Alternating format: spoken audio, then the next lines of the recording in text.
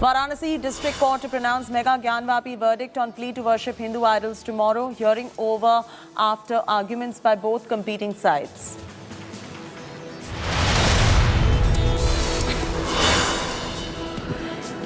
Is it Gyanvapi moment for Karnataka's Bengaluru? Hindu temple-like architecture found in the mosque during renovation work. India Today, the only channel with this video.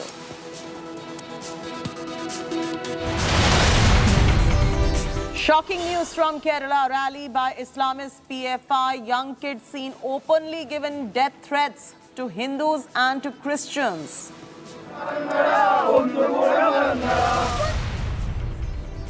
Assam Chief Minister Himanta Biswa Sarma says time to end madrasa system for Islamic education. Claims everybody knows what happens in the garb of education. Prime Minister Modi attends launch of US President Joe Biden's Asian trade platform in Tokyo. Indo-Pacific Economic Framework will be a giant counterweight to China. एक inclusive और flexible Indo Pacific economic framework के निर्माण के लिए आप सभी के साथ काम करेगा.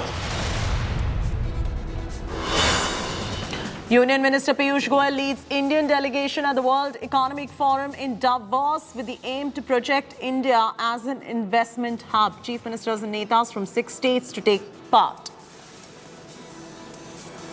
We were very keen that the world sees India in full strength. All the states have interacted with me over the last 2-3 days. They're all very excited to be here to showcase their states.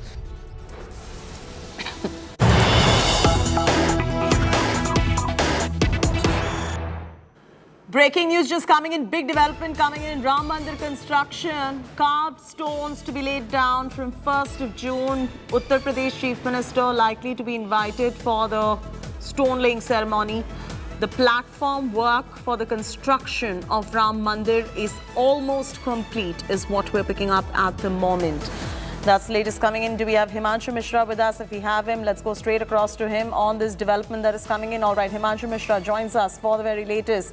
Himanshu, carved stones are going to be laid down from 1st June. And what is the ceremony looking like? Is the UP Chief Minister going to be a part of it? Who else will be a part of it? देखिए चेती, बिल्कुल 1 जून को जो है योगी आदित्यनाथ को जो है वो invitation दिया गया है कि वो वहां आए और जो नकाशी किए हुए पत्थर हैं जब अब उनका काम शुरू होगा और उसको रखा जाएगा. यानी कि प्लेटफॉर्म का काम कंप्लीट हो गया है और अब गर्भगृह का निर्माण कार्य जो है वो शुरू होगा और उसके लिए पहला पत्थर जो है नकाशी किया हुआ उसको जो है यूपी के मुख्यमंत्री योगी आदित्यनाथ के द्वारा रखा जाएगा और उसका निमंत्रण पत्र उनको भेज दिया गया है. तो एक तरीके से जो है काशी में ज्ञानवापी का मामला चलता रहेगा और साथ ही साथ राम मंदिर का निर्माण कार्य तेजी से हो रहा है, जिससे कि 2024 के जनवरी तक का जो टारगेट रखा गया है कि उसके निर्माण कार्य को पूरा कर दिया जाए. तो ये कहा जा सकता है कि निर्माण कार्य जो है अपनी समय सीमा के साथ जो है तेजी से आगे बढ़ रहा है और 2024 तक जो राम मंदिर की जो निर्माण कमेटी है उसका ये भी कहना है कि 2024 तक काम कंप्लीट हो जाएगा और उसी श्रेणी में जो है 1 जून के अंदर जो है पहला जो नकाशी किया हुआ पत्थर है वो गर्भगृह के निर्माण के लिए वो योगी आदित्यनाथ के द्वारा रखा जाएगा. चैती, Thanks so much for joining us with the very latest details right there, Himanshu. We'll keep coming back to you for more and bring you some reactions as we go along the way as well.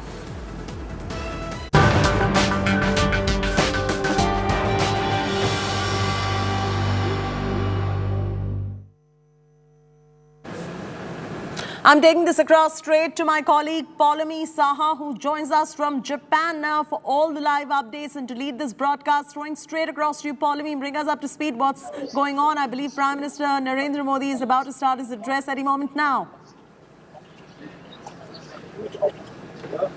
That's right, Chetty. We are in fact inside the Imperial Hotel in Tokyo right now, where the Prime Minister is expected in a short while from now. As you can see behind me, that's the dais where the Prime Minister is expected in a short while from now. And the entire auditorium, this conference hall at the Hotel Imperial is obviously packed with Indians who are members of the diaspora who've been living in Japan for a long time now and who are, of course, very keen to listen to the Prime Minister as he arrives over here and speaks with them. Remember earlier this morning when Prime Minister Modi arrived in Tokyo, he was accorded a very warm welcome by members of the Indian diaspora who were also present when he arrived over here. School children were present, men and women were also present. They're, of course, over here now as they await the Prime Minister's arrival at this hotel after, of course, he has completed his business engagements for today. He has, in fact, had meetings, one-on-one meetings with the top honchos of corporations like Suzuki Motor Corporation, of NEC, of SoftBank Group, as well as Uniqlo. And he's also held a roundtable with Japanese business conglomerates as well. And after, of course, in fact, attending the launch of the Indo-Pacific Economic Framework, which, of course, is a US-led, trade initiative, President Joe Biden was, of course, leading the launch over there. After Prime Minister spoke over there, he is expected now in a short while over here. And you can see, of course, the people who've gathered over here already waiting for Prime Minister Modi to arrive at this location. We're waiting and the countdown has begun for the Prime Minister to begin his address. If you could also tell us the key takeaways from all these meetings that you were talking to us about in terms of the meetings that he has conducted, the important ones and the big takeaways that have come out from these meetings.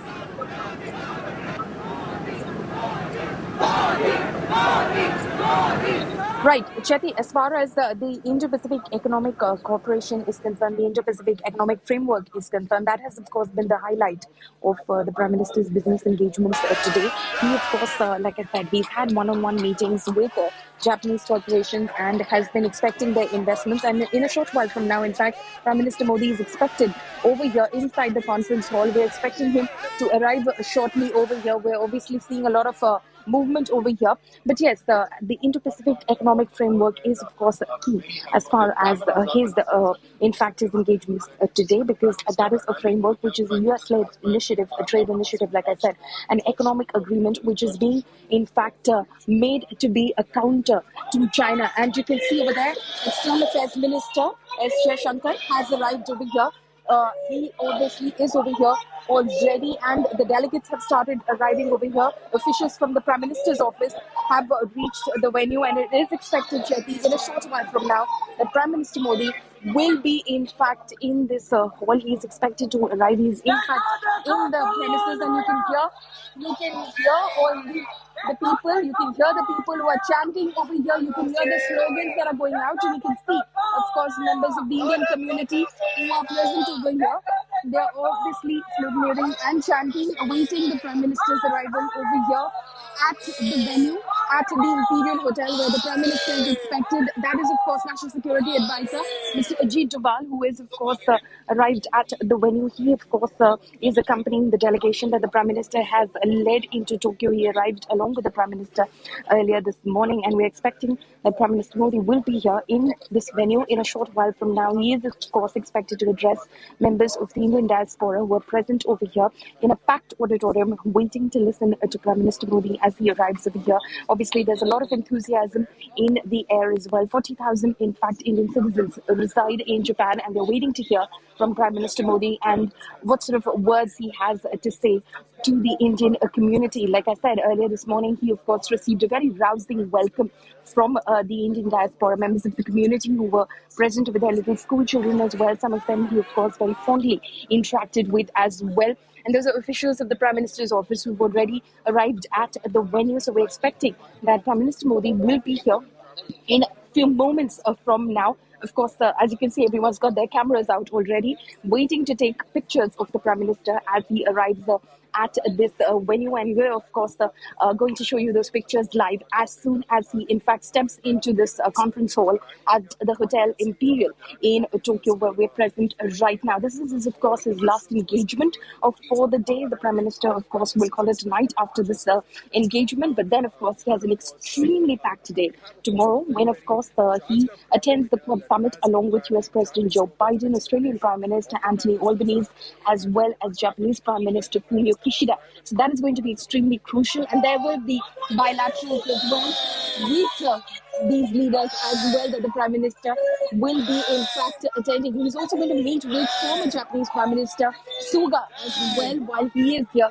in Tokyo, and that is going to be extremely crucial. But the joint statement that in fact comes out of that Quad summit is going to be extremely crucial, because you can already see that the framework which has been launched today, the Indo-Pacific Economic Framework which has been launched today under the US's initiative that India is participating in, has already got China rattled, and you've had a very strong reaction that is coming from China that says that this is only heading towards conflict, this is only needling, this is only all about confrontation. And that is the kind of reaction that has come from China. So clearly, an economic framework, something which doesn't in fact deal with security issues per se, is already having, is already giving China quite a few sleepless nights already. And China believes, as has been said in a statement by Foreign Minister Wang Yi of China, that this is something that in fact challenges the peace of the region, the Indo-Pacific region. This is just an economic framework. And if this has got China rattled to that extent, imagine when the Quad in fact meets tomorrow, which is all about a free, open, secure and stable Indo-Pacific, what kind of a message it in fact will send out, largely as these four top leaders of the world in fact convene over here for a meeting. The photo op, of course, will happen at about 10 a.m. Tokyo time, after which, of course, the Quad will be meeting. It is expected to meet for 2 hours. 2 hours have been slotted for the Quad summit tomorrow, of course, then after which, of course, like I said, there will be bilateral meetings as well. Again, there will be a lot of stress on the Indo-Japan relationship. And of course, Prime Minister Modi's first meeting with the newly elected Prime Minister of Australia, Anthony Albanese, as well. Again, Australia and India share a very key strategic and bilateral relationship, and that is going to be extremely key as well. So that is going to be extremely important. And then, of course, the meeting with US President Joe Biden. US President Joe Biden has accorded a lot of importance to the relationship that the US has with India.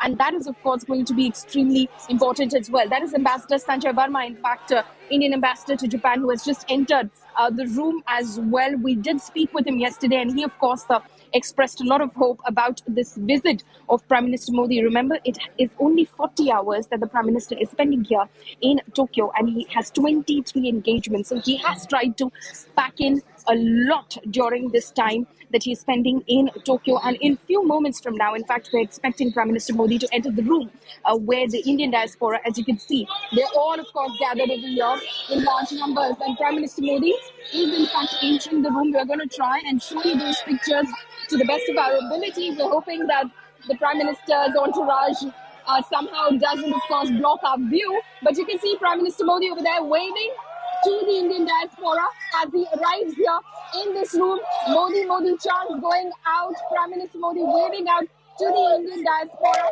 as he, in fact, reaches the Imperial Hotel to address, in fact, members of the Indian diaspora. Prime Minister Modi there in our frames right now as he, in fact, reaches this venue where he will be addressing the Indian contingent, members of the Indian community. Remember, it's a very small community which is present over here.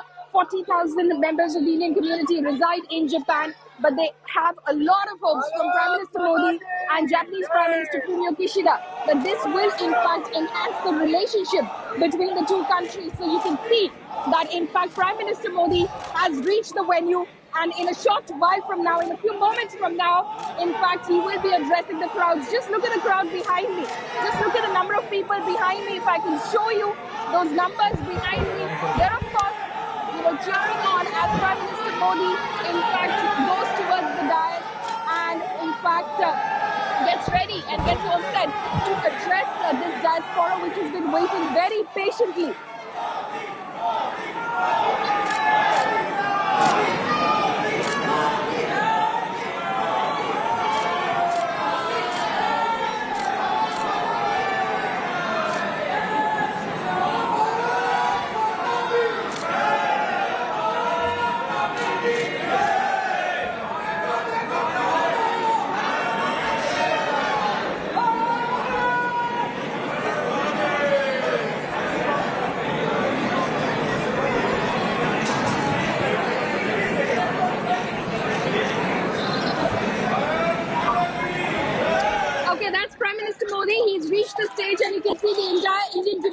is in fact standing up and chanting Modi, Modi, as Prime Minister Modi in fact is on the dais right now. In a short while from now, he will of course be addressing this Indian contingent, this community that is present over here in Tokyo. Obviously, a lot of them would have wanted, many more of them would have wanted to be privileged enough to be inside the premises, but unfortunately, not everyone, of course, received the clearance to be present over here. Prime Minister Modi, as you can see, he's on the dais right now.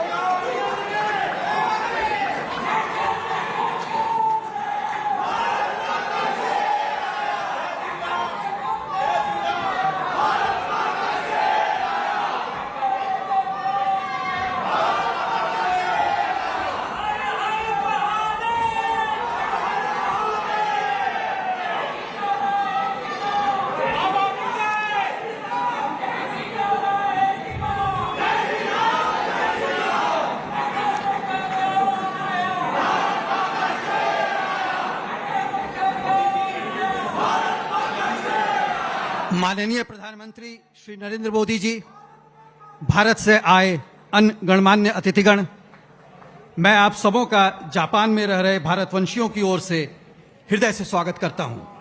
देवियों और सज्जनों, अब हमारे गर्व का प्रतीक राष्ट्रगान की धुन बजाई जाएगी। आप सबों से अनुरोध है कि अपनी जगह पर खड़े होकर राष्ट्रगान को सम्मान दें और इससे प्रेरणा लेकर अपने देश को गतिशील प्रगति के पथ पर आगे बढ़ाएं। राष्ट्रगान के समापन के बाद माननीय प्रधानमंत्री जी का अभिभाषण प्रारंभ होगा। कृपया अपनी जगहों पर चले जाएं।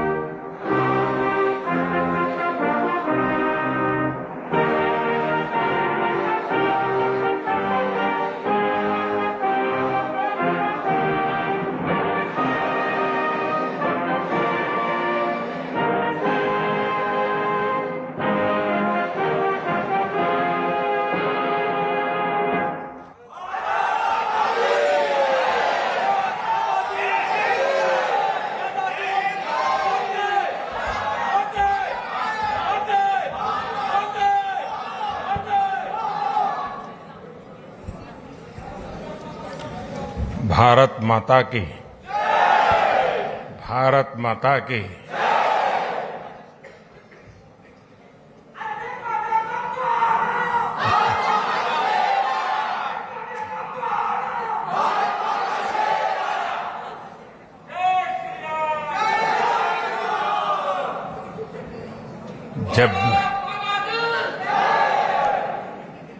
जब भी मैं जापान आता हूं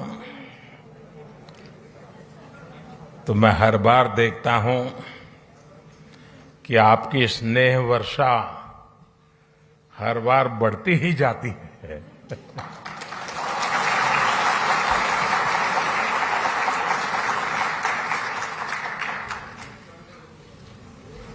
आप में से कई साथी ऐसे हैं जो अनेक वर्षों से यहां बसे हुए हैं। जापान की भाषा, यहाँ की वेशभूषा, कल्चर, खानपान एक प्रकार से आपके जीवन का भी हिस्सा बन गया है। और हिस्सा बनने का एक कारण ये भी है कि भारतीय समुदाय के संस्कार समावेशक रहे हैं,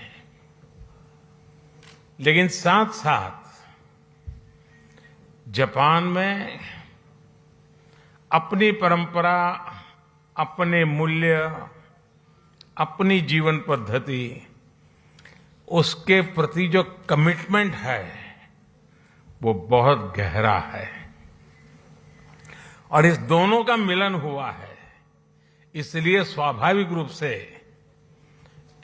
एक अपनेपन के महसूस होना बहुत स्वाभाविक होता है। साथियों, आप यहां रहे हैं, काफी लोग आप लोग यहां बस गए हैं। मैं जानता हूं कईयों ने यहां शादी भी कर ली है।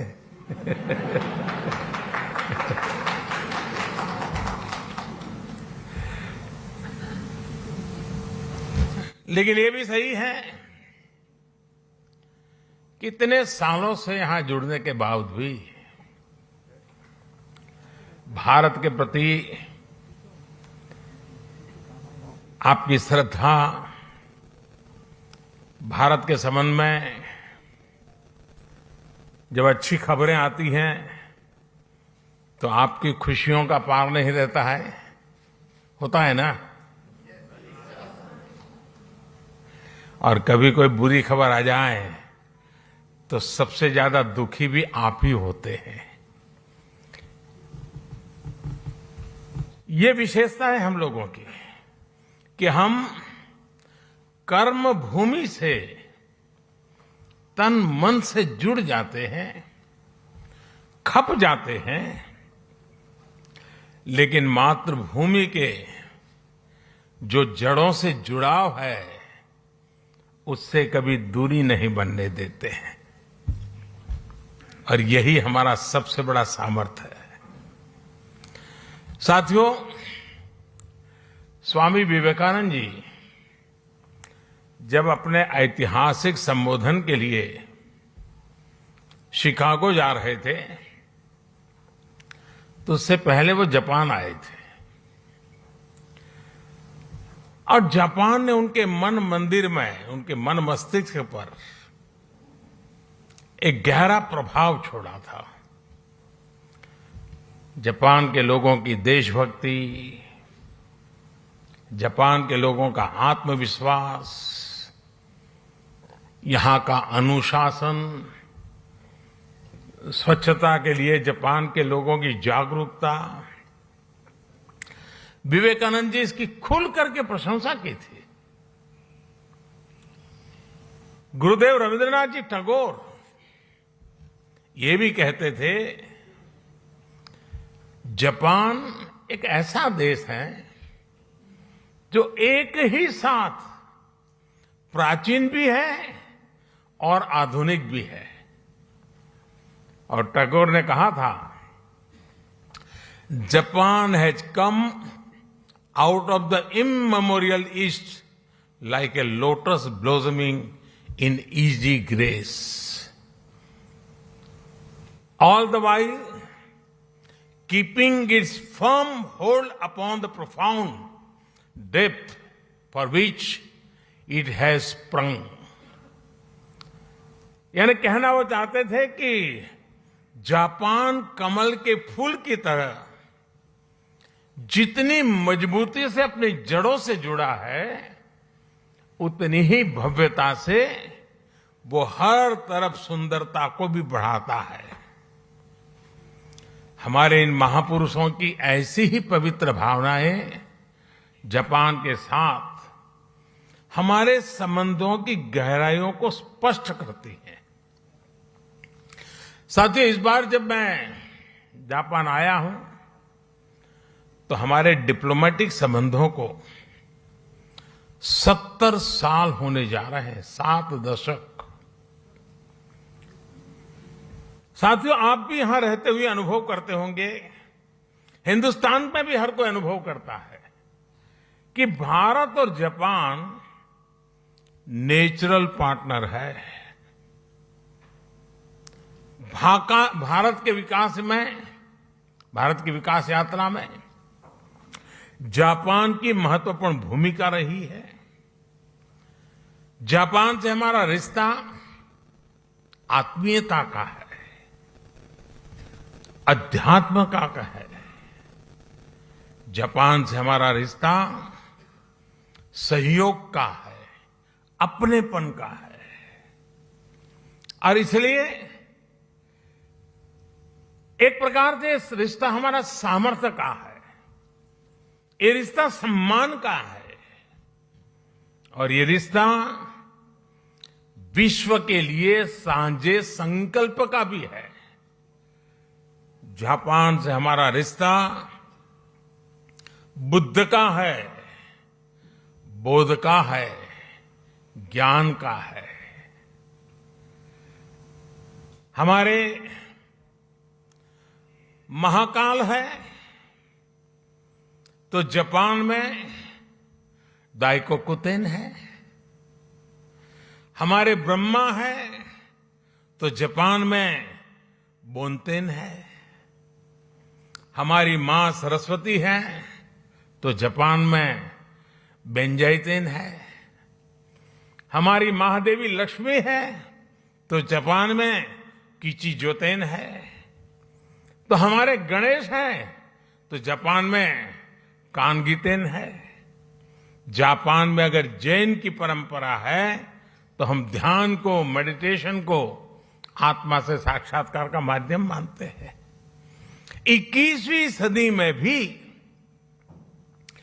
भारत और जापान के इन सांस्कृतिक संबंधों को हम पूरी प्रतिबद्धता के साथ आगे बढ़ा रहे हैं।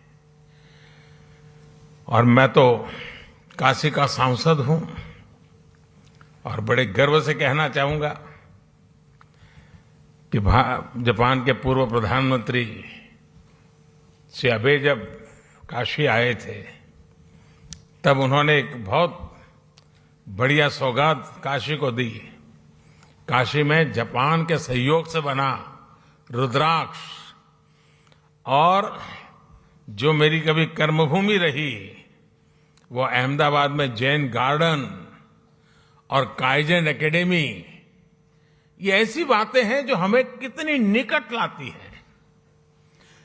यहां आप सभी जापान में रहते हुए इस ऐतिहासिक बंधन को और मजबूत बना रहे हैं और सशक्त कर रहे हैं।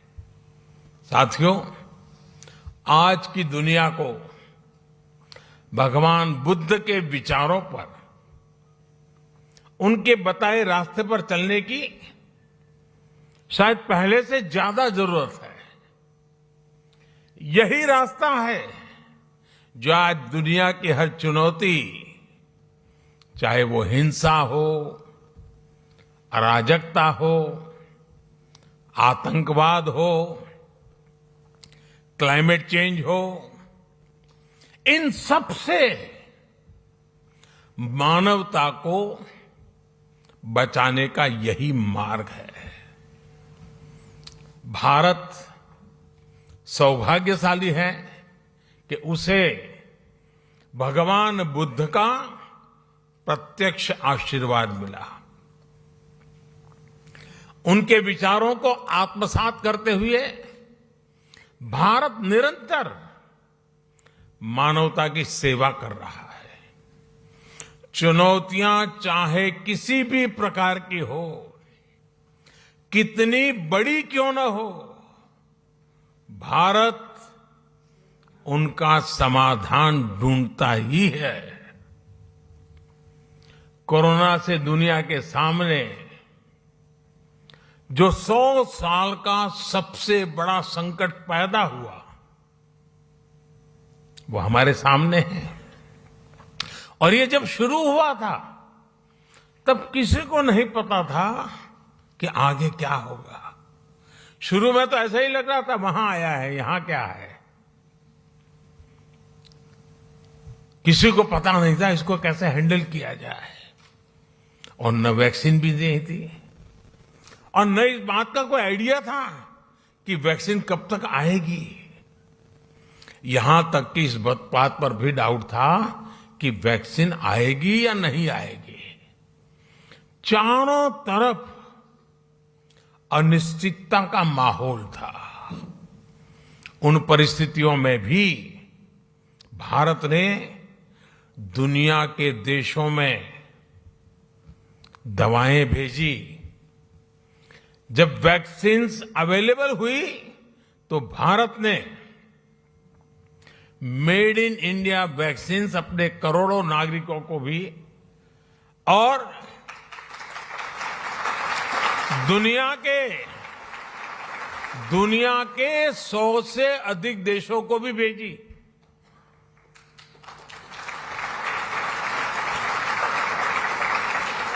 साथियों, अपनी स्वास्थ्य सेवाओं को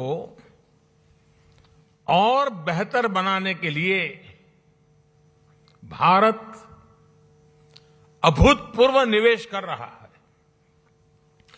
दूर सुदूर क्षेत्रों में भी स्वास्थ्य सुविधाएं पहुंचे, इसके लिए देश भर में लाखों नए वेलनेस सेंटर्स बनाए जा रहे हैं। आपको ये जानकर के भी खुशी होगी, शायद आज आपने भी सुना होगा, वर्ल्ड हेल्थ ऑर्गेनाइजेशन WHO ने भारत की आशा वर्कर्स, आशा बहनों को director generals global health leader award से सम्मानित किया है।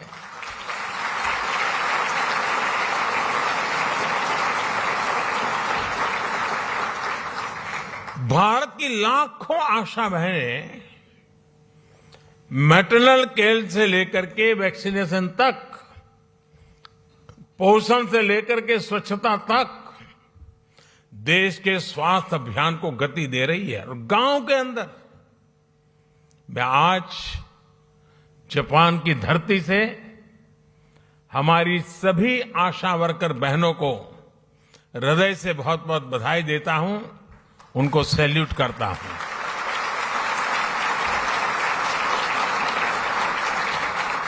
साथियों,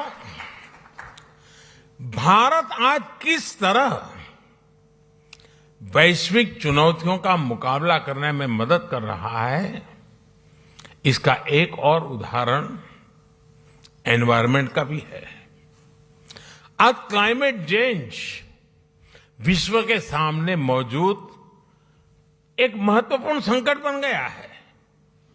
हमने भारत में इस चुनौती को देखा भी और उस चुनौती से स्थायी समाधान के लिए रास्ते भी खोजने की दिशा में हम आगे बढ़े।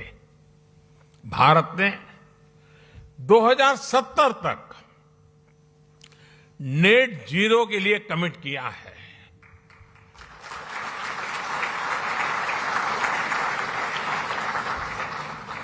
हमने इंटरनेशनल सोलर अलायंस जैसे ग्लोबल इनिशिएटिव का भी नेतृत्व किया। क्लाइमेट चेंज के कारण दुनिया पर नेचुरल डिजास्टर्स का खतरा भी बढ़ गया है। इन डिजास्टर्स के खतरों को, उनके प्रदूषण के दुष्प्रभावों को जापान के लोगों से ज्यादा बेहतर और कौन समझ सकता है। प्राकृतिक आपदाओं से जापान ने लड़ने की क्षमता भी बना दी है। जिस तरह जापान के लोगों ने इन चुनौतियों का सामना किया है, हर समस्या से कुछ न कुछ सीखा है, उसका समाधान खोजा है और व्यवस्थाएं भी विकसित की है, व्यक्तियों का भी उस प्रकार से संस्कार किया है। यह अपने आप में सराहनीय है। इस दिशा में भी भारत ने CDRI यानी coalition for disaster resilient infrastructure में लीड ली है। साथियों, भारत आज ग्रीन फ्यूचर, ग्रीन जॉब्स के लिए, कैरियर रोडमैप के लिए भी बहुत तेजी से आगे बढ़ रहा है। भारत में इलेक्ट्रिक मोबिलिटी को व्यापक प्रोत्साहन दिया जा रहा है। ग्रीन हाइड्रोजन को हाइड्रोकार्बन का विकल्प बनाने के लिए विशेष मिशन शुरू किया गया है। बायोफ्यूल से जुड़ी रिसर्च और इंफ्रास्ट्रक्चर के निर्माण पर बहुत बड़े स्केल पर काम चल रहा है। भारत ने इस दशक के अंत तक अपनी टोटल इंस्टॉल्ड पावर कैपेसिटी का 50% नॉन फॉसिल फ्यूल से पूरा करने का संकल्प लिया है।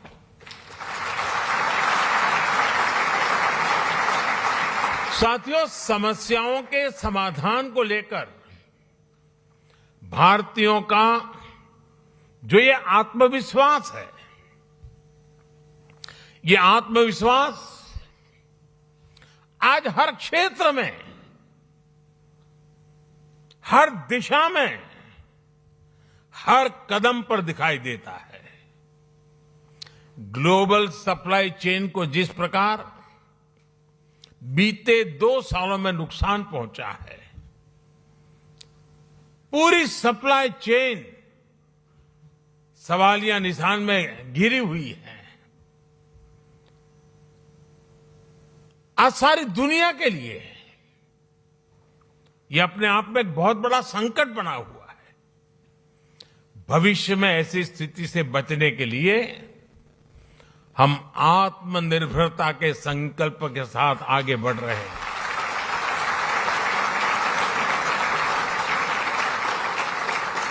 और आत्मनिर्भरता का ये हमारा संकल्प सिर्फ भारत के लिए है ऐसा नहीं है। ये एक stable, trusted global supply chain के लिए भी बहुत बड़ा इन्वेस्टमेंट है। आज पूरी दुनिया को यह एहसास हो रहा है कि जिस स्पीड और स्केल पर भारत काम कर सकता है वो अभूतपूर्व है। दुनिया को आज ये भी दिख रहा है कि जिस स्केल पर भारत अपनी इंफ्रास्ट्रक्चर और इंस्टीट्यूशनल कैपेसिटी बिल्डिंग उस पर जो जोर दे रहा है यह भी अभूतपूर्व है। मुझे खुशी है कि हमारी इस कैपेसिटी के निर्माण में जापान एक अहम भागीदार है। Mumbai Ahmedabad high speed rail हो, दिल्ली मुंबई इंडस्ट्रियल कॉरिडोर हो, डेडिकेटेड फ्रेट कॉरिडोर हो, ये भारत जापान के सहयोग के बहुत बड़े उदाहरण हैं। साथियों, भारत में हो रहे बदलावों में एक और खास बात है। हमने भारत में एक स्ट्रांग और रेजिलिएंट रिस्पॉन्सिबल डेमोक्रेसी की पहचान बनाई है। उसको बीते 8 सालों में हमने लोगों के जीवन में सकारात्मक बदलाव का माध्यम बनाया है। भारत की डेमोक्रेटिक प्रोसेस से आज समाज के वो लोग भी जुड़ रहे हैं जो कभी गौरव के साथ ये अनुभव नहीं कर रहे थे कि वो भी इसका हिस्सा है। हर बार, हर इलेक्शन में रिकॉर्ड टर्नआउट, और उसमें भी यहां जो हमारी माताएं बहनें हैं उनको जरा खुशी होगी। आप अगर भारत के चुनावों को डिटेल में देखते होंगे तो आपको ध्यान आता होगा कि पुरुषों से ज्यादा महिलाएं वोट कर रही है।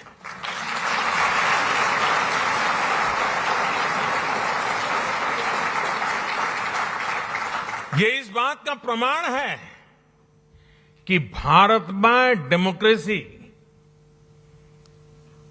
सामान्य से सामान्य नागरिकों के हकों के प्रति कितनी सजग है, कितनी समर्पित है और हर नागरिक को कितना सामर्थ्यवान बनाती है। साथियों, मूल सुविधाओं के साथ साथ हम भारत के एस्पिरेशन को भी नई बुलंदी दे रहे हैं, नया आयाम दे रहे हैं। भारत में इंक्लूसिवनेस का, लीकेज प्रूफ गवर्नेंस का, यानी एक ऐसी डिलीवरी व्यवस्था, टेक्नोलॉजी का भरपूर उपयोग करते हुए एक ऐसे मैकेनिज्म को विस्तार किया जा रहा है ताकि जो जिस चीज का हकदार है वो बिना मुसीबतें, बिना कोई सिफारिश को, बिना कोई करप्शन किए अपने हक को प्राप्त कर सकता है और उसमें हम पूरी ताकत से जुटे हुए हैं।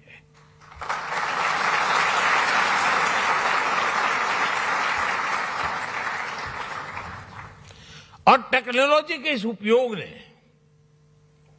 डायरेक्ट बेनिफिट ट्रांसफर की इस परंपरा ने कोरोना के इस विकट कालखंड में गत 2 वर्ष में भारत की और खास करके भारत के दूर सुदूर गांव में रहने वाले, जंगलों में रहने वाले हमारे नागरिकों के हकों की बहुत बड़ी रक्षा की है, उनकी मदद की है।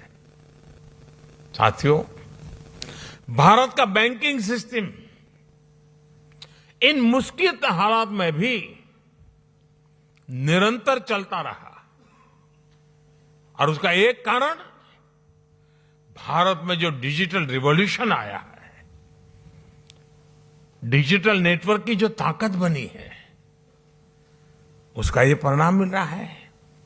और आपको साथियों जानकर के खुशी होगी, पूरी दुनिया में जो डिजिटल ट्रांजैक्शन होते हैं ना, कैशलेस, यहां जापान में तो आप लोग टेक्नोलॉजी से भली भांति परिचित रहते हैं, लेकिन ये बात सुनकर के आनंद होगा, आश्चर्य होगा और गर्व होगा। पूरे विश्व में जितना भी डिजिटल ट्रांजैक्शन होता है उसमें से 40% अकेले भारत में होता है।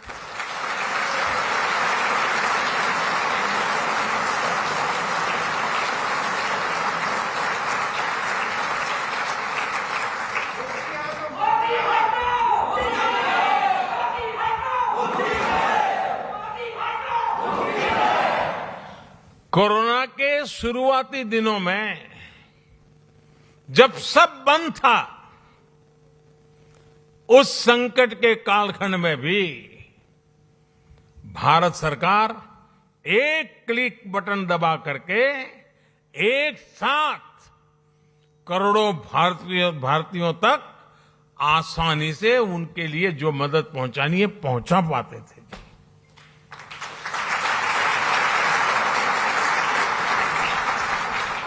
और जिसके लिए मदद तय थी उसी को मिली, समय पर मिली, और इस संकट से जूझने का उसे सामर्थ्य भी मिला। भारत में आज सही मायने में पीपल लेड गवर्नेंस काम कर रही है। गवर्नेंस का यही मॉडल डिलीवरी को एफिशिएंट बना रहा है।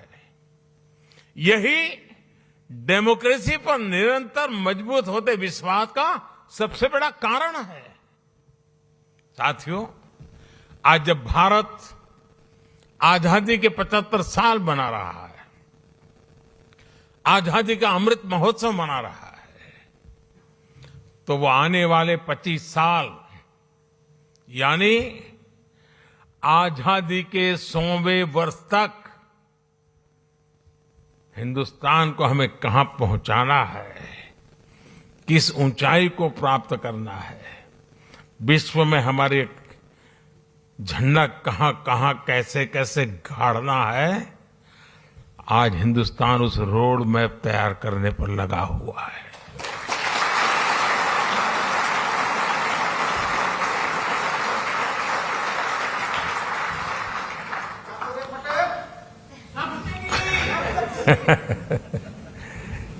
आजादी का ये अमृतकाल भारत की समृद्धि का, संपन्नता का एक बुलंद इतिहास लिखने वाला है। दोस्तों, मैं जानता हूं कि ये जो संकल्प हमने लिए हैं, ये संकल्प आप पे बहुत बड़े हैं, लेकिन साथियों, मेरा जो लालन पालन हुआ है, मुझे जो संस्कार मिले हैं, जिन जिन लोगों ने मुझे गढ़ा है, उसके कारण मेरी भी एक आदत बन गई है। मुझे मक्खन पर लकीर करने में मजा नहीं आता है, मैं पत्थर पर लकीर करता हूं।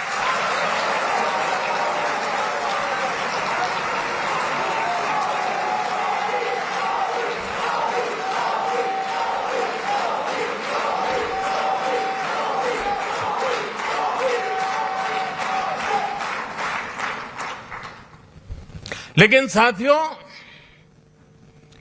सवाल मोदी का नहीं है। आज हिंदुस्तान से 130 करोड़ लोग, और मैं जापान में बैठे हुए लोगों के भी आंखों में वही देख रहा हूं, आत्मविश्वास। 130 करोड़ देशवासियों का आत्मविश्वास, 130 करोड़ संकल्प, 130 करोड़ सपने, और इस 130 करोड़ सपनों को पूर्ण करने का ये विराट सामर्थ्य परिणाम निश्चित लेके रहेगा। दोस्तों, हमारे सपनों का भारत हम देख के रहेंगे।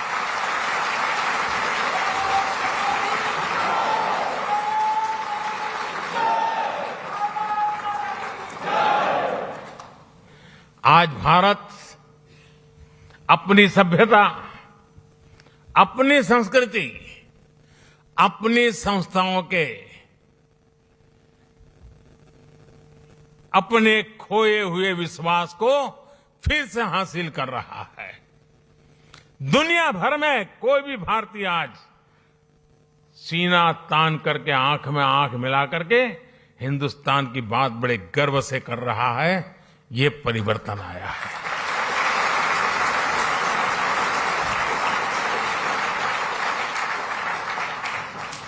आज मुझे यहां आने से पहले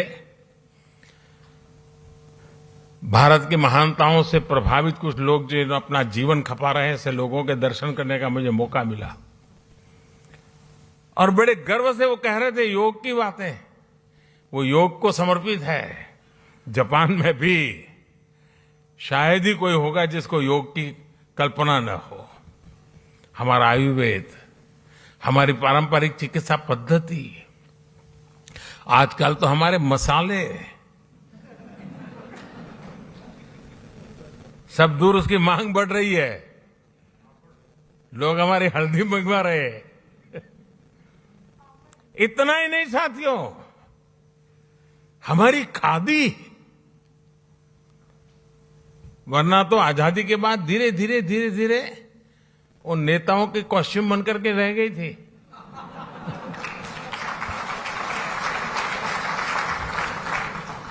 आज उसका आज पुनर्जीवन हो गया है। खादी ग्लोबल बन रही है जी। यही तो भारत की बदलती हुई तस्वीर है दोस्तों। आज का भारत अपने अतीत को लेकर जितना गौरवान्वित है, उतना ही tech led, science led, innovation led, talent led future को लेकर भी आशावान है। जापान से प्रभावित होकर स्वामी विवेकानंद जी ने एक बार कहा था कि हम भारतीय नौजवानों को अपने जीवन में कम से कम एक बार जापान की यात्रा जरूर करनी चाहिए।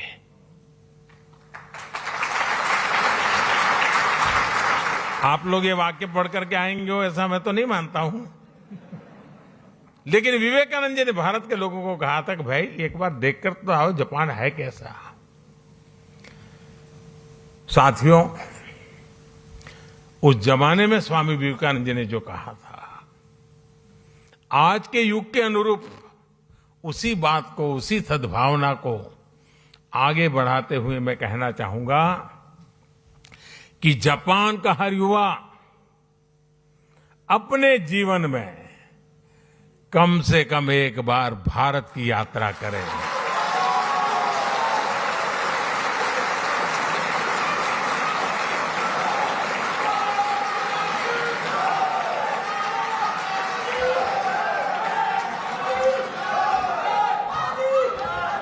आपने अपनी स्किल से, अपने टैलेंट से, अपनी एंटरप्रेन्योरशिप से जापान की इस महान धरती को मंत्रमुग्ध किया है। भारतीयता के रंगों से, भारत की संभावनाओं से भी आपको जापान को लगातार परिचित कराना है।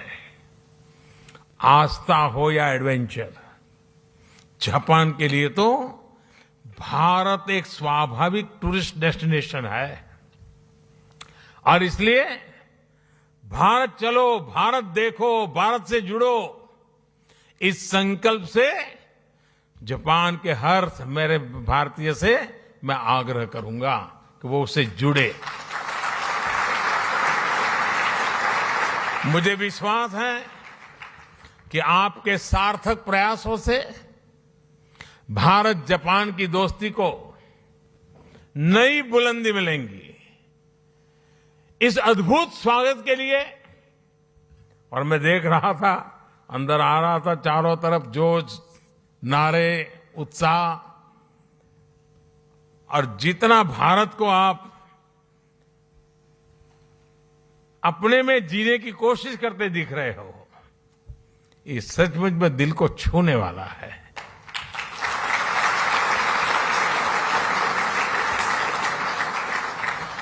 आपका ये प्यार, ये स्नेह हमेशा बना रहे। इतनी बड़ी तादाद में आकर के, और मुझे बताया गया कि जापान में से सिर्फ टोक्यो से नहीं, बाहर से भी कुछ साथी आज आए हैं। पहले मैं आया करता था, इस बार नहीं आ पाया था, आप भी आ गए। लेकिन मुझे अच्छा लगा, आप सबके दर्शन करने का अवसर मिला। मैं फिर एक बार आप सबका बहुत बहुत धन्यवाद करता हूं, हृदय से आभार व्यक्त करता हूं। भारत माता की, भारत माता की, भारत माता की बहुत बहुत धन्यवाद।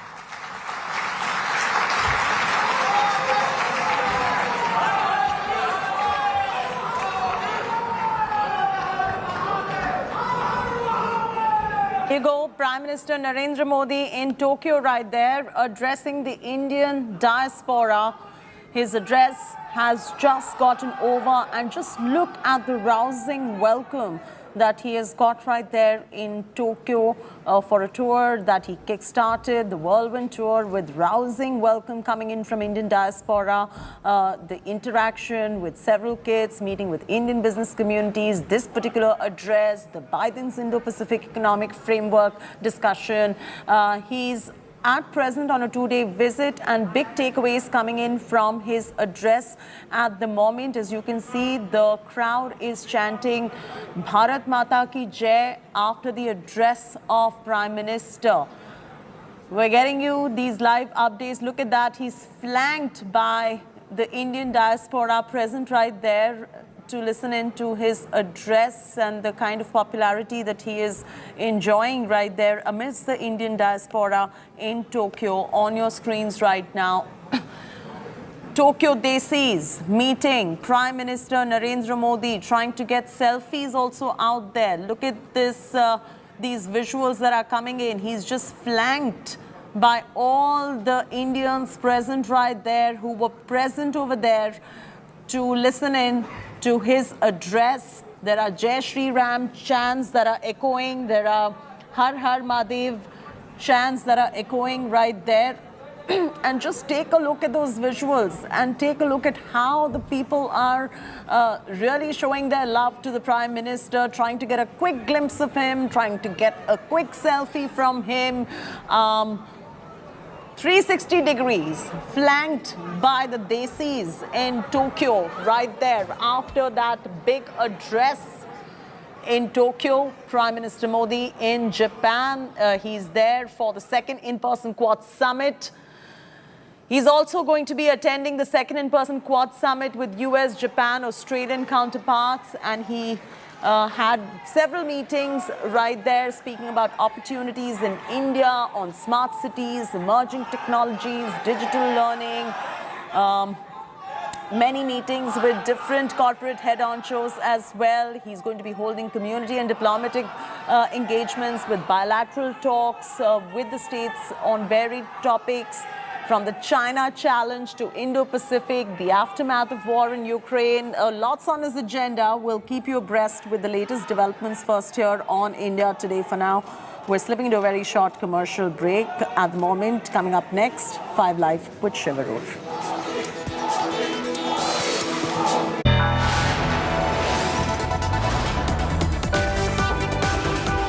You are watching India Today.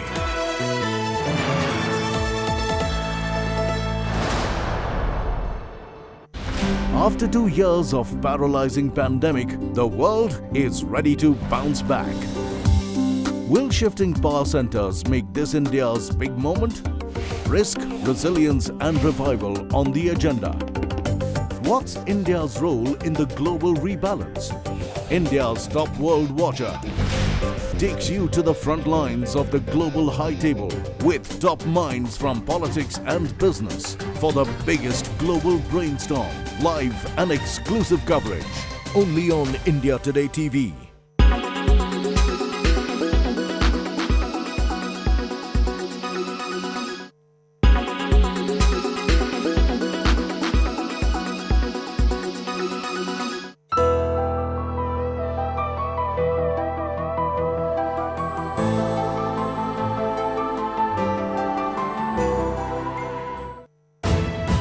You are watching it.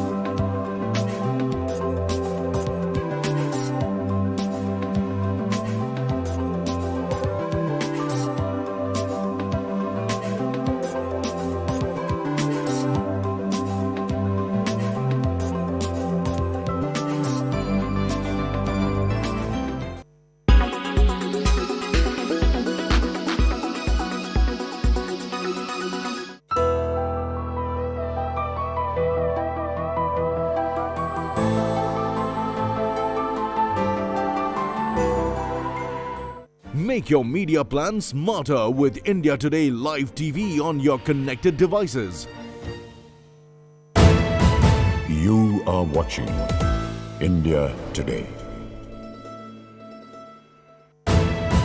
You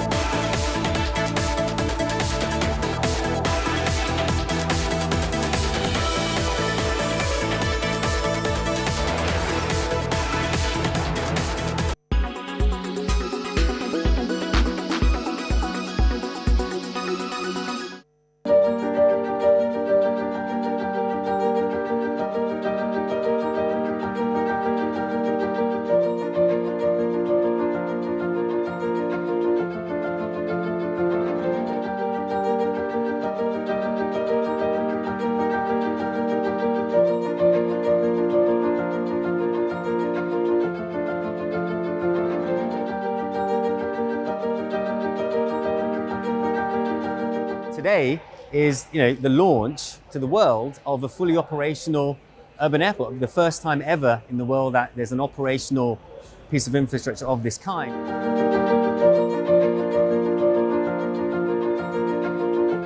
I think you'll see some operations this decade, but I think that 2030s will really be the decade of advanced air mobility, and you'll really start to see this be more ubiquitous from that point on.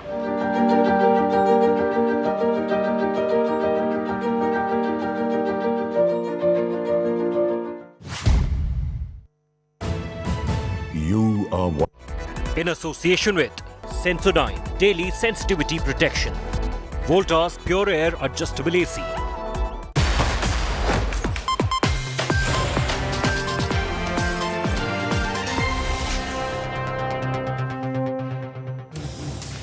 You're with the news here on India Today with me, Shiv Arur. This is 5 Live. We've got a big political news break, a super exclusive news break coming in from Karnataka that goes into elections in less than a year from now. I'm going to bring that to you, but first, as always, the headlines. Prime Minister Modi in Japan for the Quad Summit, Indo-Pacific Economic Framework in focus. Prime Minister addresses Indian diaspora, says India is resetting the world order. Varanasi District Court to pronounce mega Gyanvapi verdict on plea to worship Hindu idols tomorrow. The hearing over after arguments by both competing sides today in a 45-minute session. Is it a Gyanvapi moment for Karnataka's Mangaluru? Hindu temple-like architecture found inside a mosque during renovation work. India Today is the only channel reporting the story with claims from both sides. Shocker from Kerala rally by Islamist Popular Front of India. Young child seen openly giving death threats to Hindus and Christians.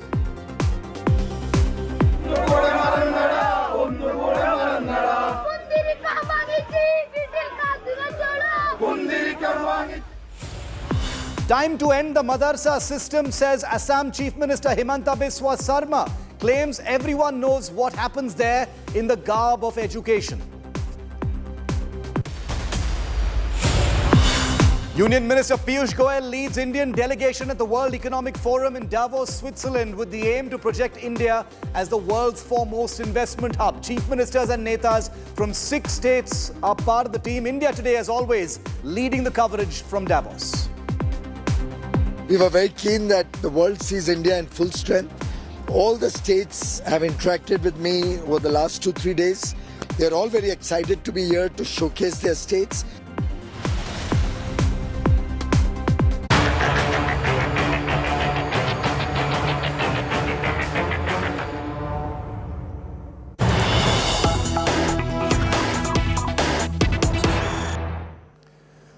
And we've got a big breaking story coming in for you from Karnataka, the state that goes to elections in less than a year from now. And now the opposition Congress has dropped a huge hint on who will be the chief ministerial face of the Congress party. DK Shivakumar, in an exclusive conversation to India Today, has dropped the biggest hint that he could be the chief ministerial face of the Congress party in next year's assembly elections to Karnataka. He says that he has taken the party to new heights and further said that there is no feud between him and Siddaramaiah. He's also the state president of the Karnataka. He has evaded this question in a very pointed manner for many weeks together. But on India Today, DK Shivakumar, the most charismatic Congress face, the state president in Karnataka, has dropped the equivalent of a political bombshell by hinting, not claiming outright, but hinting in the biggest possible way that he is going to be the chief ministerial face of the Congress's fight for power in Karnataka. Take a look at this big political exclusive. DK Shivakumar spilling it out to India Today's Supriya Bhardwaj.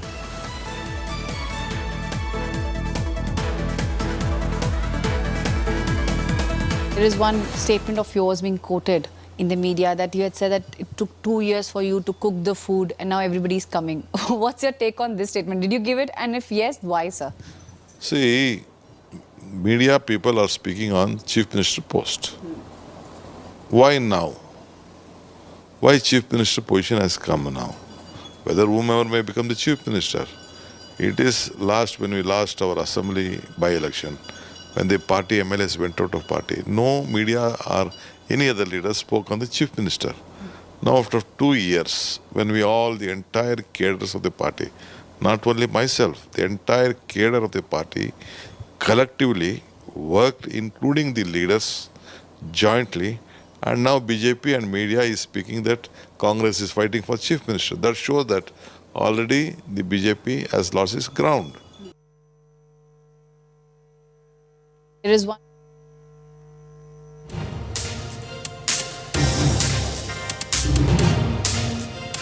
Supriya Bharadwaj joining us live on this big breaking story. Supriya, that is about as explicit as it can possibly get. DK Shivakumar, who usually is very careful with his words, if one were to look very closely at what he has said, he is basically hinting, with the biggest possible hint so far, Supriya, that he is going to be the chief ministerial face in Karnataka. Well, Shiv, in that interview, he categorically stated that first and foremost, the topmost priority of the Karnataka Congress and himself, that is of Shiv Kumar himself, is that of delivering the state, and that too with a good solid number. He even went on saying that there are no differences, that as far as Siddaramaiah himself, as well as Mr. Kharge and Mr. Parmeshwar and Mr. Patil, all of them, as well as the cadre, is on the same page that they have to get together, collectively deliver the state. And further on, he went ahead and said that once they have solid numbers, once the state is delivered, then they will go to the High Command and say that the final decision as far as the Chief Minister is concerned. But one thing is for sure, DK Shivkumar has gone all out and spoken at length about as far as the differences in the party is concerned on the Karnataka unit is there. He's saying there are no differences. He's saying this is a very systematically crafted strategy of BJP. He's blaming BJP and certain sections in the media, saying that there are no differences because the BJP cannot take on the Congress in this very form, which they are going all out and attacking the government on the issue of development. That's why this differences story is being planted in this section of the media by the BJP. Now, this is what is really interesting, because there have been continuous reports coming in from the Congress's quarter in the Karnataka, saying that all is not well between DK Shivakumar or Siddaramaiah. But today, he has kept his version. He has said very categorically that... I want to play out for our viewers once again exactly what DK Shivakumar has just said. This is huge. Listen into every word that he has just told, Supriya. DK Shivakumar. There is one statement of yours being quoted in the media that you had said that it took 2 years for you to cook the food and now everybody's coming. What's your take on this statement? Did you give it? And if yes, why, sir? See, media people are speaking on Chief Minister post. Why now? Why Chief Minister position has come now? Whether whomever may become the Chief Minister.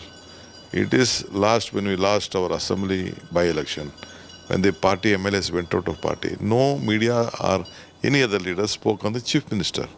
Now after 2 years, when the entire cadres of the party, not only myself, the entire cadre of the party collectively worked, including the leaders, jointly, and now BJP and media is speaking that Congress is fighting for Chief Minister. That shows that already the BJP has lost its ground.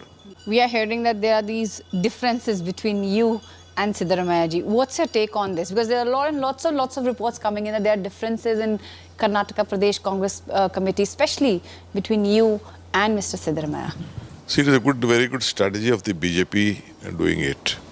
The BJP knows that they can't come to power. The people are very much angry on their administration. The most corrupt government of this country with 40%. And a lot of other issues are there. And 2 ministers also resigned on various issues. And still some of them may have to. Such situation is coming. So that's just create a perception there are differences. Where is the difference? For what differences? We don't have any differences. We all are one. The entire party is one. There are so many leaders. Not only me, Siddaramaiah, Mr. Kharge is there, Mr. Parmeshwar is there, and so many other senior leaders are there in the party. Mr. H.K. Patil is there. A lot of other leaders are there. So let us all work together for see that Congress party comes to power. Right. Also, sir, there is one statement of yours being quoted in the media that you had said that it took 2 years for you to cook the food and now everybody's coming. What's your take on this statement? Did you give it? And if yes, why, sir? See, media people are speaking on Chief Minister post. Why now? Why Chief Minister position has come now? Whether whomever may become the Chief Minister. It is when we lost our assembly by-election, when the party MLAs went out of party. No media or any other leader spoke on the Chief Minister. Now after 2 years, when the entire cadres of the party, not only myself, the entire cadre of the party collectively worked, including the leaders, jointly, and now BJP and media is speaking that Congress is fighting for chief minister. That shows that already the BJP has lost its ground. We are Supriya hearing has that just there scored are these differences between you and let's just Siddaramaiah. listen. What's your take on this? Because there are lots of reports coming in that there are differences in Karnataka Pradesh Congress committee, especially. Supriya's live with me. Supriya, big exclusive with DK Shivakumar. He is not a leader who usually, reveals very much, but clearly given that, the road to Karnataka's next election is now wide open, all bets are off. The Karnataka Congress is being notoriously in the news for a lot of factional fighting. It looks like DK Shivakumar wants to provide some clarity, and making himself the chief ministerial face could be one of those ways to do that, Supriya. Shiv, he has kept one thing clearly, that there are no differences, and as being the Karnataka Congress chief, he is saying that we all will go together and ensure that we deliver the state. So it's a very powerfully loaded statement where he is saying that not just the leaders but the cadre has to come together and they have to fight and ensure that a solid number is what the Congress party gets, and then only the decision on the chief minister face is concerned. But there is the statement which he is giving is very loaded because of symbolically, he is mentioning that the cadres which have worked from last 2 years along with him and have ensured that the party is in a very favorable position as far as the Karnataka assembly elections are concerned, they will be also having a huge say. He has said that the first and foremost thing that the Congress party has to do in Karnataka is to ensure that they deliver the state and ensure also the same time that all the leaders, not just Siddaramaiah but even Mallikarjun Kharge, even G. Parmeshwar, these people should also be roped in a big way, and they will also go all out and fight the BJP. One thing which is very interesting in that very interview, DK Shivakumar has mentioned that from 1st of June onwards, the new the strategy which the Congress has formed in the Nav Sankalp Shir will be rolled out in the state of Karnataka also. There will be a Chintan Shivir of 2 days, and also interestingly, the MLC as well as the other candidates would be finalized. DK Shivakumar categorically stating that it is not going to be, just going in a single way. He is going to ensure that the differences are settled, is in a way reaching out to all the senior leaders of the Congress party in Karnataka. Yeah. What we are hearing from the sources is that he will ensure that there will be a proper strategy where the interest of all the key players is taken into consideration, and the party is ready for the assembly election, which is just around the corners. What we are hearing from the sources is that one message which is loud and clear from the top brasses, from the top leadership of the party high command to the Karnataka unit is that settle down your differences, go and fight as a single unit. As far as the chief minister candidate post is concerned, that question only arises when you win the state and win it with a good number. So this is what the Congress party sources are maintaining, and DK Shivakumar for the first time has clarified that entire situation as far as the differences within the Karnataka Congress and his differences with Siddaramaiah are concerned. There's a lot of politics going on here, lots of dynamic movements, and obviously there is a power struggle within the Karnataka Congress, like there is in many other parts of the country. But DK Shivakumar trying to put up a united face, to get his entire party unit battle ready for 2023. At the same time, projecting himself, even if subtly, as the first among equals. He is, after all, the state unit president. Supriya, stay with me. Nabila Jamal also joins with me. She's tracked Karnataka politics for a very long time. Nabila, to many neutral observers, what DK Shivakumar appears to be suggesting may not be that unreasonable at all. He's a charismatic mass leader, influential, can-do guy, the go-to man for, whenever there's a crisis within the Congress, even beyond Karnataka. He's making this pitch right now that sounds like he's cut out to be the chief ministerial face. What did you make of what he said to Supriya? Right, you know, Shiv, it's no surprises that DK Shiv Kumar is currently trying to position himself as the chief ministerial candidate for the Karnataka Congress. 11 months to go for elections in Karnataka, and it's a no-brainer. For those who are observing Karnataka politics know very well that now in Karnataka Congress there is a Siddaramaiah camp and there is a DK Shiv Kumar camp. While you have all the senior leaders lobbying for Siddaramaiah, largely because he's a senior leader, he's already been the chief minister, one of the only CMs from the Congress party in Karnataka to have completed the full 5-year term. You have the youth, the younger rung, or the more energized sector within the Congress batting wholeheartedly for DK Shiv Kumar. In fact, DK Shiv Kumar has taken over as the Karnataka Congress state president 2 years ago, and ever since he's managed to gather that clout, huge rallies that he's carried out, which has garnered a lot of attention from the youth particularly, and it seems like the prospects in Karnataka when it comes to the Congress party has really been bolstered by DK Shiv Kumar undoubtedly. He's really a grassroots level worker. He himself came in from the NSUI, grew to the rungs of the district president and then to the KPCC vice working president and now to the KPCC president. So he's an organizational man. He's looked at as a go-to man for any problem or issue within the Congress in Karnataka, and he seems to be the guy who can rake in the numbers in full swing. So DK Shiv Kumar positioning himself at this point as a CM face is no doubt his strategy to really push himself and for the High Command to take note that he is the man in contention. So we have, I want to play out once again the operative part of what DK Shivakumar said when Supriya asked him about, you know, the chief ministerial face issue. Listen to that once again. Then I'm going to highlight what DK Shivakumar's strengths are, and we're also going to talk about what kind of regard he enjoys with the Congress High Command, because after all, without that, no matter how charismatic he is, he cannot be the chief ministerial face. But take a look first at what he said. This comment already making shockwaves across Karnataka.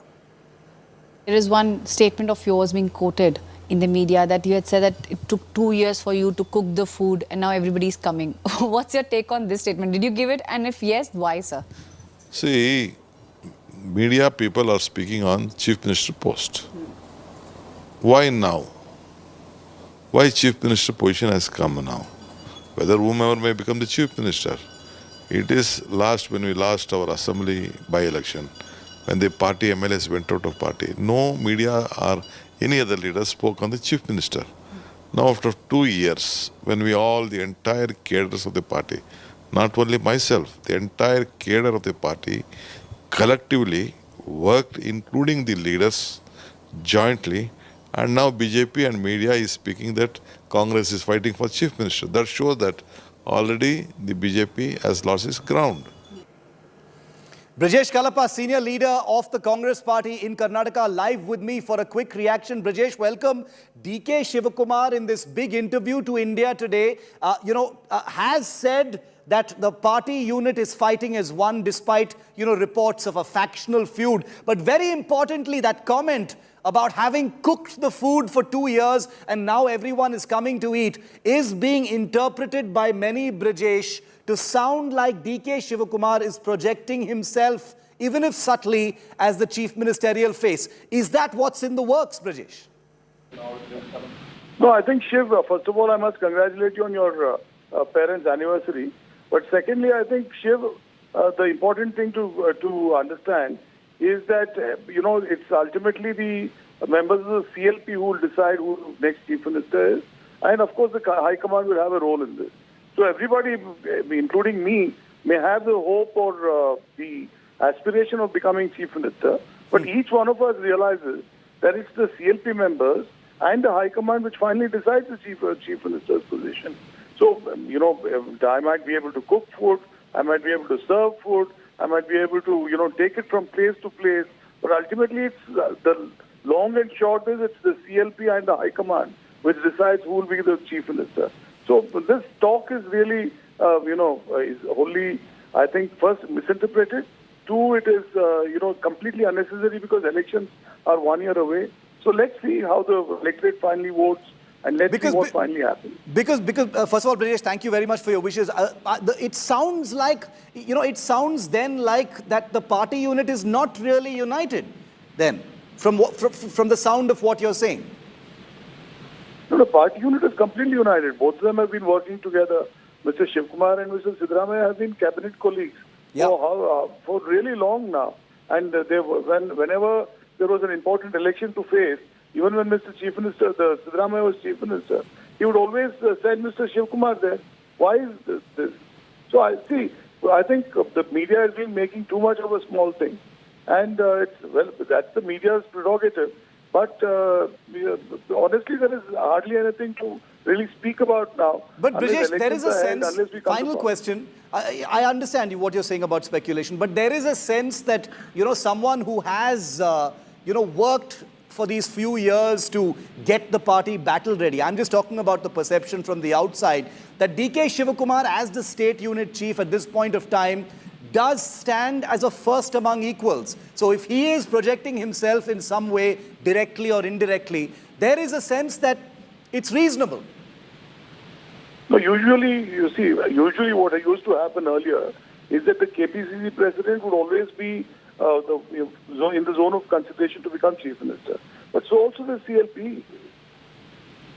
So ultimately, like I told you, it will be the members of the CLP and the High Command who will decide who the next chief minister of Karnataka will be. Brijesh Kalappa, always a pleasure. Thank you very much for that. Brijesh Kalappa has said things which are going to be interpreted very, very, in a very meticulous manner. He says the elections are still a while away. Anybody can cook food, anybody can serve food, but ultimately it will be the Congress legislature party and the Gandhis who will decide who is going to be the chief ministerial face.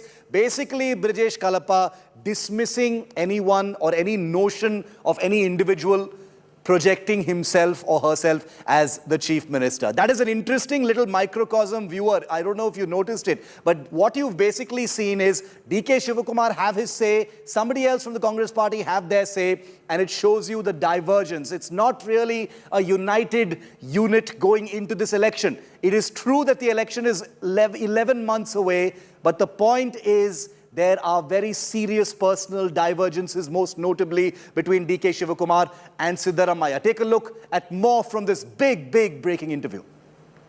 From the day one I took over the charge, I am doing the job as a Congress important functionary. From the day one, we are fighting out. It is not now to launch. The day I took Pratigna, I have taken up the responsibility collectively. So you'll form the government in Karnataka? I am sure the people will give a clear mandate for the Congress party to have a very strong government in Karnataka. So, will you be the chief minister? See, chief minister issue will be only decided after we have the good solid numbers by my party high command. It is not me or anyone to decide. We may all dream of it. That is not, we should deliver first, then let us discuss on that issue.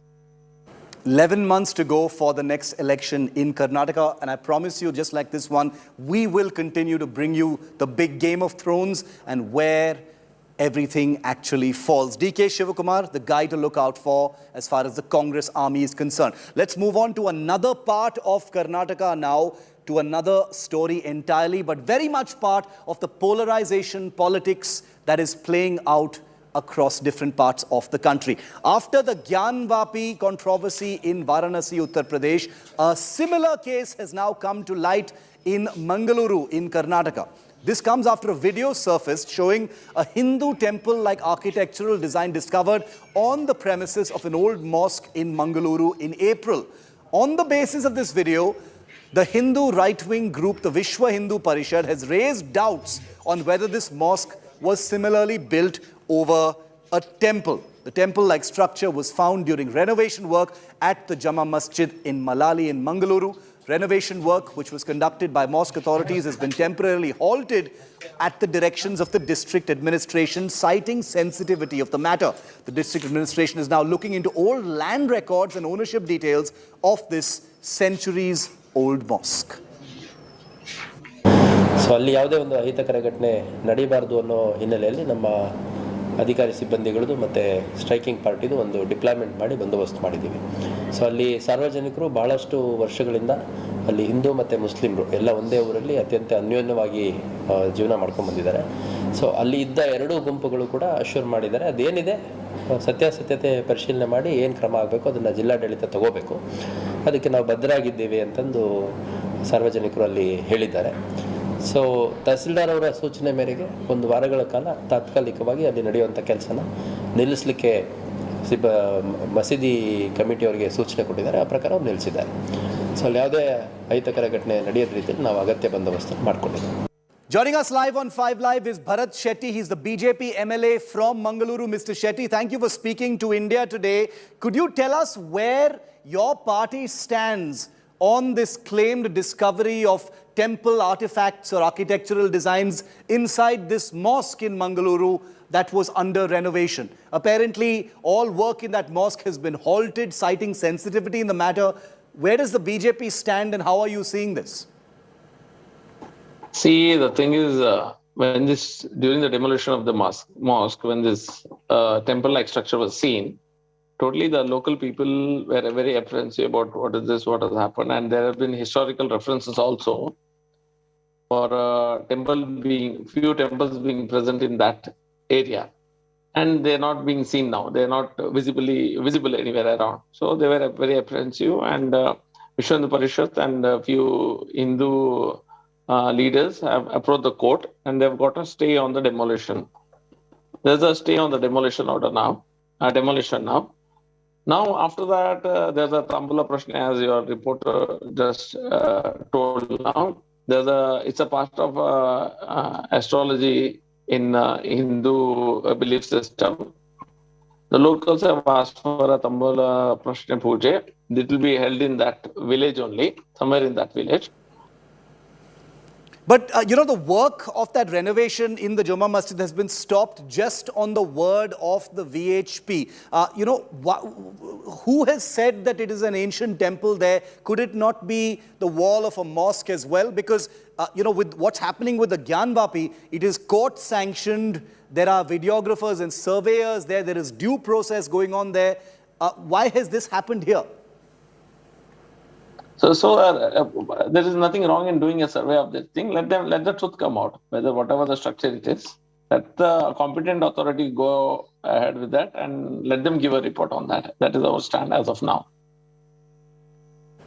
No, because Mr. Shetty, the opposition and other observers will say that this is a Gyanvapi-like situation that is being replicated in different parts of the country in order to reap polarization dividends ahead of election season. Even in Karnataka, that's coming up. How would you respond to that? That this has nothing to do with Mandir Masjid, it's about polarization. No, I don't think we should put political color to this issue. It should be handled, it's a social issue. We need to know what has happened before. And every time this issue is come forward, everyone is hiding behind the Place of Worship Act. We are just not claiming anything. We need to know what's the truth.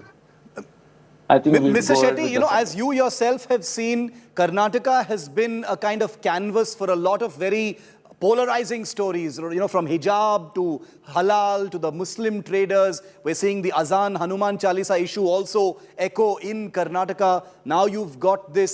I'm wondering, as an elected representative, don't you think that incidents of this kind, I'm not commenting on the merit of them because, hopefully the courts and the police will decide what can and cannot happen there. But don't you think that this is sort of spoiling communal harmony, increasing the communal divide on the ground there in Mangaluru, sir? Not at all. We have a right to know the truth. The present generation needs to know the truth. We have been reading history which has been modified as the historians wanted it to. Let the truth come out. The society will decide what direction it has to go. We can't hide from the society all these things. Bharat Shetty, thank you for speaking to us here on India Today. We're taking a very quick break. On the other side, I'm taking you straight to Tokyo. Remember, India's Prime Minister is there. He's just had a big Milan with Indian Desis in Tokyo. We're going to show you the big highlights. Lots of viral moments already, Modi style. I'm going to show them to you when you come back.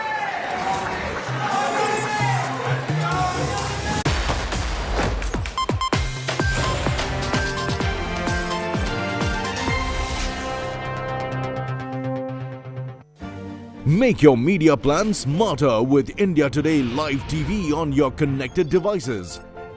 Amplify your brand with 100 million smart internet viewers.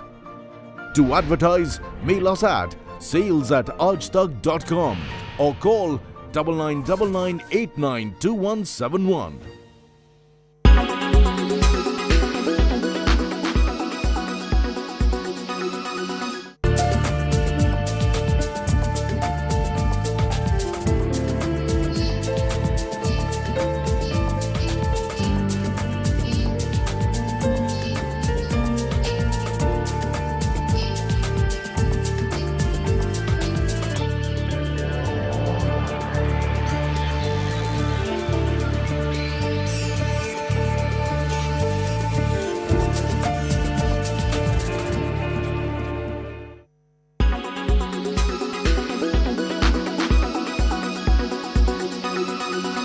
Make your media plan smarter with India Today Live TV on your connected devices.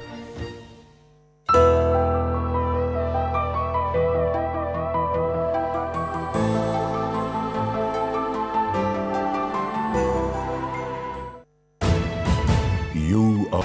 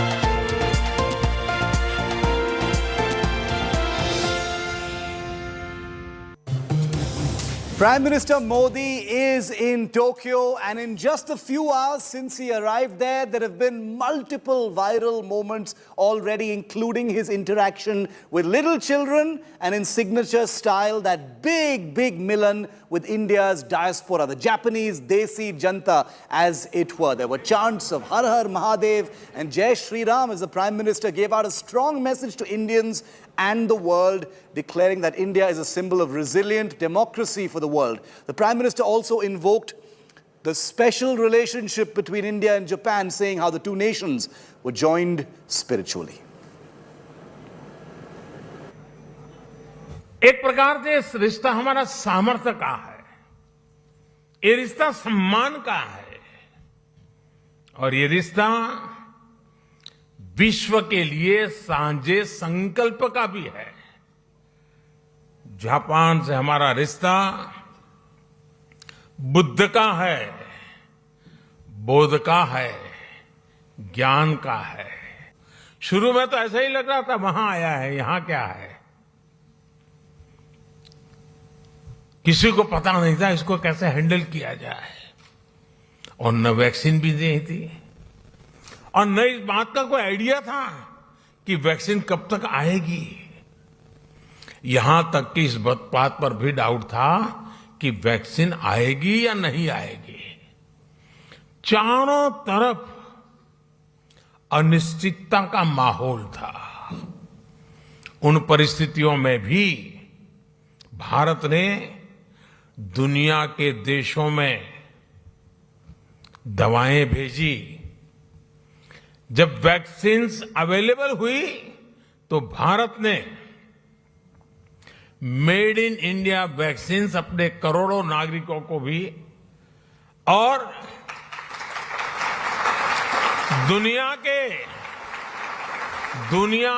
100 से अधिक देशों को भी भेजी। आजादी का ये अमृतकाल भारत की समृद्धि का, संपन्नता का एक बुलंद इतिहास लिखने वाला है। दोस्तों, मैं जानता हूं कि ये जो संकल्प हमने लिए हैं, ये संकल्प आप पे बहुत बड़े हैं। लेकिन साथियों, मेरा जो लालन पालन हुआ है, मुझे जो संस्कार मिले हैं, जिन जिन लोगों ने मुझे गढ़ा है, उसके कारण मेरी भी एक आदत बन गई है। मुझे मक्खन पर लकीर करने में मजा नहीं आता है, मैं पत्थर पर लकीर करता हूं।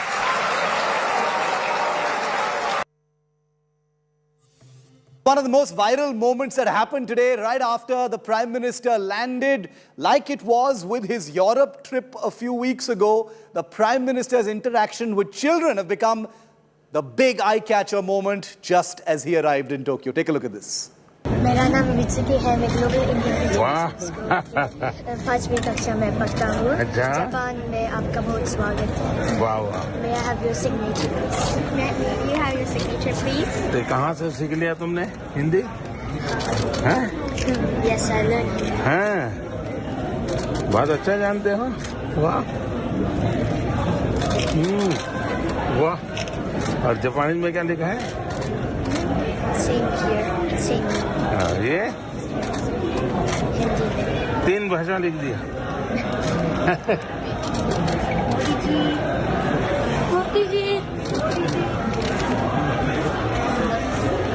Prime Minister Modi is in Tokyo, and according him, a welcome in Tokyo were these children from a global Indian institution where there are, of course, some of them Japanese, in fact, who are learning Hindi as well, Indian students as well, who were there, in fact, bearing these placards, writing down poems as well, welcoming the Prime Minister. The Prime Minister, of course, had a very interesting interaction with Ritsuki. Ritsuki, can you tell us what you told the Prime Minister?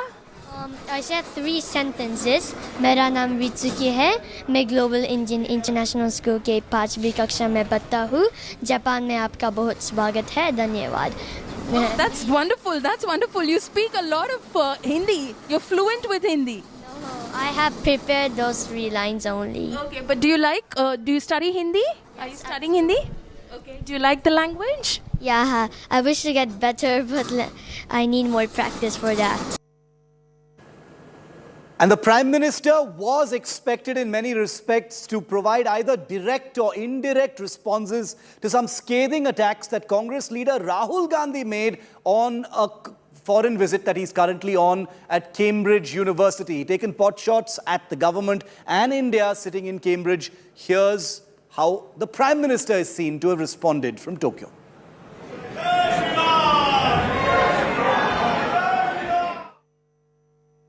Bharat में democracy सामान्य से सामान्य नागरिकों के हकों के प्रति कितनी सजग है, कितनी समर्पित है और हर नागरिक को कितना सामर्थ्यवान बनाती है। India is not in a good place. The BJP has spread kerosene all over the country.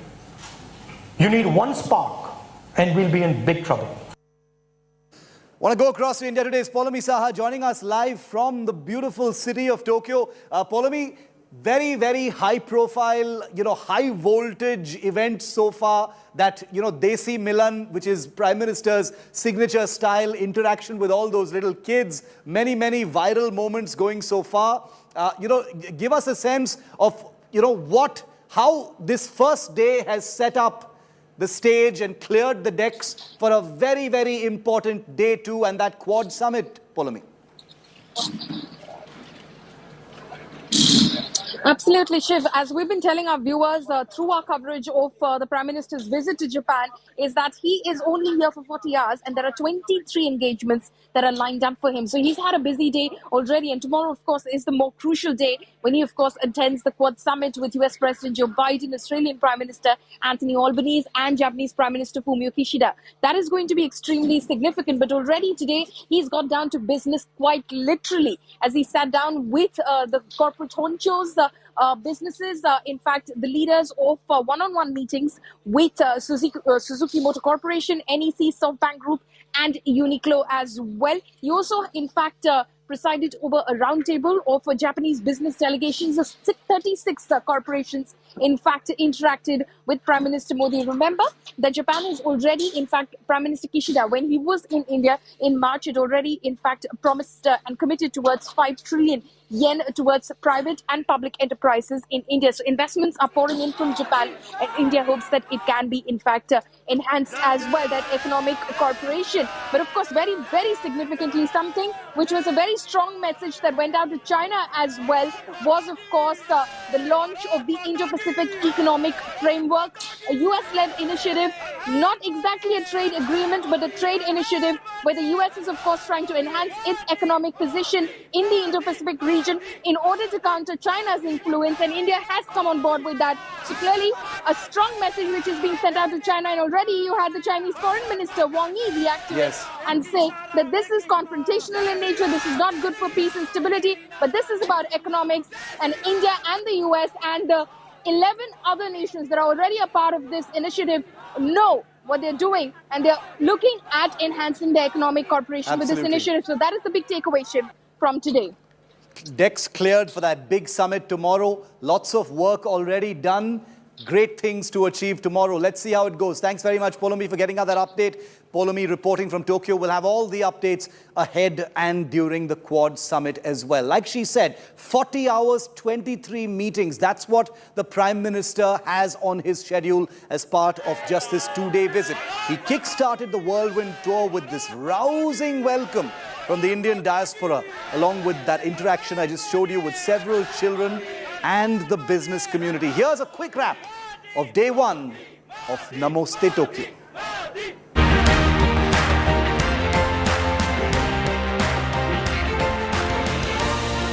"40 hours, 23 meetings, talks with 3 world leaders and a diaspora outreach." Prime Minister Narendra Modi's 2-day whirlwind tour to Tokyo.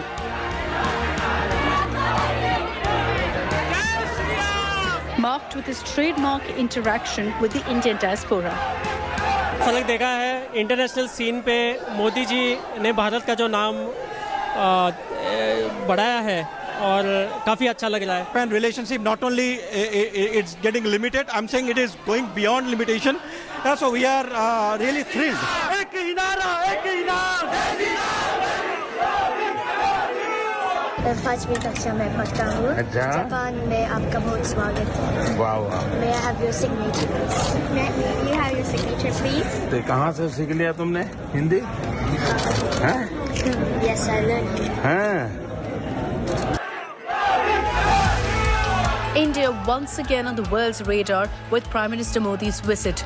From the Quad Summit in Tokyo to bilateral talks on post-COVID recovery, the Ukraine war and climate change. 36 Japanese CEOs and the Indian diaspora are all part of Modi's power-packed itinerary. You can see that Indian community present and in fact acknowledging and cheering out loudly as Prime Minister Modi here arrives in Tokyo. You can see he's coming down right now to acknowledge his supporters who have come in here from the city of Tokyo and from across Japan. US President Joe Biden, Japanese Prime Minister Fumio Kishida and the newly elected Australian Prime Minister Anthony Albanese will sit with Prime Minister Modi at the Quad High Table. There are various elements in the program. The Quad is the core element of the entire visit. So there will be Quad-related events with Quad. There will be bilaterals with other three leaders, the US President, the newly elected Australian Prime Minister, and of course the Japanese Prime Minister. All eyes are on the Modi-Biden interaction, the latest after a series of high-profile engagements between both the giants, coming closer than ever before. Apart from participating in the Quad Summit, Prime Minister would also hold bilateral meetings with the President of the US, Prime Minister of Japan, and with Prime Minister of Australia. Big interest is also riding on Modi's bilaterals with the Japanese and Australian Prime Ministers. Modi and Kishida will carry forward their conversations from the 14th India-Japan Annual Summit held in March 2022, when the Japanese Prime Minister visited New Delhi. Modi and his Australian counterpart will review comprehensive strategic partnership and exchange views on regional and global developments of mutual interest. With Paulami Saha in Tokyo, Bureau Report, India Today. And while in Japan, how can one not visit the final resting place of one of India's greatest heroes, Subhash Chandra Bose, Netaji, that's right, the Renkoji Temple in Tokyo. India Today's Polomi went there to send us this amazing report. But joining me right now is the priest of Renkoji Temple. Sir, my question to him is, if you could interpret for us, is what does he believe lies in that pagoda? では聞きたいのは、そちらに使っていただいているのは、これはチャンドラボースのいくつかというどういう考えていますか？いくつだということではお預かりしています。Yes, he believed that they are the ashes that belongs to Netaji Subhash Chandra Bose. Can he tell us how did the ashes come to this temple? で聞きたいのは、このいくつはどうやってこのお寺に来ましたか？昭和20年1945年の8月18日にネタジが台北の空港で事故死してその時に一緒に乗ってた、日本の軍の方もいて、その方たちが日本にお骨を持ってきてこちらで葬儀をしてそれからずっとお預かりするという状況ですね。So in 1945, August 18, in the Alish plane crash, Netaji supposedly died, and from there the ashes were brought by the Japanese authority who were there at that point of time. They came to Japan along with the ashes, and since then his grandfather, at that point of his grandfather was managing this temple, and since then his family has been preserving the ashes. The Mukherjee Commission was here as well. Can you ask him a little bit about that? であとは、大体2002年とかのあたりにインドのムカルジ判事という方が、この遺骨について調べるためには、日本にあちこち行きましたので、レントジンにも来ましたんですけれど、でそちら来る時の思いとかは持っていますか？もう思い出。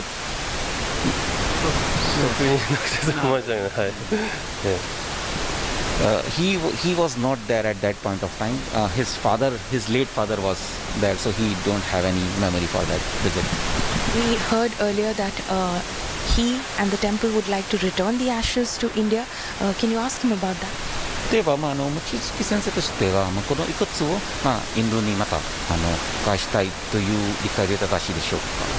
それが一つ聞いていただけるのであれば、お返ししたいと思います。Yes, if Indian government asks, then he would definitely like to hand over so that Netaji's ashes can go back to India.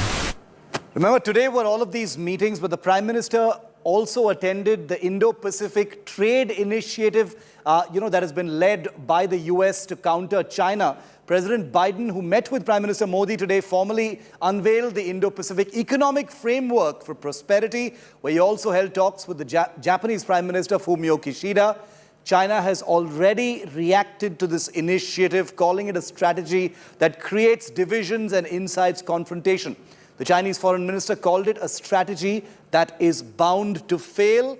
Remember, China has had similar sentiments about the Quad, the big summit that Prime Minister Modi, President Biden, and the leaders of Japan and Australia will be attending together tomorrow, representing the 4 countries that make up the Quad. यह उल्लेखनीय है कि विश्व का सबसे प्राचीन commercial port Bharat में मेरे होम स्टेट गुजरात के लोथल में था।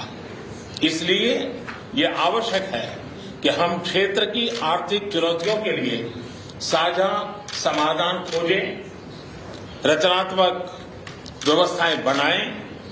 एक्सेलेंसी, भारत एक इंक्लूसिव और flexible Indo Pacific economic framework के निर्माण के लिए आप सभी के साथ काम करेगा।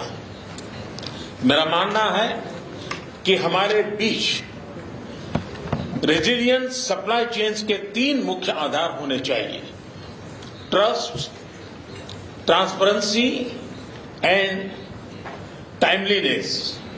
मुझे विश्वास है कि यह फ्रेमवर्क इन तीनों स्तंभों को मजबूत करने में सहायक होगा और इंडो पैसिफिक क्षेत्र में विकास, शांति और समृद्धि का मार्ग प्रशस्त करेगा। बहुत बहुत धन्यवाद। And in a minute, we're going to show you how Deepika Padukone at the Cannes Film Festival has gone viral once again. And it's all thanks to her street style. Our Entertainment Bureau brings you that report next. With one...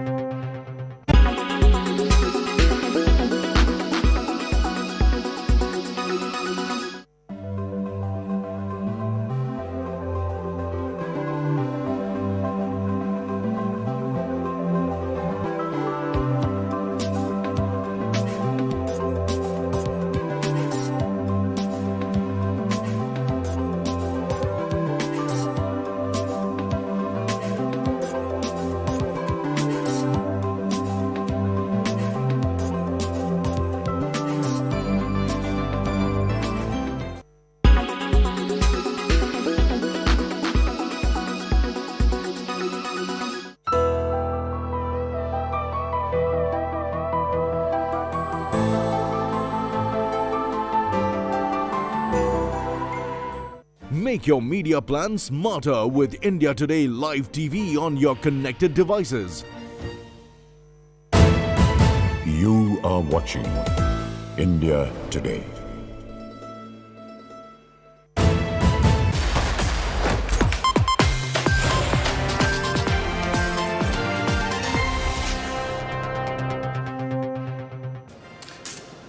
Deepika Padukone is undoubtedly one of the big Indian eye-catchers at the Cannes Film Festival in the French Riviera. Here's a look, here's a report from our Lifestyle Bureau on why she's been going viral so many times. Here's the latest instance.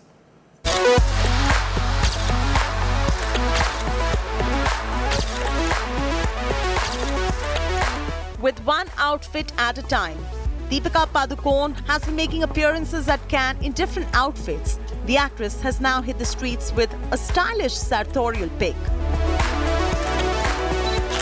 Deepika Padukone took to her Instagram handle to share her new look in which she can be seen on the streets of the French Riviera in a Louis Vuitton ensemble that features a turtleneck pullover and checkered shorts. Without giving out many details in the caption, she simply let her look do all the talking.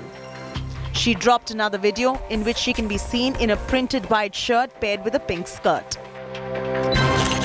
Earlier, Deepika wore this black outfit, which she wore with a statement neckpiece and earrings with her hair all tied up. She's been experimenting with different looks at Cannes ever since she arrived. How was the flight? Not bad at all, actually. It was an 11-hour flight from LA. In fact, the actress has been giving her fans a glimpse of her time spent at the French Riviera. Moreover, with back-to-back red carpet appearances, events, meetings, and photo calls, Deepika Deepika herself confessed she's indeed tired, but at the same time also very happy. Are you tired after last night? It's a different kind of tired. It's that tired but like with joy. For the Anverst, Deepika is representing India as a jury member at the 75th edition of Cannes Film Festival. This film festival commenced on 17th of May and will conclude on 28th of May. Entertainment Bureau, India Today. And even as the Gyanvapi controversy rages in Kashi, in Uttar Pradesh, is there a Gyanvapi-like situation emerging in Karnataka? Is it really the case, or is there a huge communal polarization attempt in Mangaluru? Remember, this is a state that's going to the elections. We ask the big questions and get you the latest on that story with Pooja next.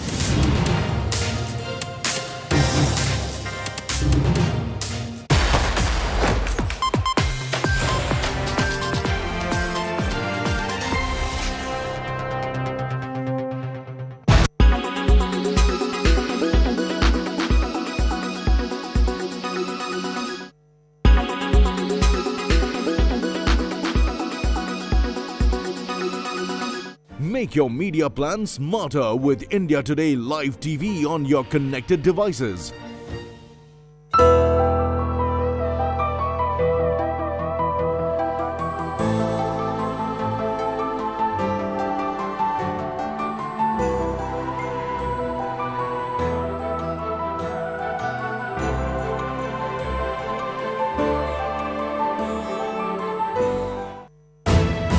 You are watching India Today. History is at a turning point, from the war in Ukraine to the climate and food crisis. From the much-wanted metaverse to unstable cryptocurrencies, get a ringside view to the ideas and challenges that are shaping the post-pandemic world. Catch me all through this week on India Today and Business Today as I bring you all the latest from a World Economic Forum that's being held this time in summer in Davos.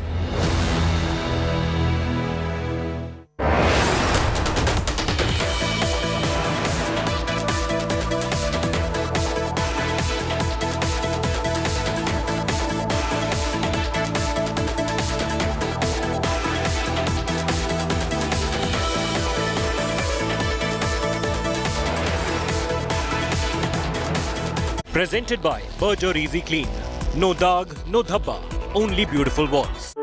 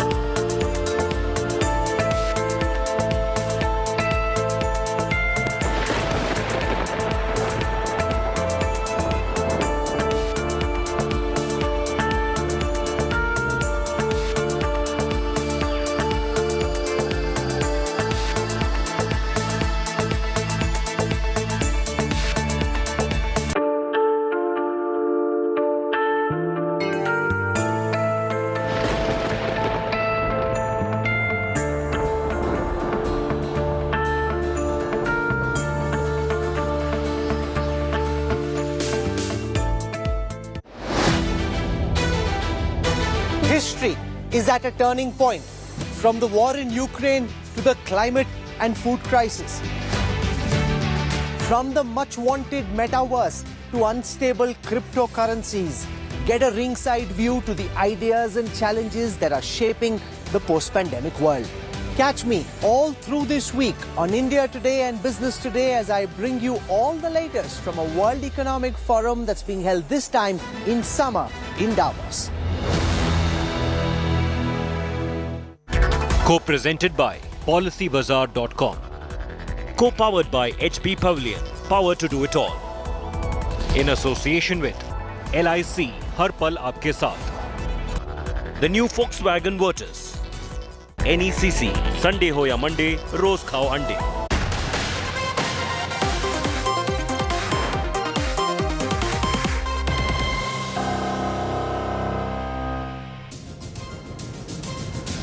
Varanasi court reserves its order on the Gyan Vapi issue. The big verdict is expected to be delivered tomorrow. But of course, with the Gyan Vapi, now a clamour and chorus is spreading across the country. Take a look on your screens. Another similar demand for a survey, videotaping, iconography, all of that, of a mosque has emerged in Mangaluru. After a video emerged of a Hindu temple-like architectural structure and a design discovered in a mosque premises in the state of Karnataka, which begs the question, are we looking already at Gyan Vapi 2.0?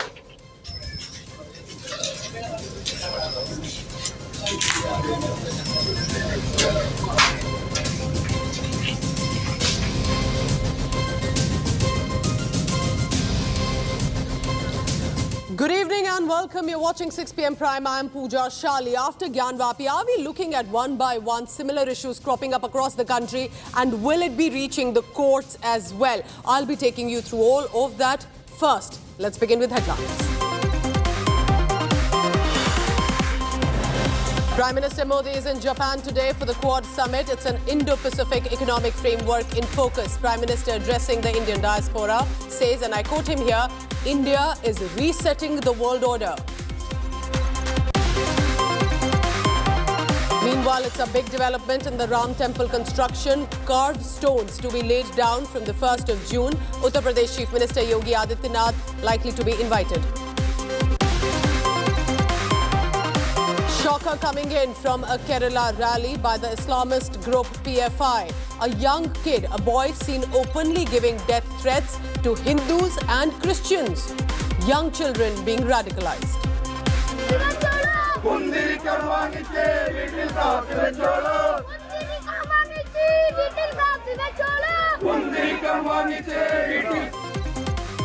Assam Chief Minister Himanta Biswa Sarma says time to end the madrasa system for Islamic education. Claims everyone knows what happens there in the garb of education.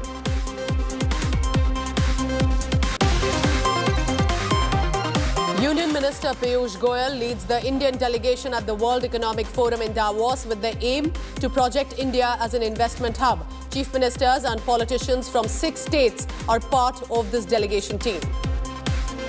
We were very keen that the world sees India in full strength. All the states have interacted with me over the last 2-3 days. They're all very excited to be here to showcase their states. Some relief, but some inconvenience as well. Rain and storm blow away 11 degrees Celsius of discomfort from Delhi NCR, but strong winds and heavy rainfall uprooting trees, collapse walls and waterlog the streets.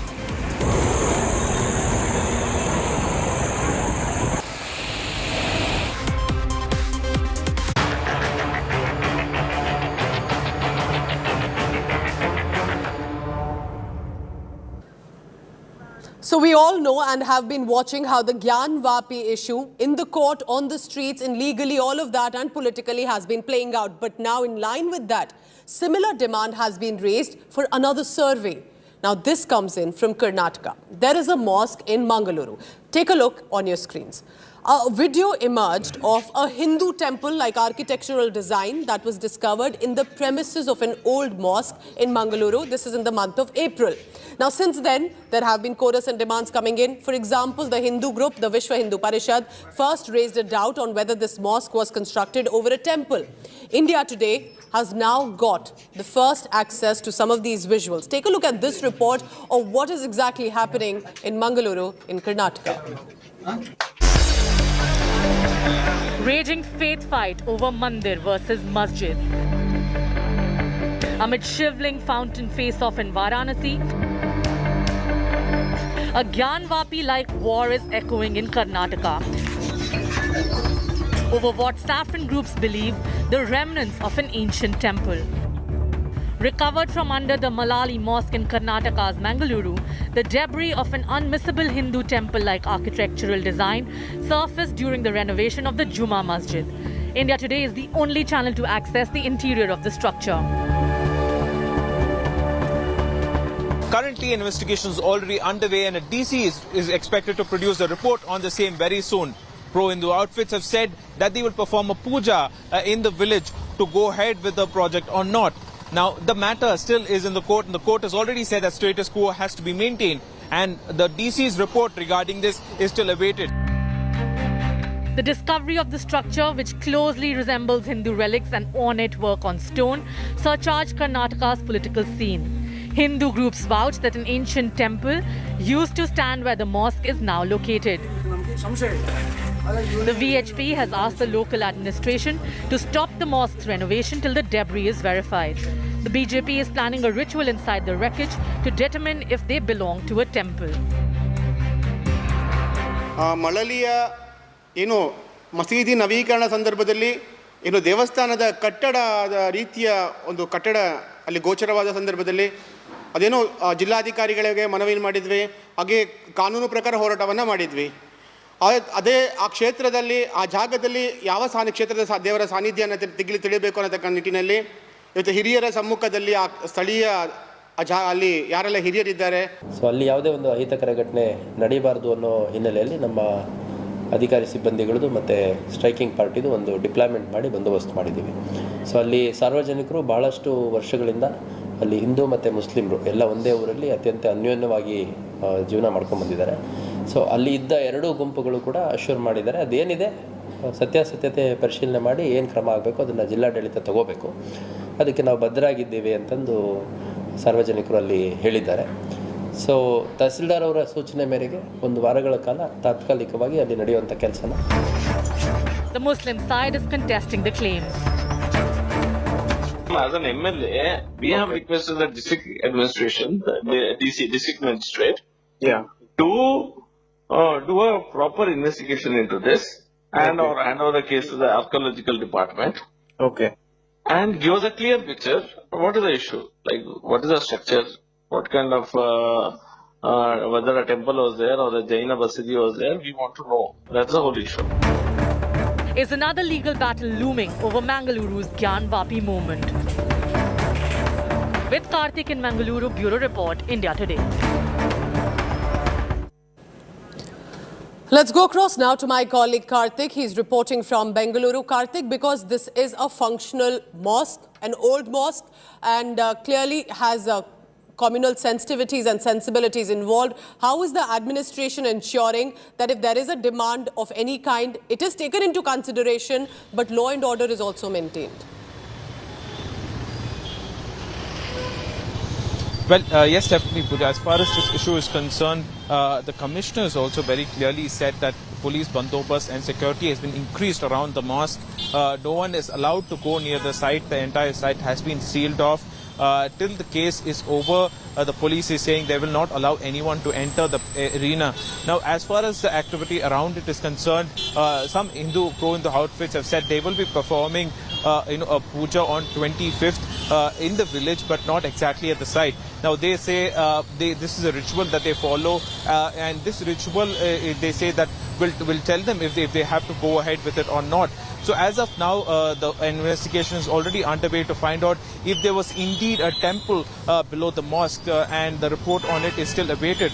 So as this issue still continues, the court has already said that status quo must be maintained and the renovation has stopped in the mosque. So as of now, the police are keeping a close watch, and the government is also keeping a close watch on the issue. And both the sides and both the groups have agreed, both the Hindu side and also the Muslim side have agreed that they have to wait for the court and also the government to give a clear report on this, and they will proceed only after it.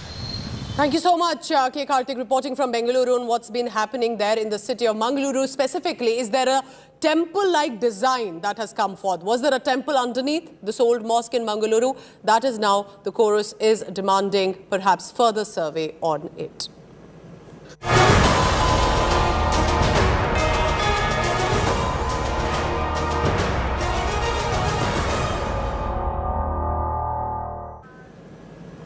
So what happened in Benares today? The Varanasi court has reserved its order in the Gyan Vapi case for tomorrow, which means tomorrow is likely to be that big verdict expected. But the hearing before the Varanasi district court today was primarily to determine how the hearing will proceed further in this case. So what exactly happened? During the hearing, the Muslim side said the application on maintainability ought to be taken up first in accordance with the Supreme Court orders. while the Hindu side is still requesting for the report filed by the commission, remember, in the court, to be taken up for consideration and on priority. So what happens tomorrow? The judge will be expected to give a decision on how the hearing can be conducted and how the matter will progress before the district court. The points to be taken up will be decided by the district court Judge Ajay Kumar Vishwesh. All the files related to the Gyanvapi premises case have been transferred to the Varanasi district court on Friday. Remember, there have been petitions after petition from Varanasi court to the Supreme Court where the Gyanvapi case has reached. आज माननीय न्यायालय ने अपना order reserve रखा है इस आधार पे कि आगे अब इस केस का प्रोसीजर क्या होगा, अगली तारीख सुनवाई की क्या होगी। हमने अपनी तरफ से एप्लीकेशन दी थी कि जो कमीशन की रिपोर्ट फाइल हुई है उसकी सीडी और फोटोग्राफ्स हमें प्रोवाइड की जाए और कमीशन की रिपोर्ट जो है इस केस के रिकॉर्ड पे पढ़ी जाए ऑर्डर 7 रूल 11 की हियरिंग पे। जो विपक्षी हैं उन्होंने कहा कि ऑर्डर 7 रूल 11 की सुनवाई पहले की जाए, तो माननीय न्यायालय ने आज अपना ऑर्डर सुरक्षित रखा है और एक प्रोसीजर बनाया जाएगा जिसके तहत अब इस मामले की सुनवाई आगे होगी और उसका फैसला कल आएगा। जजमेंट पिटीशन और कौन सी डेट पे सुना जाएगा, किस ऑर्डर में सुना जाएगा और कब अगली सुनवाई की तारीख है, ये सारी बातें कल पता चलेंगी। कोर्ट ने अपना जजमेंट आज रिजर्व। माननीय जज महोदय ने दोनों पक्षों को सुना। 7-11 के एप्लीकेशन पे उन्होंने कहा कि मैं भी इसका अध्ययन कर ले रहा हूँ, कल इस पर निर्णय दूंगा। कल वो फैसला सुनाएंगे, यानी ऑर्डर रिजर्व रखा गया, आदेश को सुरक्षित कर लिया गया। Beyond the petitioners and the politics of it, it's also important to understand what the experts are saying. India Today exclusively spoke to the Persian scholar Arif Ayubi. He's explaining now what could have possibly happened during Aurangzeb's reign and how the Vishwanath temple in Varanasi was in fact demolished by Mughal ruler Aurangzeb. Listen in to how he's also helping transcribe and translate the rulings and the orders of those days.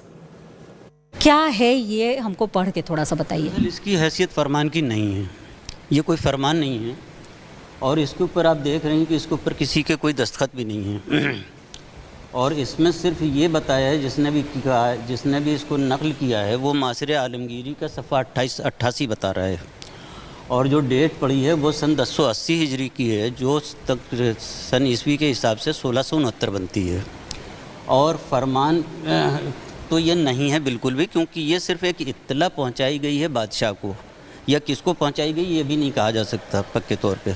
क्या इसका exact translation है?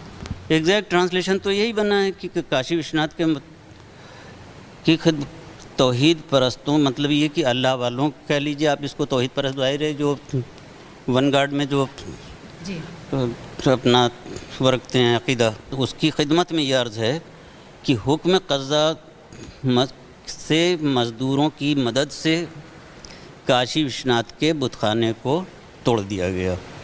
अगर date को हम देखें, इस date को, तो ये डेट फिर से एक बार हमें बताइएगा दर्शकों के समझने के लिए कि कौन सी डेट है ये, कौन सी डेट ये है? स्पेसिफाई नहीं की है। जो डेट लिखी हुई है वो सिर्फ 1080 हिजरी लिखा हुआ है, इस पे मंथ वगैरह नहीं लिखा है इसमें। जी। इसलिए हम इसमें कुछ नहीं कह सकते। यानी कि ये स्पष्ट है कि ये 1669 का है, लेकिन महीना नहीं स्पष्ट है। महीना स्पष्ट नहीं है इससे, महीना तारीख कुछ भी जाहिर नहीं हो रही इससे। So there you heard it, what the scholars are also saying. But of course, we understand there are so many petitions and arguments taking place in the court. Let me help explain to you what exactly happened in the Varanasi court today. Now, remember, this time the Muslim side and the Hindu side have also been heard. And here, in this virtual representation, I'll try to tell you what the Muslim side said first. Now, they're saying that the namaz prayers have been offered in the Gyanvapi mosque premises as it stands today since 1936, which also means they are requesting the court to consider, in that sense, the manner in which that these religious sentiments are also at play. But the Hindu side is saying there is a survey that has been done. Include the photographs, the videos with the survey report importantly. But the Muslim side maintains that by this, with Gyanvapi, remember, and demands that are coming forth, the court must decide if the case is maintainable at all. Because remember, as what the Varanasi court decides today can then become a precedence further as well. So this is what the Muslim side and the Hindu side as well have said. What happens tomorrow? A big verdict expected. The court reserves the decision for today, but is expected to give a verdict tomorrow, again on how the court will progress with the hearing. Let's go across on the ground now. My colleague Abhishek is reporting constantly on this case. Abhishek, you know, this case again reaching the court. But what do you think, as of course we cannot predict what the court will say tomorrow, but both the Muslim side and the Hindu side are very clear and very defined. And they are saying on the Hindu side, if there is evidence, there's survey, consider it on priority. You've got the survey submitted in the court. But the Muslim side is saying, namaz and prayers are being offered. How can that suddenly be stopped now? Well, absolutely, Pooja. And today, on the first day of the hearing at the Varanasi District Court, Judge A.K. Vishweshwar had a look upon the fact that how the Muslim side has been speaking about the fact that whether this petition should be heard or not. And under the 711, they have tried to raise this matter, and the judge has heard their, all these remarks and all those points which they have made. On the other hand, Hindu side, who has been very vocal from day one, be it the report of the survey and all those markings and all those significant, relevant signages which have been found there as far as the survey is concerned. So the Hindu side is very keen that the report clearly says that there is a significance of the Shivalinga, there is a significance as far as Shringar Gauri temple is concerned, but Muslim side maintained the fact today. They even spoke about the 1936 Deen Muhammad case and mentioning the fact that it is indeed should be taken into consideration. So all these things have been argued today.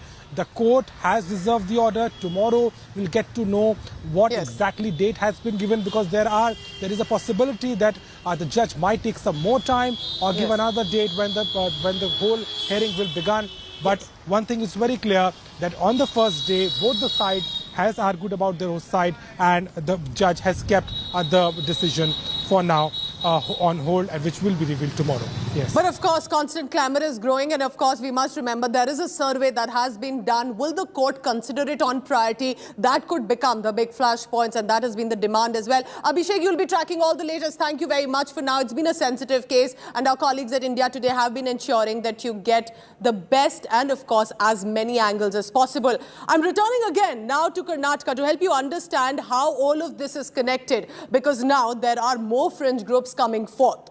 Sri Ram Sena chief Pramod Mutalik has now again reacted. Remember, he has been known to give vocal, threatening statements as well. But from Gyanvapi, we come to now what Mutalik has said. Sri Ram Sena chief Pramod Mutalik has stoked this controversy, literally warning Muslims over offering the prayers, but also specifically azan on loudspeaker. Remember, that debate has been going on. While giving out that threat to the Muslims, he has said if they won't lower down the volume of the loudspeaker, then his outfit will go ahead and remove it. Mutalik in his ultimatum has said from the 1st of June, Sri Ram Sena workers will be starting the second phase of their protests against the use of loudspeakers.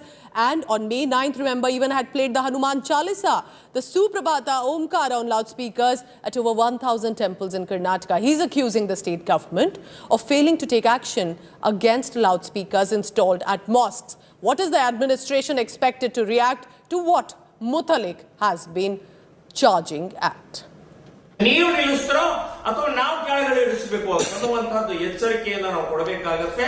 1ನೇ ತಾರೀಕು June 1ರಿಂದ 2ನೇ ಹೋರಾಟ ನಮ್ಮ ಪ್ರಾರಂಭ ಆಗುತ್ತೆ ಅಂತನ್ನುವಂತಹದ್ದು ನಾನು ಸರ್ಕಾರಕ್ಕೆ ಮತ್ತು Muslim ಸಮಾಜಕ್ಕೆ ಅಥವಾ ಶಬ್ದ ಮಾಲಿನ್ಯ ಮಾಡ್ತಾ ಇರುವಂತ ಎಲ್ಲರಿಗೂ ಕೂಡ ನಾನು ಎಚ್ಚರಿಕೆಯನ್ನು ಕೊಡ್ತಾ ಇದ್ದೀನಿ.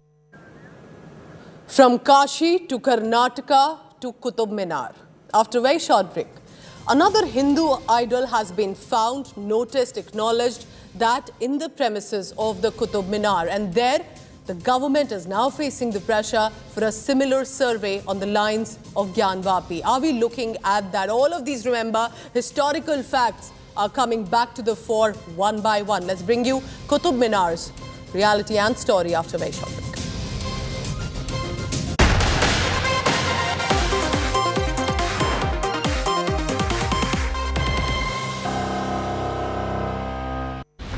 After 2 years of paralyzing pandemic, the world is ready to bounce back.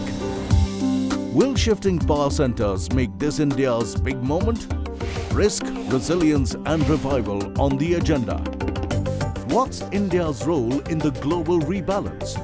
India's top world watcher, takes you to the front lines of the global high table with top minds from politics and business for the biggest global brainstorm, live and exclusive coverage. Only on India Today TV.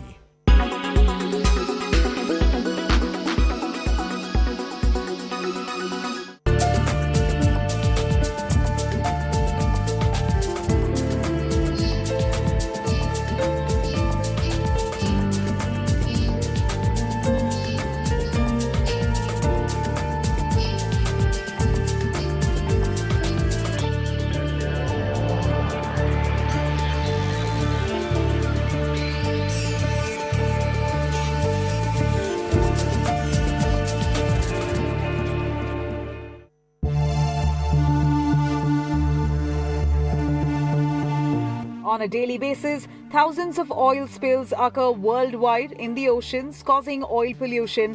This oil pollution in the oceans can have a disastrous effect on marine life. Most people don't realize how serious the problem is until there's a major incident at sea, such as a tanker spill or an oil rig explosion. Oil slicks have the potential to kill seabirds and marine animals such as seals as they drift towards the coast. Although only 10% of global marine oil population is caused by spills of this nature, the majority is generated by everyday maritime traffic such as illegal dumping and tank cleaning, as well as onshore industrial activities. The environmental impact varies depending on location. Deep sea spills are typically smarter and easier to clean up. The oil sinks as it becomes denser, is broken down and destroyed by bacteria. Oil slicks on a rocky coast or exposed beach can have a significant impact on marine ecosystems, and they can take up to a year for wave action to clear away. This oil pollution is also extremely harmful to coral reefs. Coral regeneration can take up to 10 years and is often irreversible. And pollution in mangroves or on sandbanks can cause long-term damage that lasts more than 20 years.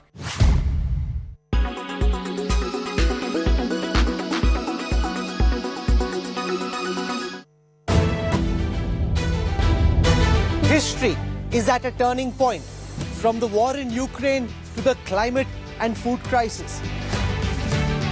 From the much-wanted metaverse to unstable cryptocurrencies, get a ringside view to the ideas and challenges that are shaping the post-pandemic world. Catch me all through this week on India Today and Business Today as I bring you all the latest from a World Economic Forum that's being held this time in summer in Davos.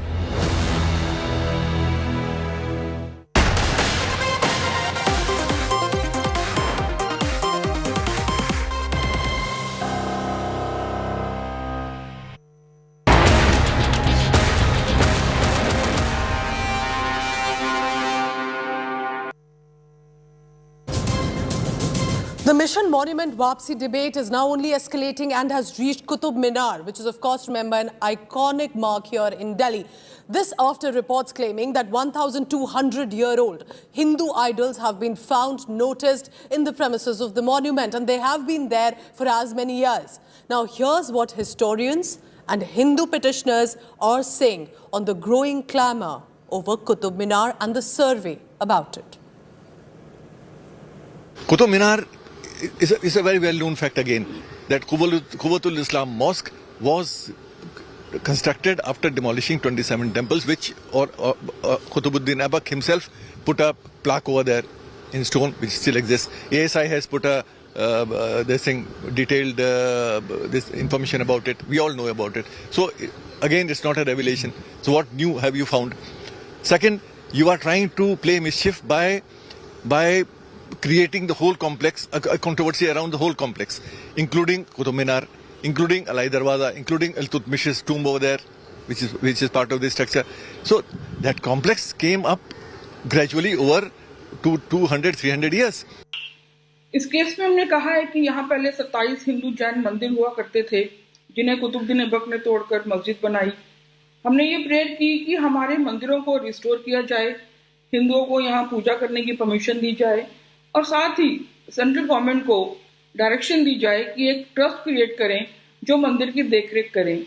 इस case में माननीय district जज ने ASI को direction दी कि यहाँ पर जो भगवान गणेश जी की मूर्तियां मिली वो यहाँ से कहीं शिफ्ट नहीं की जाएंगी, यहीं रहेंगी।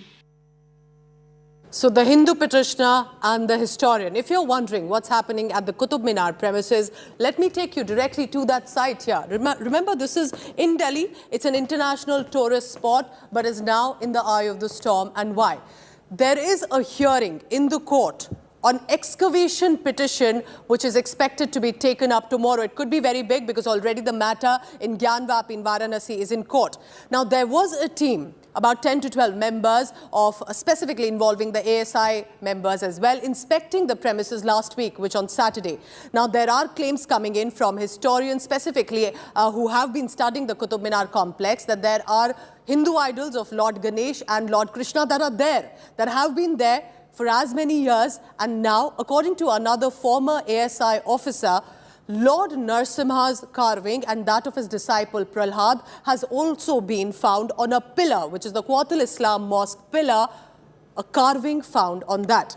Not just that, on record, former Archaeological Survey of India officers have told India Today that Qutub Minar, as is called today, was actually a sun tower and was built by King Vikramaditya during his tenure, primarily to study the sun and the timing, of course, for the day regarding that. So this is how right now Qutub Minar is also in eye of the storm, and there is a demand to look at what sort of idols underneath are there, and should there be a similar survey, iconography, videotaping, exactly how was done in Gyanvapi. And of course, we'll be tracking all the latest on that.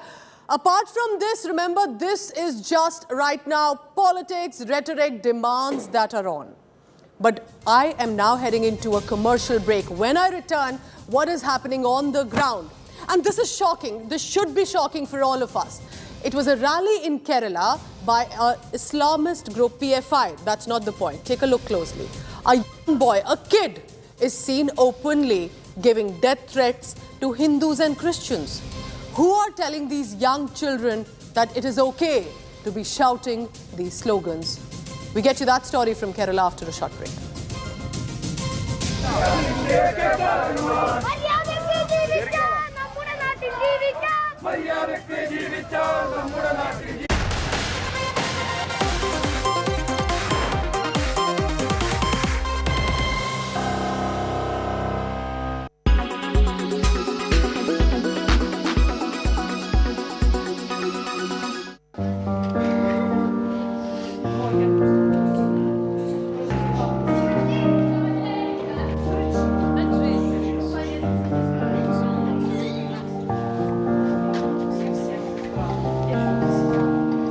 На день рождения зажелаю желание или на Новый год, чтобы быстрее эта война закончилась.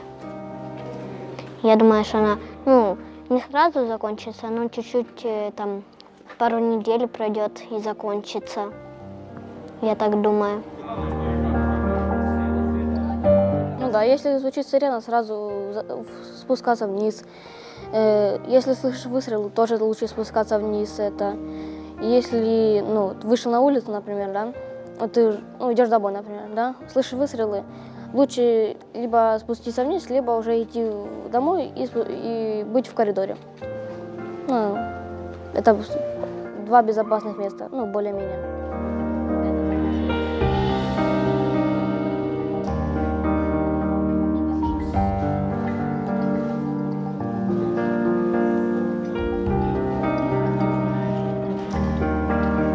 Первых взрывов я не слышал, просто проснулся из-за того, что мама говорит: сынок, у нас война.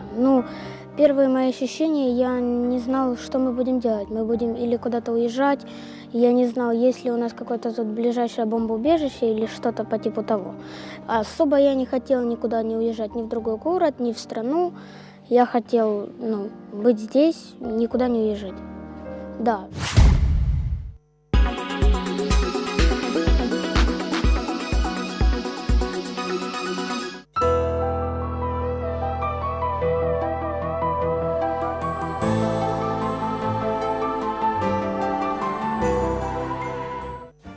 Make your media plan smarter with India Today Live TV on your connected devices.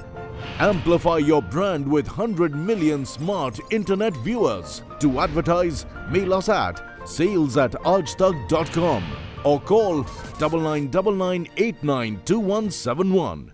Make your media plan smarter with India Today Live TV on your connected devices.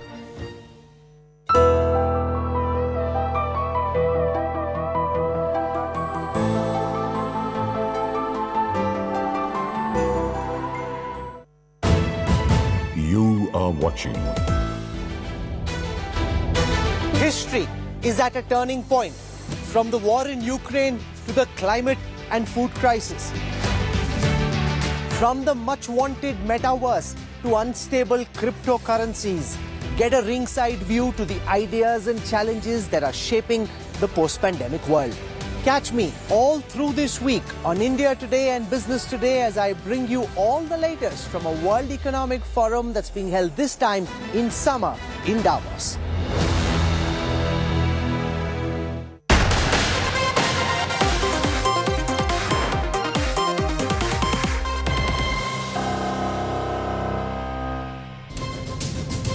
The PFI is grabbing headlines yet again, but this time it's a viral video of a boy, a young boy, shouting provocative communal slogans at its rally in Kerala's Alappuzha and has stoked wide condemnation.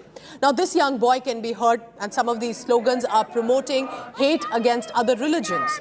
This has clearly raised questions if the PFI is literally using young children, minors, boys to brainwash them and spew hate. Here's a report on how this video was caught, and it's terrible to take a look of how a boy is shouting these slogans and everyone around him thinks it's okay to do so.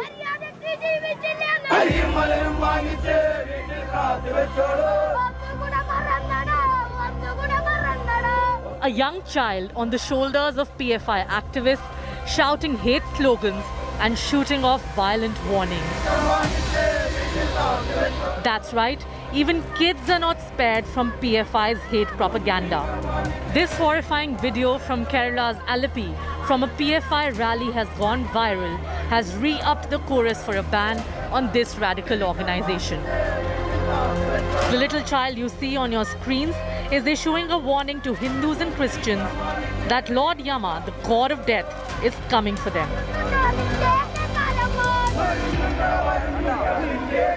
There is a video circulated through Sanghi medias. It is not against the Hindu or Christian community. The slogan raised these children against the Hindutva terrorism. Officially, we are giving the slogans. This boy also raised the slogan against RSS. But the organization is a few lines, 2-3 lines are not favor for our view movement. Or our movement or our ideology. India Today cornered the PFI over this hate video and why little children are being radicalized for their own propaganda. The PFI spokesperson maintains there's absolutely nothing wrong in what was chanted. These people who do this must be brought to books, and we want to see the result. Not just saying, sorry, we are secular, we are for everybody, but where is it? I mean, it's very shocking, disgusting. This kind of things must be absolutely be nipped in the bud. This video of how a young child has been radicalized and made to chant such a violent rant has sparked outrage across the country, with the BJP putting the onus on the Kerala government to crack the whip against the Popular Front of India. In Karnataka, when the Congress was in power, they withdrew cases against the PFI. They even allied with the SDPI. Now in Kerala, the left parties, which once upon a time said PFI was the avatar of Simi, is allowing them this kind of free run, giving them patronage, defending them when they indulge in murders of nationalists in Kerala. And today, this kind of hatred and bigotry seen on the streets of Kerala. But where is that entire Islamophobia ecosystem, that ecosystem of so-called secularities? Why aren't they taking a position on this? Will they come out and call out the left government for allowing a free pass to the PFI, people for incitement? The same group that carried out this rally just months ago, showing a man in saffron wearing a mask of Yogi Adityanath being beaten and dragged with his hands tied, is once again back to brazen provocations. There's been complete silence so far from the Pinarayi Vijayan government, which has turned a blind eye to the abuse of little children, now by the PFI. Will this dangerous radicalization continue completely unchecked in Kerala? Bureau Report, India Today.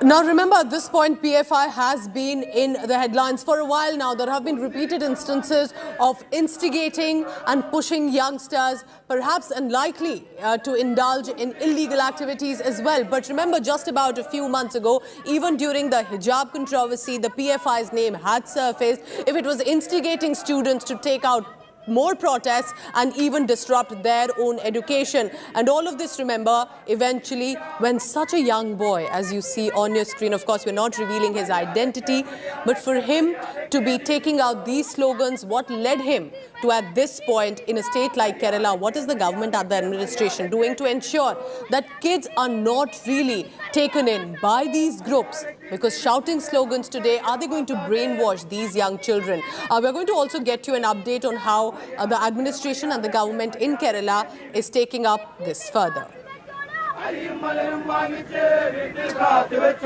Right, so if you listen into what, and we'll try and help transcribe what the boy is saying. According to the PFI, they are claiming that he was speaking against Hindu extremism and, or as they're calling it, Hindu terrorism, and not exactly Hindus and Christians. But the translation has come across as it is about communal provocative slogans. My colleague Pramod Madhav is on the ground. He's been tracking the reactions and he's been speaking to the outfits as well. Pramod, it's not just any rally, a political rally, because a boy shouting like that does catch anyone's eye.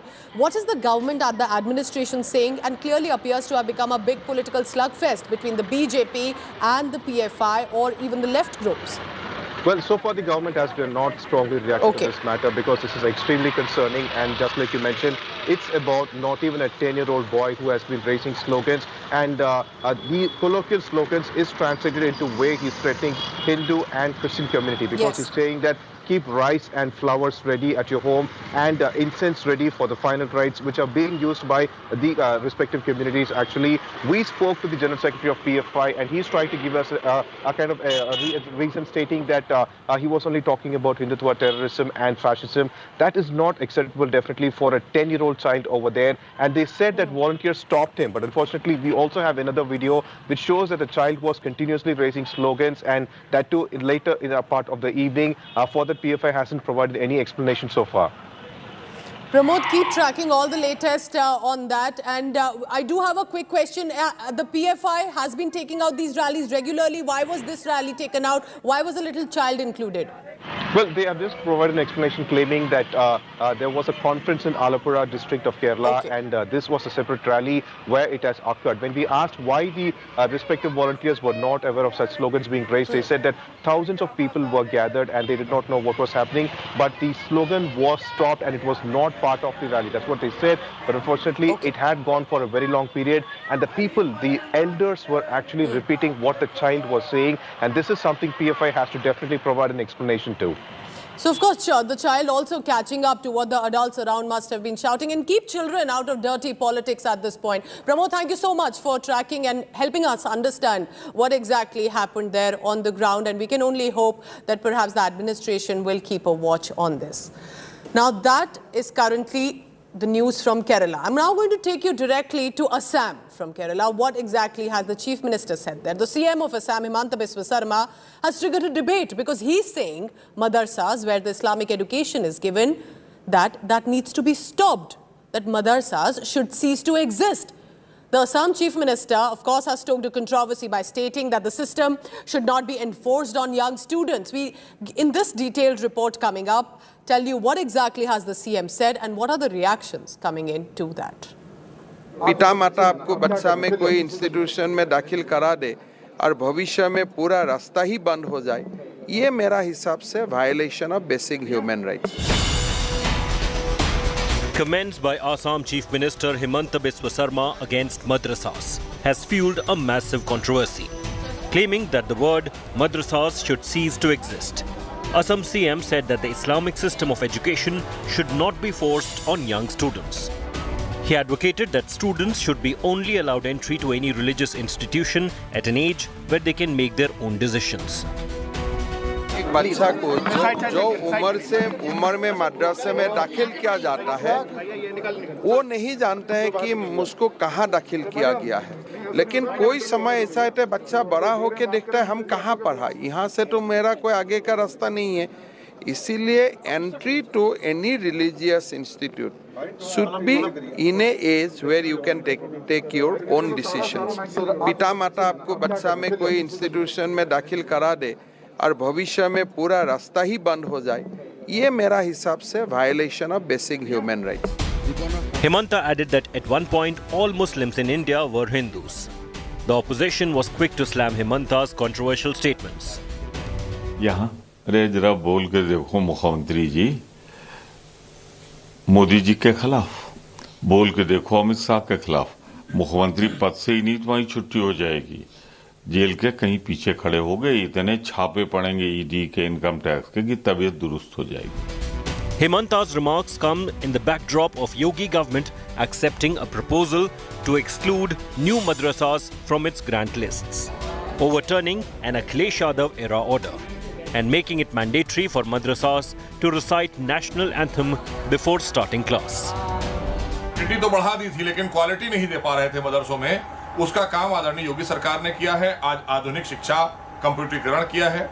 माननीय प्रधानमंत्री का संकल्प, एक हाथ में कुरान एक हाथ में कंप्यूटर, उसको आगे बढ़ाने का काम किया है. तो हमको फोकस करना है एजुकेशन सिस्टम को बेहतर बनाने के लिए और हम लगातार उसी दिशा में कदम आगे बढ़ा रहे हैं. अभी हम अपने एडेड मदरसों को और अच्छा और बेहतर बनाएंगे, फिर आगे जैसी ज़रूरत होगी उस बारे में भी विचार करेंगे. फिलहाल हमने अभी ये फैसला लिया है. Are madrasas the new flashpoint? Bureau Report, India Today.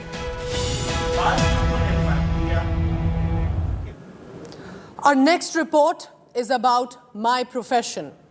I'm a news anchor in India, and just about a few miles away, our news anchors, our colleagues in Afghanistan are facing an ultimatum. I am a news anchor here, she's a news anchor in Afghanistan. Both of us are doing the same job.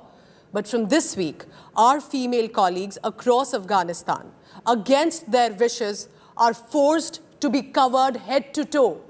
That order is by the Taliban regime. While we have to tell our stories, this is how my colleagues have to do it in Afghanistan, forcing even news anchors to cover head to toe with a black veil.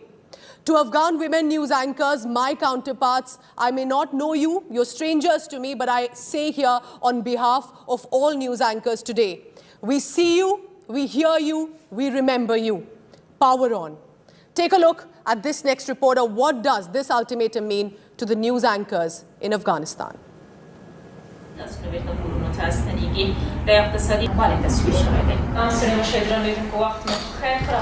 این فرمان واقعا برای هیچ مجری و یا هم برای هیچ دختر نباید قابل پیش بینی باشه، از خاطر که اسلام نه چنین فرمان برای ما به خاطر ایجاب گفته و نه ما کدام چیز آگاهی از اسلام داریم.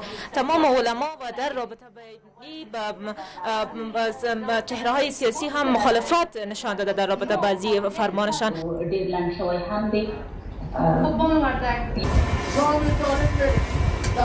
واقعا وقتی که گوینده خبر میخوانه و یا هم اطلاع رسانی میکنه باید از هر لحاظ ذهنن یا آرام باشن و حقایق به مردم برسانن. امروز ساعت And despite all threats still going on and doing about their work and job. Heading into a very short break. When we come back, there is some much needed relief that has come from the heat wave as the capital witnessed rainfall. But there have been disruptions of power cuts and uprooted trees as well. And importantly, even in the hills, the situation not really getting any better. Let's get you about those updates. Heavy rainfall, thunderstorm lashing Delhi.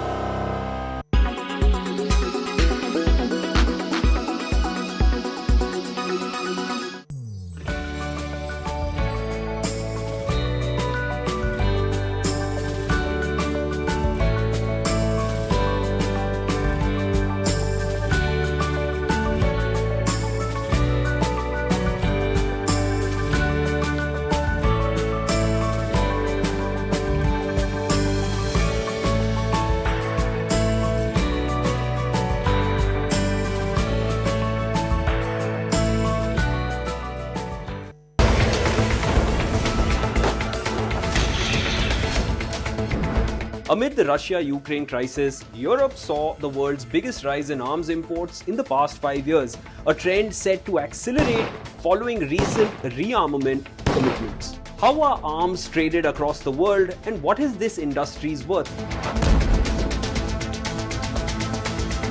International trade in conventional weapons is worth an estimated 100 billion USD annually. The industry's products range from light weapons to warships and military defense systems. Nearly 40% of arms exports originate in the United States, but Russia, France, China, and Germany are also major suppliers.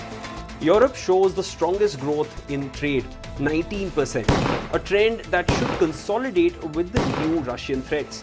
Widely accessible weapons cause suffering and destruction. A global treaty aimed at reducing the irresponsible transfer of conventional weapons came into force in December 2014. Its strict criteria controlling sales aims to ensure participating countries avoid breaking international embargoes and reduce the number of weapons used for genocide, war crimes, or terrorism. Many of the 130 signatory countries, including the US, have still not ratified the arms trade treaty, while Russia and China have not even signed it. The International Committee of the Red Cross says there is still a discrepancy between political commitments and the ease with which arms are transferred to actors who do not respect international law.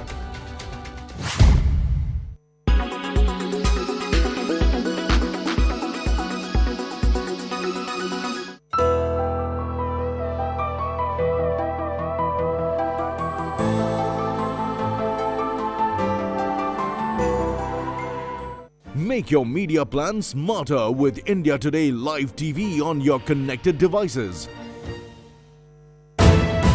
You are watching. History is at a turning point, from the war in Ukraine to the climate and food crisis.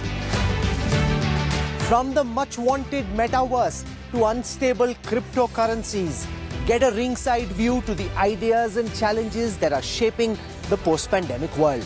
Catch me all through this week on India Today and Business Today as I bring you all the latest from a World Economic Forum that's being held this time in summer in Davos.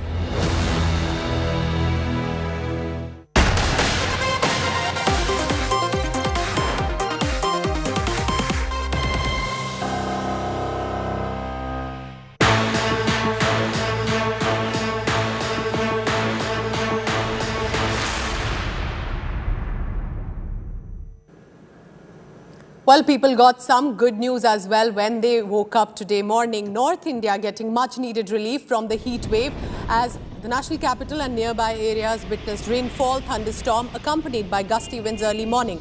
Now, Delhi's Ayanagar got the highest rainfall among the stations. However, there was also disruption, as you can see on your screens. This was, of course, the aftermath of the rainfall and the downpour through the morning.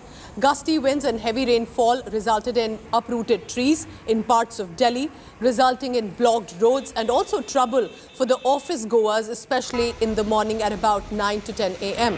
Several parts of the national capital and adjoining NCR witnessing not just this, but also power blackouts due to the heavy rainfall. Inclement weather affected flight operations at Delhi's Indira Gandhi International Airport. Airlines requested passengers to cross-check flight status before heading to the airport, or they get stuck in traffic jams like this and face uprooted trees around them. Let's go to the hill stations. Kedarnath Valley received fresh snowfall today, while Gangotri and Yamunotri route also faced incessant rainfall. Remember, these are the areas where the Char Dham Yatra is also currently on. The Met Department has alerted that thunderstorm and rainfall may increase, and advisories have been given out for the local residents and the visiting tourists. Widespread and moderate rainfall was observed over Jammu and Kashmir, Himachal Pradesh, Uttarakhand, East Punjab, Haryana, Chandigarh, Delhi, and adjoining West Uttar Pradesh as well. आज शाम को एक आध spell और हो सकता है और कल 24 तारीख को भी दिल्ली एनसीआर सहित पंजाब, हरियाणा और पश्चिमी उत्तर प्रदेश में बारिश और गरज चमक के साथ बौछारें पड़ने की संभावना दिखाई दे रही है। 25 तारीख से मौसम साफ होने लग जाएगा, लेकिन जो तापमान है वो गिर चुके हैं और बहुत जल्दी बहुत ज़्यादा तेजी से नहीं बढ़ेंगे। हालांकि तापमान अब बढ़ने लगेंगे, लेकिन हीट वेव आने की संभावना अभी फिलहाल दिल्ली एनसीआर सहित पंजाब, हरियाणा और पश्चिमी उत्तर प्रदेश में दिखाई नहीं दे रही है। Remember, just about a few days ago, Delhi's temperature had even touched 49. And of course, there was a welcome and cheer for the rainfall and the winds as well. But soon enough after that, there were traffic snarls and uprooted trees in several areas.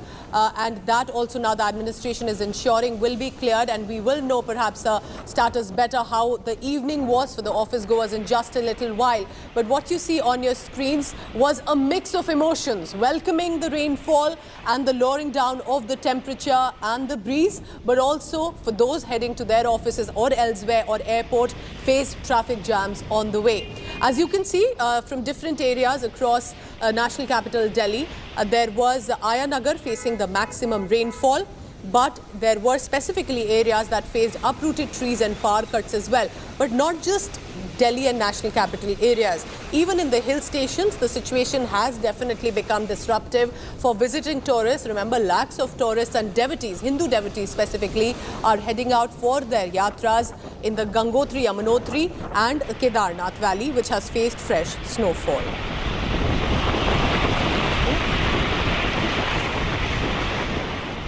And before I wrap up this bulletin, let's bring you some special reports as well. 2 days after arrival in the French Riviera, Ranveer Singh's photographs with wife Deepika Padukone at one of the events at the Cannes Film Festival went viral on social media. The duo seen spending a fun evening with Rebecca Hall, who's also a jury member at the Cannes this year. Take a look of how our celebrities are unwinding at the Cannes. Take a look.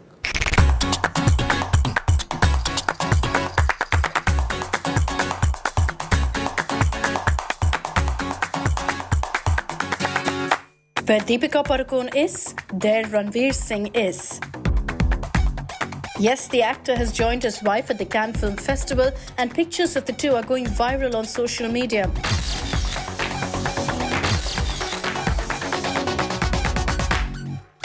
In the photos, Ranveer can be seen having a gala time while posing for the camera along with Deepika at a Dior event.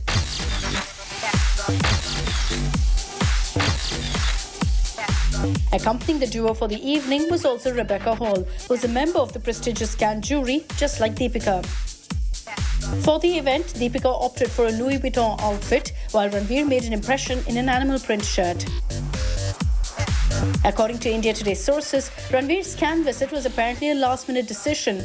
Sources further revealed, and we quote, Ranveer has been very busy promoting his latest release, Jayesh by Zordar, and also shooting for Rocky or Rani Ki Prem Kahani with Alia Bhatt. This is his first break after the exhaustive promotional schedule. Ranveer, in fact, in an exclusive interview with India Today, mentioned that he is missing Deepika also, as they've not been able to get time for each other due to their work commitments. I'm really missing her. She's been busy shooting Pathaan. I've been busy shooting Rocky Rani.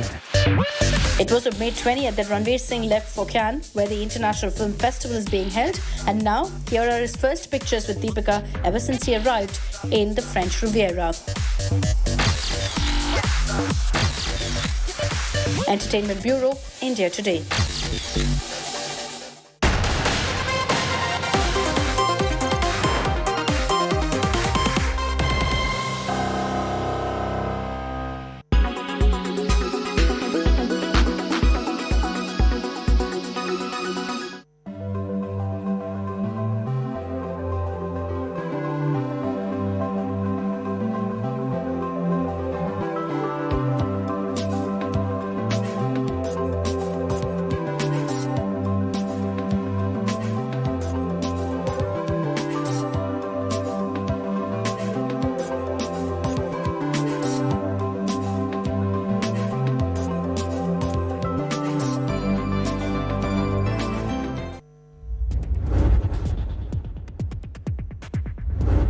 Have you heard about light pollution? Yes, lights can cause pollution. In Paris, at the end of 18th century, only half of the city's streetlights were lit at night during the full moon. The reason was economical rather than environmental. Initially seen as inconvenient, nowadays light pollution or photo pollution has become a major concern. As soon as the night falls, urban areas are engulfed by a halogen halo as streets and buildings are artificially lit up, blotting out stars. The phenomena has massively increased during the past 20 years. Much of the Earth is now visible from space at night. Light pollution poses several different problems.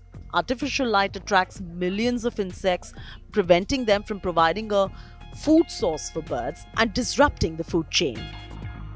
It also causes disorientation of migrating birds who navigate using the stars. Artificial light can also interrupt the life cycles of trees. Those lit up at night tend to lose their leaves later. Humans can also be affected with problems like sleeping and concentrating. Some surveys have even linked long-term exposure to strong artificial light with cancer. Directing light towards the sky or at a building facade instead of the ground is also a huge waste of energy.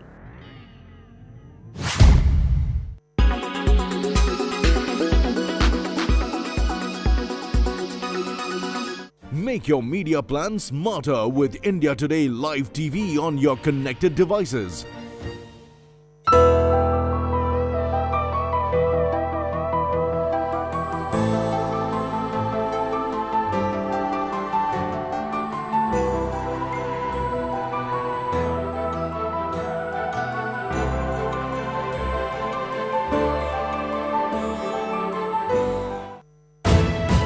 You are watching India. Presented by Aditya Birla Group, Big in Your Life. Co-powered by only OLX Autos gives the best price for your car. Co-powered by Panasonic Smart AC, AC for healthier homes. In association with SBI Life, अपने लिए, अपनों के लिए.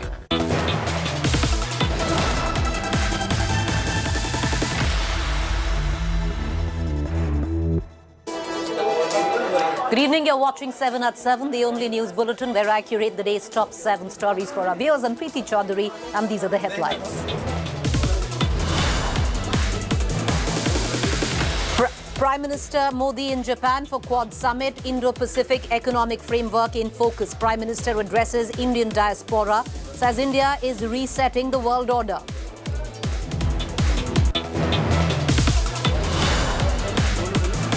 Varanasi District Court to pronounce Mega Gyanvapi verdict on plea to worship Hindu idols tomorrow. Hearing over after arguments by both competing sides.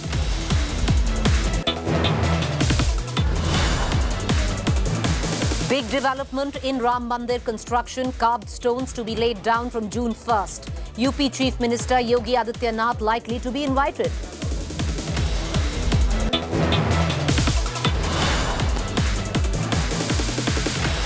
Shocker from Kerala rally by Islamist PFI. Young kids seen openly giving death threats to Hindus and Christians.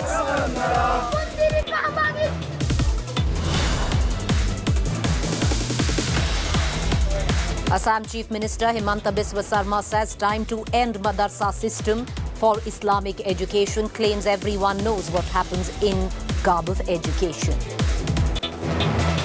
With the Karnataka poll slated for next year, Karnataka Congress Chief D.K. Sivakumar makes big statement on CM face, says he has worked hard for 2 years. Union Minister Piyush Goyal leads the Indian delegation at the World Economic Forum in Davos with the aim to project India as investment hub. Chief ministers and netas from 6 states part of the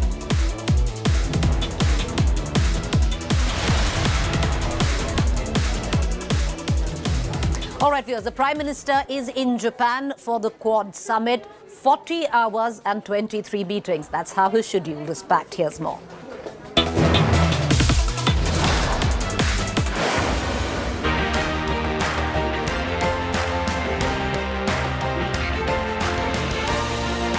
Hours, 23 meetings, talks with 3 world leaders and a diaspora outreach. Prime Minister Narendra Modi's 2-day whirlwind tour to Tokyo.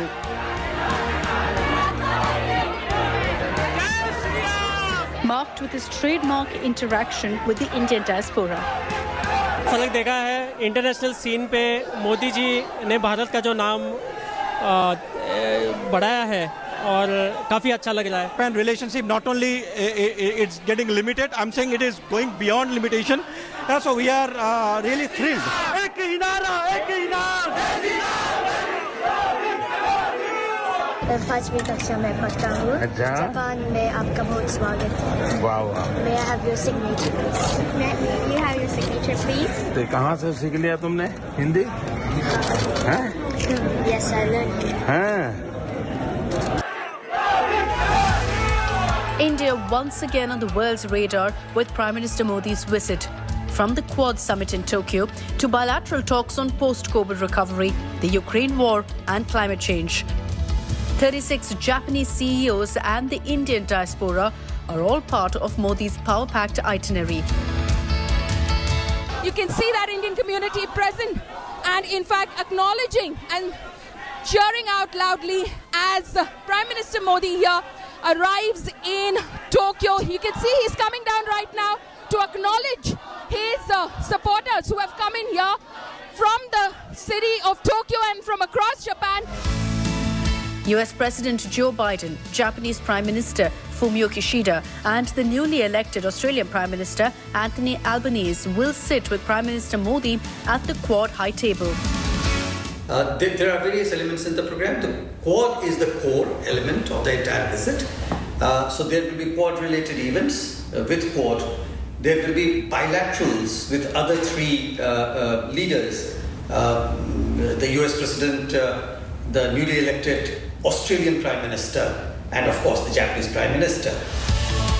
All eyes are on the Modi-Biden interaction, the latest after a series of high-profile engagements between both the giants, coming closer than ever before. Apart from participating in the Quad Summit, Prime Minister would also hold bilateral meetings with the President of the US, Prime Minister of Japan, and with Prime Minister of Australia. Big interest is also riding on Modi's bilaterals with the Japanese and Australian Prime Ministers.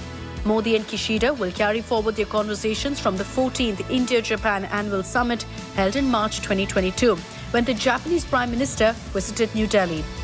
Modi and his Australian counterpart will review comprehensive strategic partnership and exchange views on regional and global developments of mutual interest.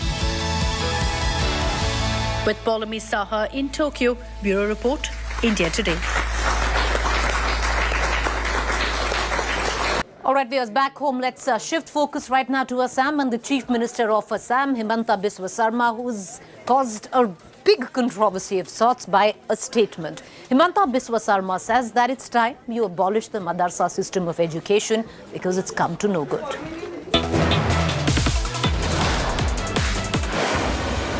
पिता माता आपको बच्चा में कोई institution में दाखिल करा दे और भविष्य में पूरा रास्ता ही बंद हो जाए, ये मेरा हिसाब से violation of basic human rights.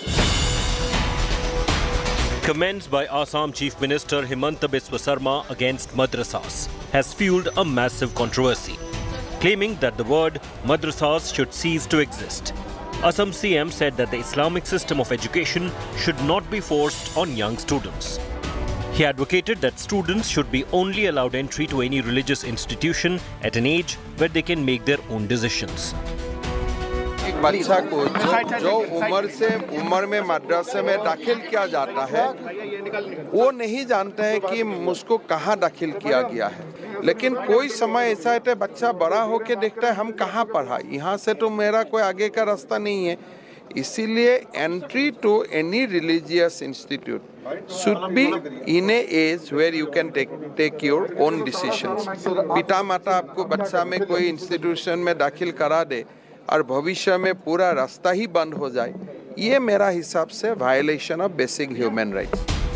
Himanta added that at one point all Muslims in India were Hindus. The opposition was quick to slam Himanta's controversial statements. यहाँ रे जरा बोल के देखो मुख्यमंत्री जी, मोदी जी के खिलाफ बोल के देखो, अमित शाह के खिलाफ. मुख्यमंत्री पद से ही नहीं तुम्हारी छुट्टी हो जाएगी. जेल के कहीं पीछे खड़े हो गए, इतने छापे पड़ेंगे ईडी के, इनकम टैक्स के, कि तबीयत दुरुस्त हो जाएगी।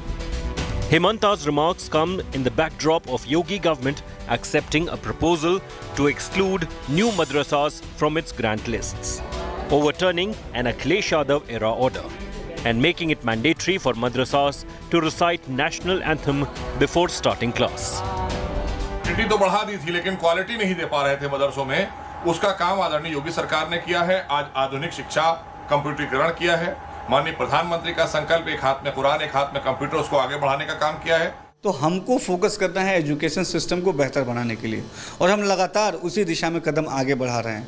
अभी हम अपने एडेड मदरसों को और अच्छा और बेहतर बनाएंगे, फिर आगे जैसी ज़रूरत होगी उस बारे में भी विचार करेंगे। फिलहाल हमने अभी ये फैसला लिया है। Are madrasas the new flashpoint? Bureau Report, India Today.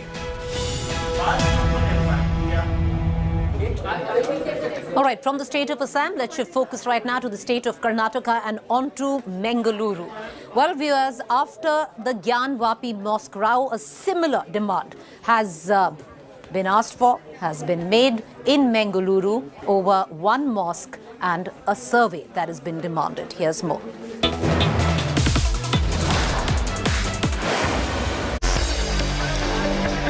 Raging faith fight over Mandir versus Masjid. Amid shriveling fountain face-off in Varanasi, a Gyan Vapi-like war is echoing in Karnataka over what saffron groups believe the remnants of an ancient temple. Recovered from under the Malali Mosque in Karnataka's Mangaluru, the debris of an unmissable Hindu temple-like architectural design surfaced during the renovation of the Juma Masjid. India Today is the only channel to access the interior of the structure. Currently, investigations already underway, and a DC is expected to produce a report on the same very soon. Pro-Hindu outfits have said that they will perform a puja in the village to go ahead with the project or not. Now, the matter still is in the court, and the court has already said that status quo has to be maintained, and the DC's report regarding this is still awaited. The discovery of the structure, which closely resembles Hindu relics and ornate work on stone, surcharged Karnataka's political scene.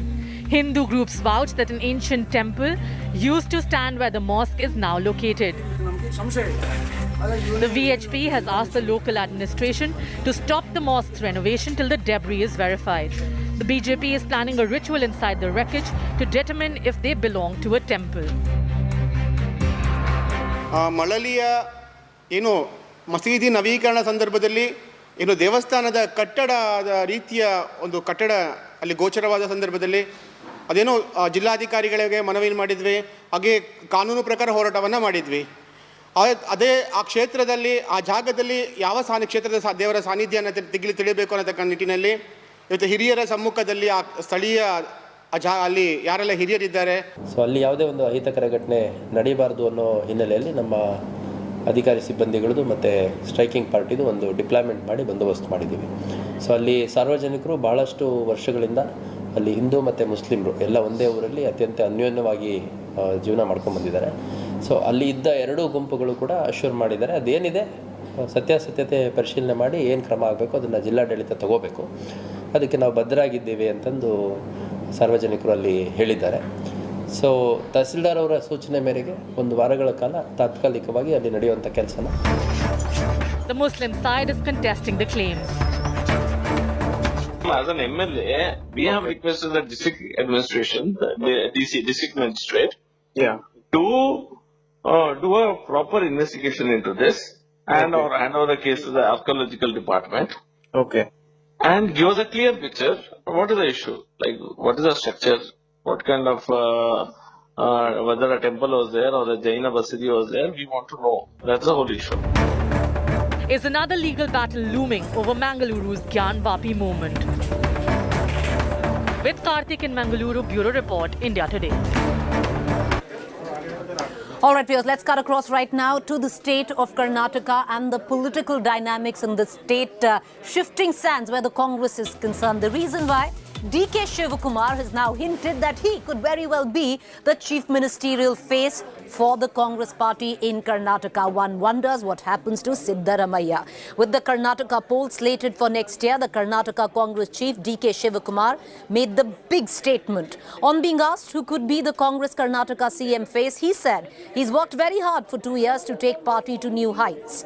The KPCC chief dismissed reports of a tiff with senior Congress leaders and ex-CM Siddaramaiah. DK also accused the BJP of creating a false perception to influence the electorate. From the day one I took over the charge, I am doing the job as a Congress important functionary. From the day one we are fighting out. It is not now to launch. The day I took Pratigna, I have taken up the responsibility collectively. So you'll form the government in Karnataka? I am sure the people will give a clear mandate for the Congress party to have a very strong government in Karnataka. So will you be the chief minister? See, chief minister issue will be only decided after we have the good solid numbers by my party high command. It is not me or anyone to decide. We may all dream of it. That is not, we should deliver first, then let us discuss on that issue. There is one statement of yours being quoted in the media that you had said that it took 2 years for you to cook the food and now everybody's coming. What's your take on this statement? Did you give it? And if yes, why, sir?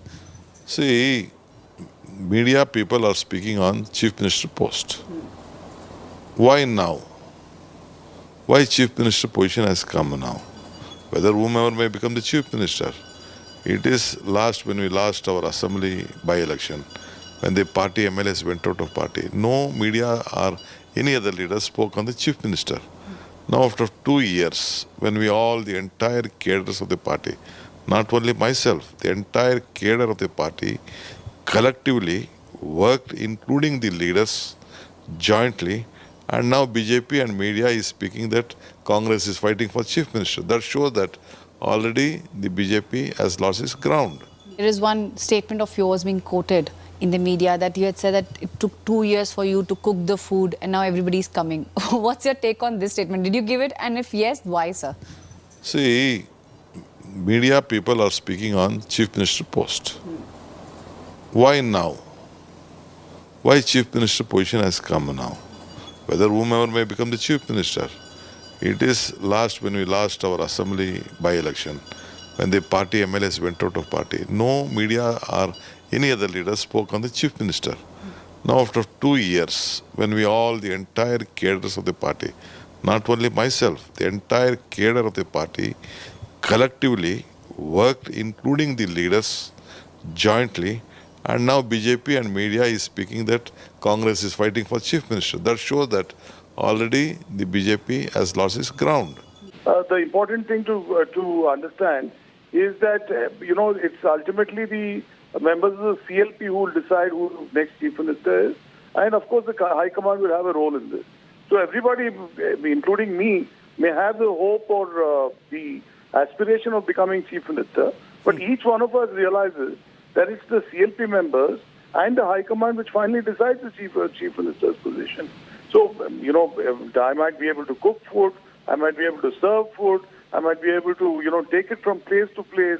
But ultimately, it's the long and short is it's the CLP and the High Command which decides who will be the chief minister. So this talk is really, is wholly, I think, first misinterpreted. Two, it is, completely unnecessary because elections are 1 year away. So let's see how the electorate finally votes and let's see what finally happens. All right, viewers. Another disease on the horizon, worrying at that. 100 cases of monkeypox have now been detected across the globe. The worrying fact, till now, monkeypox was restricted to Africa. Most scientists, virologists right now in a tizzy on how it spread across the world.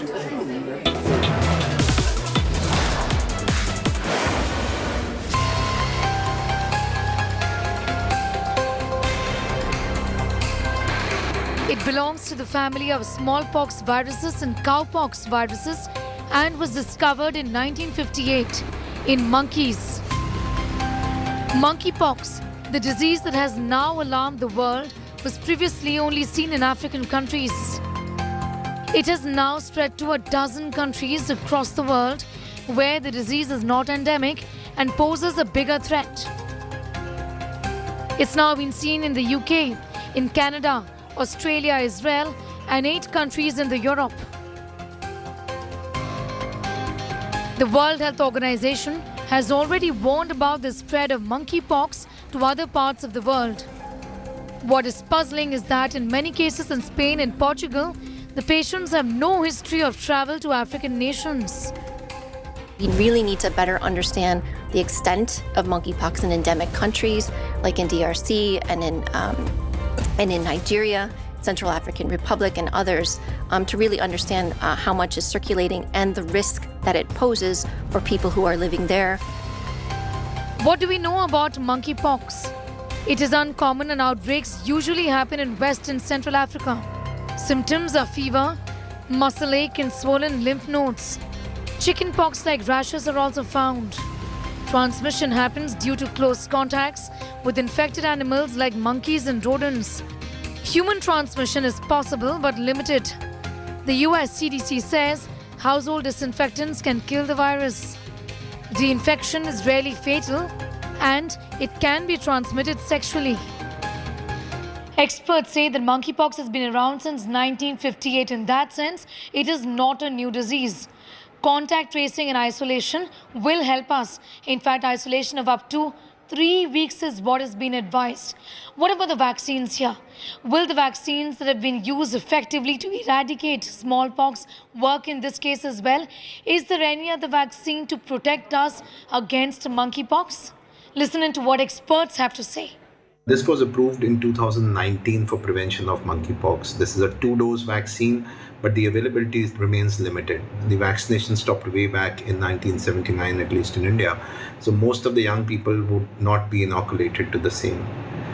Those who have received, I think the data shows that it is almost 85% protective against monkeypox virus also. Symptoms usually go away on their own without any treatment.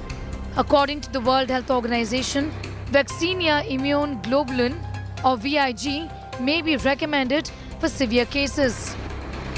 In New Delhi, Sneha Mordani for India Today. All right, Piyush, this is worrying. Since the barbaric extremist Taliban has taken over day by day, they're only making it harder where women in Afghanistan are concerned. The latest, watch this report. Women news anchors, news presenters now have to read the news with the burqa.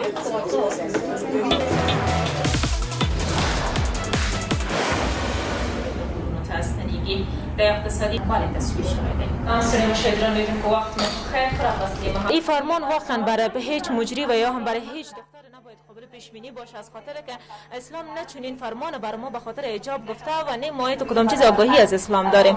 تمام علما و در رابطه با چهره‌های سیاسی هم مخالفت نشان داده در رابطه بعضی فرمانشان.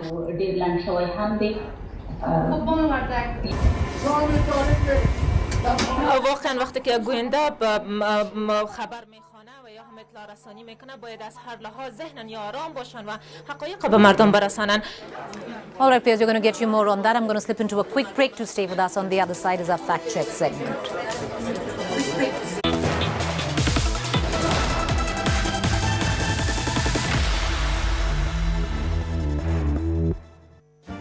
Make your media plan smarter with India Today Live TV on your connected devices. Amplify your brand with 100 million smart internet viewers. To advertise, mail us at sales@aajtak.com or call 9999892171.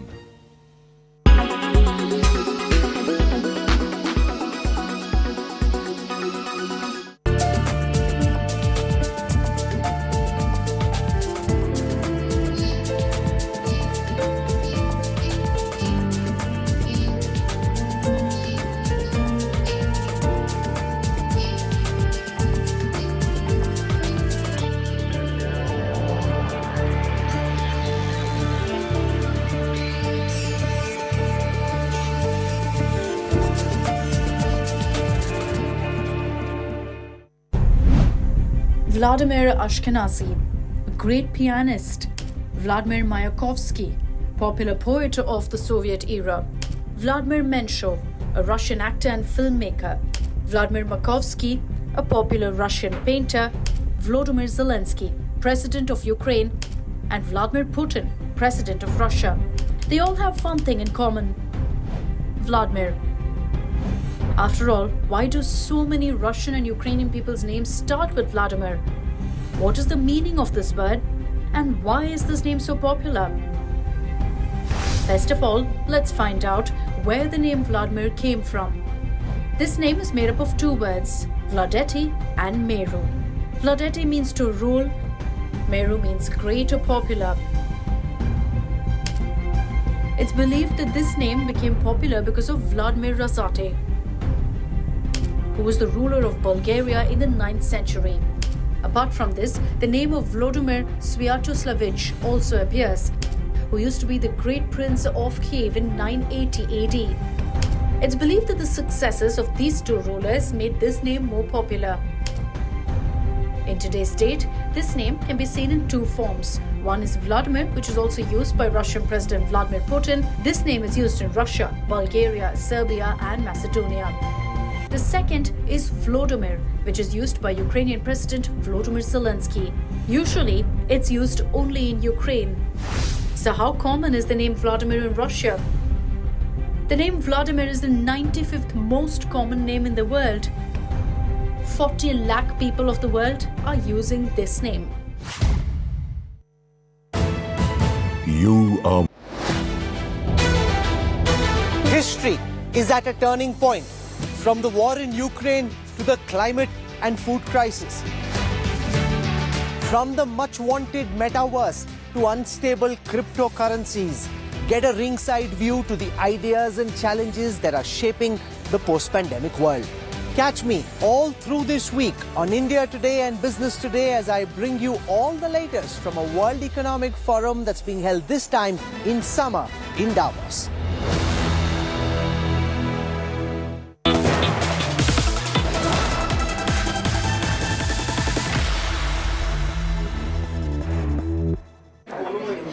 Welcome back, viewers. You're watching our Fact Check segment where we bust certain claims masquerading to be facts on social media platforms and WhatsApp groups. Now, there was a claim suggesting that the Prime Minister himself paid tribute at the Aurangzeb tomb.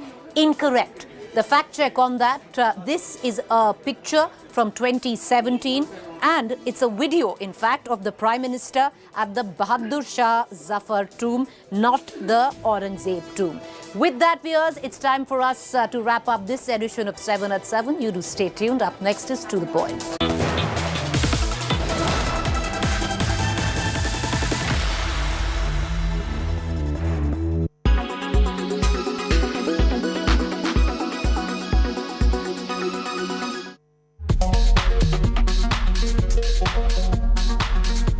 The Badshah of Bollywood owns one of the world's fastest cars as well as one of the most expensive. This is the Bugatti Veyron, which is worth rupees 12 crores. The car has a top speed of over 400 kilometers per hour. Amir Khan bought himself a Mercedes-Benz S600, which is said to be a bomb-proof car. It costs over 10 crores and the actor got himself this car from a security point of view after receiving death threats. Hrithik Roshan bought a Rolls-Royce Ghost Series 2, which is estimated to be around 7 crores. The base model of the car starts at rupees 4.5 crores. However, reports suggest that the actor has customized the car a lot as per his needs.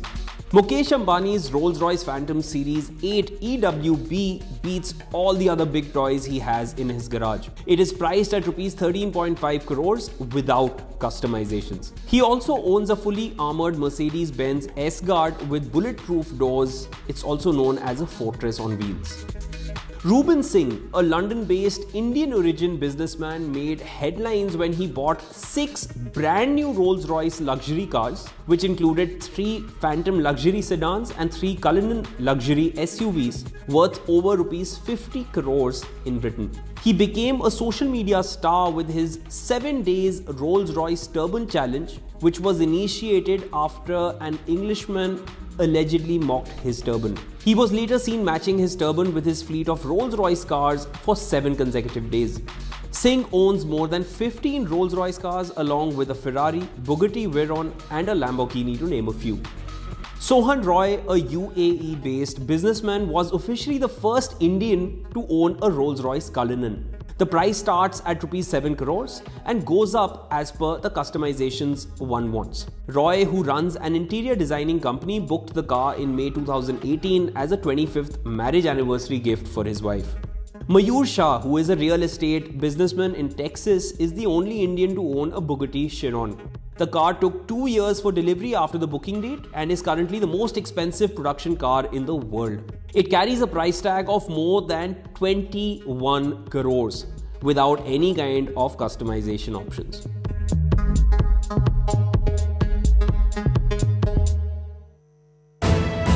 You are watching India.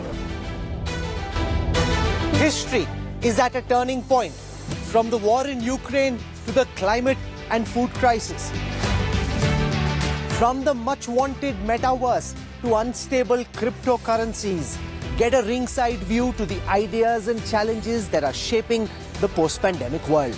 Catch me all through this week on India Today and Business Today as I bring you all the latest from a World Economic Forum that's being held this time in summer in Davos.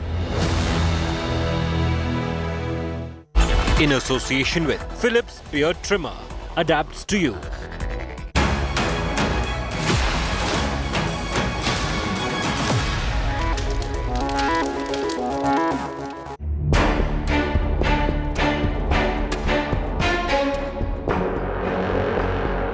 After the Apex Court order, hearing was to begin today at the Varanasi District Court.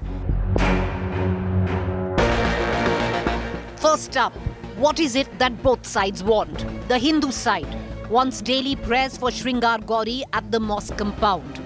Prayers to start at the claimed Shivling at the Vazukhana. To break the wall between Nandi and the claimed Shivling. To conduct a proper survey on the claimed Shivling. The Muslim side wants the court must hear maintainability of case as per 1991 Places of Worship Act. Number 2, that the claimed Shivling be unsealed as that is the Vazukhana. After 45 minutes of hearing, the district judge will give his decision on how the hearing will be conducted and how the matter will progress before the district court. Court में आज मुस्लिम पक्ष ने अपनी application दी थी और उसमें उन्होंने ये कहा था कि 7/11 की एप्लीकेशन मेंटेनेबिलिटी की पहले डिसाइड की जाए। हमारा सिर्फ इतना कहना है कि साथ ही साथ जो ऑर्डर 7 रूल 11 है वो भी ऑर्डर 7 रूल 11 के साथ जो कमीशन की रिपोर्ट है वो भी डिसाइड की जाए। उधर से बहस की गई कि साहब कमीशन की रिपोर्ट की हमको कॉपी दी जाए, हम कमीशन की रिपोर्ट का ऑब्जेक्शन फाइल करेंगे और कमीशन की रिपोर्ट के लाइट में भी ये ऑर्डर 7 रूल 11 देखा जाएगा। और सीधी बात ये है कि सुप्रीम कोर्ट ने ये तय कर दिया है कि ऑर्डर 7 रूल 11 की एप्लीकेशन पहले डिसाइड होगी। इस पर माननीय न्यायालय ने कल के लिए आदेश पारित करने के लिए फाइल सुरक्षित कर ली है। The order will be announced on Tuesday. All eyes on court tomorrow. Top focus on To The Point this evening.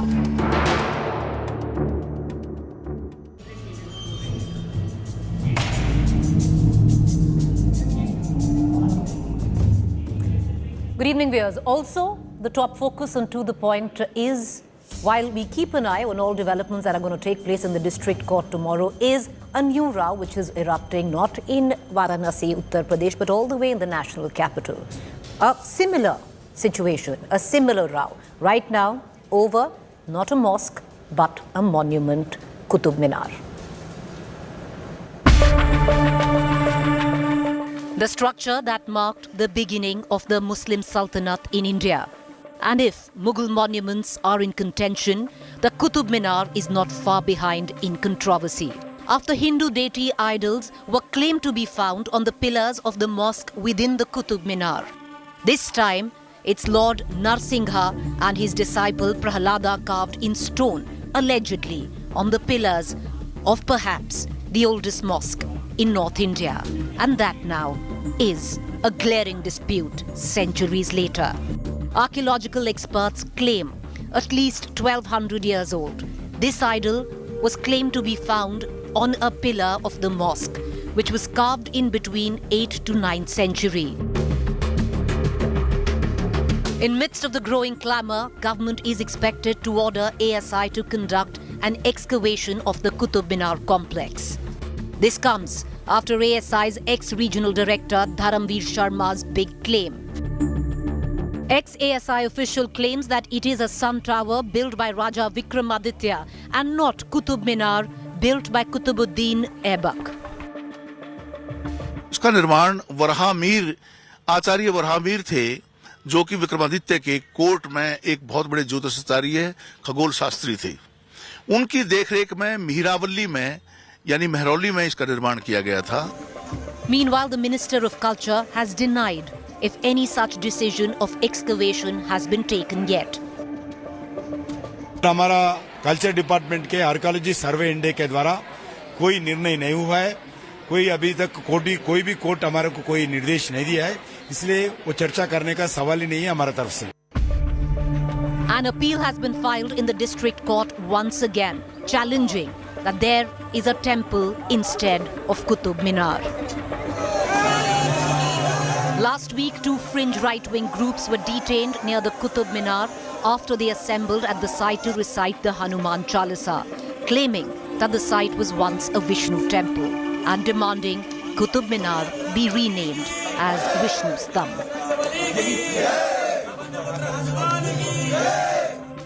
While controversy over reclaiming Mughal monuments peak, the Qutub Minar the latest flashpoint.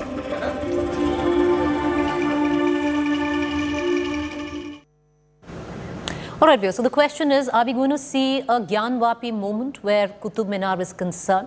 Let's take it to our panelists. Joining me this evening, Sanjay Hegde, Senior Advocate, Ashok Kumar Pandey. He's a historian, and very shortly we'll be joined by Aman Sinha, spokesperson, Bharatiya Janata Party. Till now, though, we want to put on record earlier on, there were speculations that the Culture Ministry had ordered an excavation-like survey where Qutub Minar is concerned. The minister in question, Mr. Reddy, has come out and said, till now, yet, and that's the operative word, yet, no excavation survey has been ordered. Will it be ordered? Is it in the offing? Because there is enough amount of noise that is being made on it. Let's take that question directly to the Bharatiya Janata Party spokesperson. Mr. Sinha, appreciate you joining us this evening and to the point. So my first question stems from all that has gone down right now at the Qutub Minar. Is the government at all contemplating an excavation survey? Because till yesterday the word was the Culture Ministry had given a go-ahead. This morning the Culture Minister has come out and said, not yet. Is yet the operative word, or till the court gives an order on it?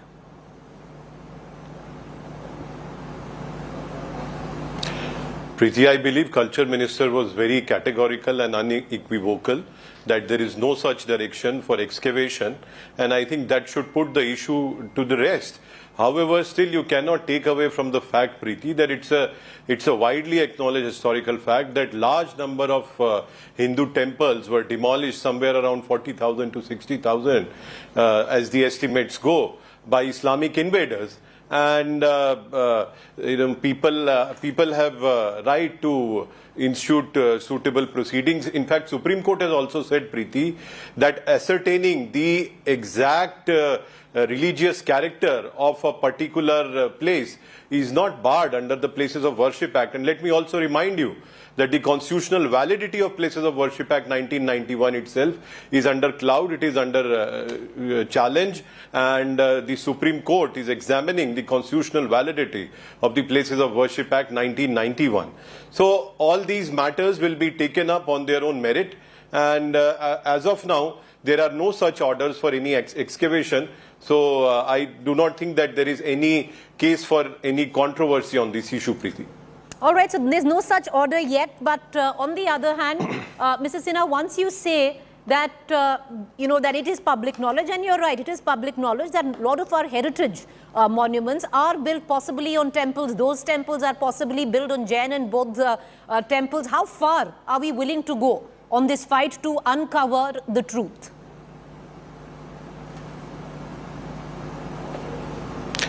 Preeti, as I mentioned to you, that each and every case is going to be examined on its own merits. And everybody is conscious of the legal position, what the Places of Worship Act stipulates and mandates, and therefore we need not get into that controversy and let the courts take a call on that issue. As far as even proceedings in the Gyan Vapi matter were also before the district judge in Varanasi today, and they are going to decide the issue whether 7-11 is to be entertained first or the commissioner's report has to be entertained first. So let us await the court proceedings, how they are going to take place. We cannot prejudge what court is going to do or say, and you cannot even preempt people from asserting their legal rights. It's the Places of Worship Act, Preeti. In fact, the point on which the notices were issued and this was being examined was that it makes a prohibitive bar against people who have been historically wronged for all these historical atrocities, etc. And on that point, Supreme Court is entertaining that issue. So let us see what Supreme Court has to say finally on the constitutional validity of Places of Worship Act. Right. But considering this in mind, I think instead of creating controversy over different issues, we should leave it to the courts of law to adjudicate on the matters. Fair enough. Sanjay Hegde, leave it to the courts of law to look into the matter on both accounts. Number one, Mr. Hegde, where the Gyan Vapi mosque is concerned, now as per the Supreme Court guidelines, orders, in fact, it's been given to the district court. But isn't the district court now under the orders of the apex court must only look at maintainability of the case and not the commission's report? That appears to be the intent of the Supreme Court judgment, the Supreme Court order. And in case there is any deviation, there is always the prospect of an appeal to the High Court and then to the Supreme Court.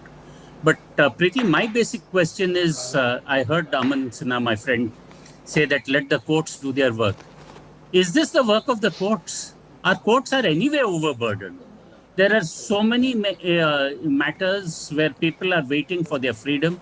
There are so many matters where landlords are waiting for their houses back. There are matters where people want divorces.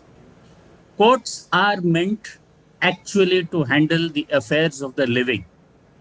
Getting into deep history and what happened 500 years ago, 800 years ago, and trying to undo the effects of history are simply not in the realm of the court. That is why we have, in most civilized countries, a law of limitation. Limitation applies everywhere, including in India. And the normal law of limitation is that if for 12 years somebody has occupied any property as the owner and there has been no acknowledgement of anybody's title, he perfects a title by adverse possession. We have a troubled history. Parliament was aware of it. Parliament said, okay, let's draw a cut-off line. And that cut-off line was the day of our independence. Now, Parliament has so far not reworked that act. Parliament has not substituted that act.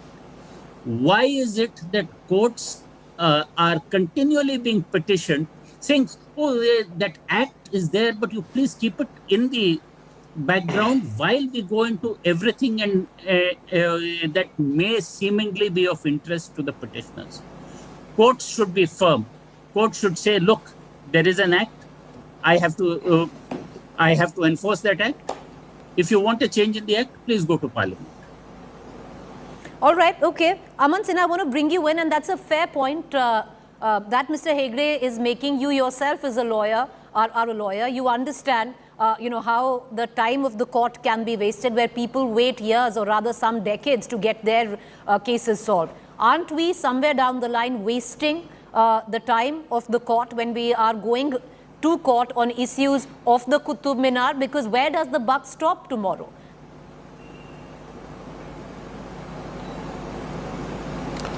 Well, Preeti, I do not believe that courts till this point in time have in any proceeding said that anybody's attempt or intent was to waste the time of the court. Now, we are a democratic country. You cannot prohibit or stop people from even approaching courts of law for asserting their legal rights or for securing justice. That is the basic tenet of any constitutional democracy. Now, as far as the Places of Worship Act is concerned, as Sanjay was also mentioning, and as I mentioned earlier, that constitutional validity itself is under challenge. The sheer fact that whether certain provisions are going to be attracted or not, Section 3 and Section 4, namely, in view of the fact that large number of these monuments are ancient monuments, declared ancient monuments, more than 100 years old ancient monuments. Therefore, they would also get the exemption as enunciated under Section 4 of the Places of Worship Act. And that apart, for instance, in the case of Gyan Vapi, Preeti would recall that there is a Gauri Shringar Mandir, which is on that very same wall, and the worship suit was for worshipping that particular deity only, and which is the original religious character of the place. Obviously, everybody knows originally it was a temple, but even on 15th August 1947, whether originally it was Gauri Shringar Mandir wall or what wall, that obviously needs to be ascertained. Supreme Court itself has said that these are matters which require to be ascertained. There is no bar under Places of Worship Act to ascertain the religious character of a particular place. So therefore, I do not feel that there is any wastage of time at all, as it has been alleged. In fact, if that was the case, courts would have said so very categorically. But, Mr. Sinha, the courts did say so very categorically. The Allahabad High Court, on when your party colleague from the BJP, Mr. Rajneesh Singh, who handles the media cell where Ayodhya is concerned, approached the Allahabad High Court on Taj Mahal to open those 20 gates, was told by the Allahabad High Court that stop wasting our time.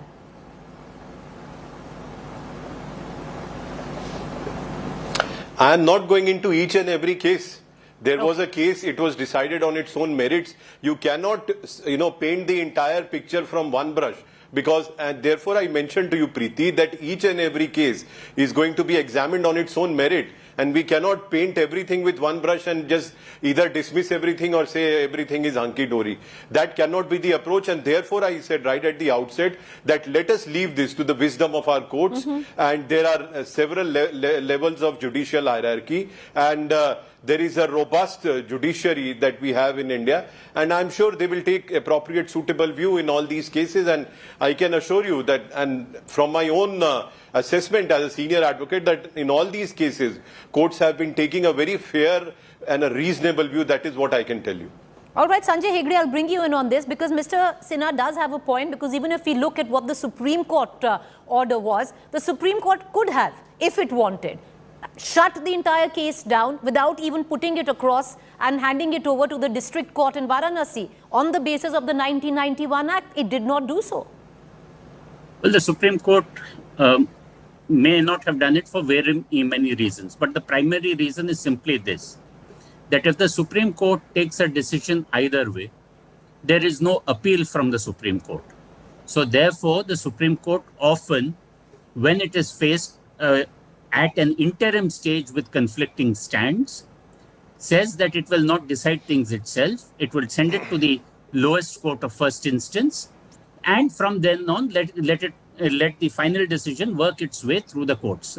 For example, you may remember that the Supreme Court was faced with a special investigation team which said that close the case with regard to 2002.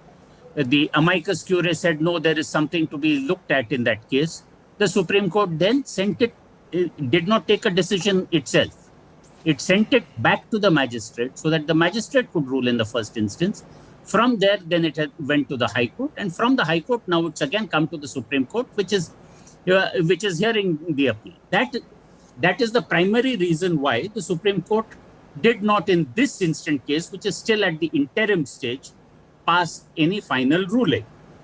But to assume that just because the Supreme Court did not shut it down, that the lower courts are bound to continue it and continue it for eternity and to keep the communal pot boiling, I don't think that is a right takeaway from the Supreme Court's order recently. You know, Mr. Sinha, and I'll draw you in on this, because then what we are possibly looking at is opening up a rather sinister Pandora's box. And you would admit, as we speak, Qutub Minar is in court, the Krishna Janmabhoomi is in court, the Bhoj Shala is in court. In Mangalore right now, there are 2 mosques which are, again, an excavation has been demanded, a survey has been demanded, that's going to be in court. There is the other fallout of it, the vitiating of the atmosphere and possibly trying to wedge wider a communal divide, which has only, become more glaring in the recent past. You had incidents in Neemuch where a dargah, was violated and a Hanuman Murti was installed there. So what are we looking at? And Preeti, what is also in court is the constitutional validity of Places of Worship Act 1991. This act was passed in a knee-jerk reaction without any consultation, without any such recommendation, any such report of Law Commission of India. The basic tenet of the Places of Worship Act itself, where it bars any remedy and redressal against historical injustices, that itself is under challenge. Why do you not forget that? So, why do you forget that? And therefore, Preeti, to paint and say that people are petitioning the court, therefore it's a communal pot boiling, and if the Places of Worship Act is under challenge, you do not even consider that. On the other hand, when sedition was the constitutional validity was to be examined, entire provision itself was stayed. Going by that logic and premise, if one were to argue that going by same analogy, that should be the status of Places of Worship Act, somebody could have said that. The fact of the matter is that let us not take things too far and too ahead of us. There is a robust judicial system in India, and there are several levels of hierarchy, and people will approach courts. That is what courts are meant for. There is no prohibition under the Act itself, although the constitutional validity is under challenge. There is no prohibition to approach courts of law. The Supreme Court itself stated that there is no prohibition as far as ascertaining the exact religious character of that place is concerned. So let us not, say something which even courts have not said, and try to, give our own, kind of mindsets or vested interests, opinions, etc. So I am not going to get into that. But all that I am saying, Preeti, is that these are all specific matters which are to be dealt by respective courts, and we should have enough trust and confidence in our judiciary to deal with these matters as they have been dealing. Sanjay Hegde, if that's the argument, then why look at the morality of it? Why look at, in any case, look at what it might lead to or what's happening in society? The fact is, there is a legal recourse available and everything is happening under the purview of the law. See, firstly, the Act of 1991 has not been stayed. Aman correctly pointed out that the sedition law has been stayed. He should also take the necessary implication that the Act of 1991 has not been stayed. Somebody is challenged it, the court has said, okay, we'll look at it. I have already said only a notice has been issued, and the government of the day, which is supposed to defend the Act, I believe has not even filed its reply. Now, the second point about people coming to court. Yes, people can come to court for all kinds of things. The question is, do courts entertain them, and how far do they entertain them? And to what purpose do they entertain them? Here, I remember that long ago somebody came to court saying that he had a right to wear a crown while arguing before the Supreme Court. This was in a challenge to a president's election. The case is something called Madanlal Dharti Pakad Kutta. Now the court obviously threw him out, saying that you have no right to wear a crown. Right. There can be all kinds of people who come to court. The question is, if a case has to go on, the courts also have to ration their time. The courts have to see, is this case capable of going anywhere? Can you give anybody relief? So here, where you cannot change the ultimate character of the place because of the Act, then why do you go into determining what the character of the place was 500 years ago, 600 years ago, or kingdom come? We've spoken of all these little things of there were temples under it, under most of Delhi, under most of the poshest areas of Delhi. There are many Muslim graves.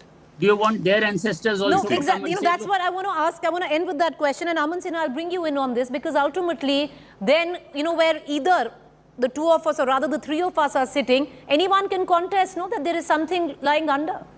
So let's go ahead and have an excavation process.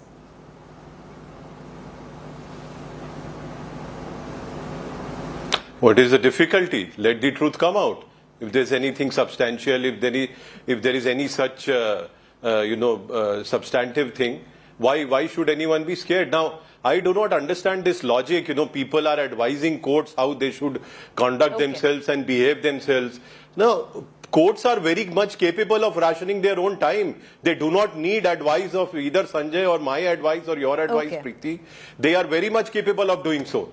And I do not understand this, Preeti, that if there is an act which prohibits any remedy and redressal against historical injustices, if people are approaching courts of law, they are termed as communal. And for all other instances, if people approach courts of law, it is for all hunky-dory objectives of securing justice. You cannot see, our judiciary and all the litigation which is instituted with this colored prism. Okay, well, this is against the basic tenets of constitutional democracy. Okay, gentlemen, ultimately we'll have to leave it for the courts to decide. But on a lighter note, Mr. Sinha, I'd advise you not to give your address or your office address where you're sitting because, mind you, like I said, if this is how it's going to be, anything can be contested in terms of what really lies beneath. With that, a quick break. To stay with us on the other side is Rahul Kavan, and he's joining us from Davos.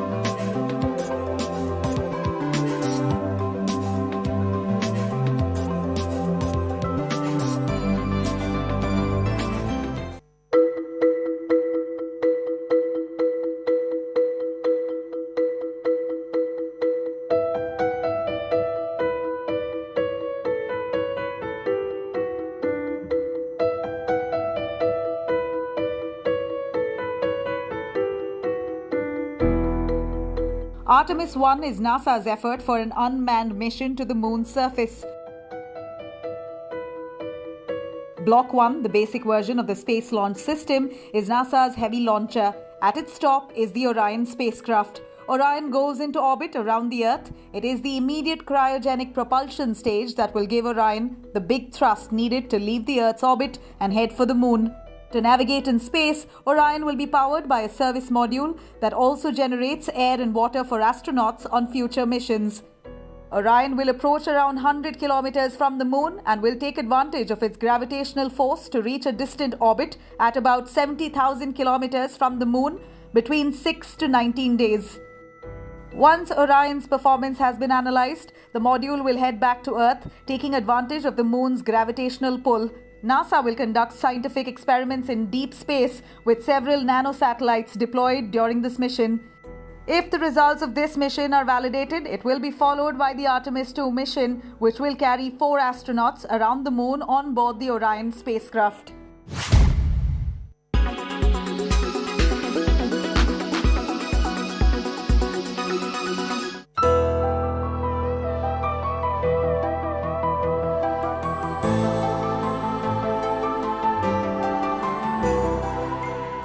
Make your media plan smarter with India Today Live TV on your connected devices.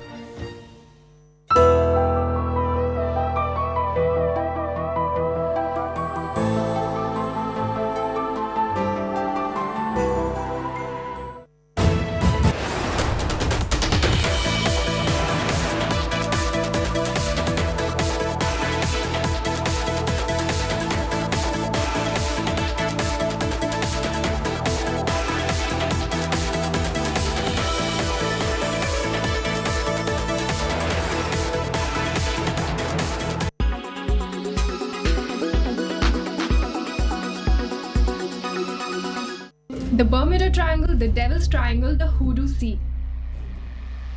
This region in the western part of the North Atlantic Ocean has been of interest for decades. The mysterious place has captured the human imagination with unexplained disappearances of ships, planes and people. And now an Australian scientist claims that he has solved the mystery. The region first gained notice in 1945. Flight 19 was a 5-plane flight that took off from Florida with 14 crew members on board.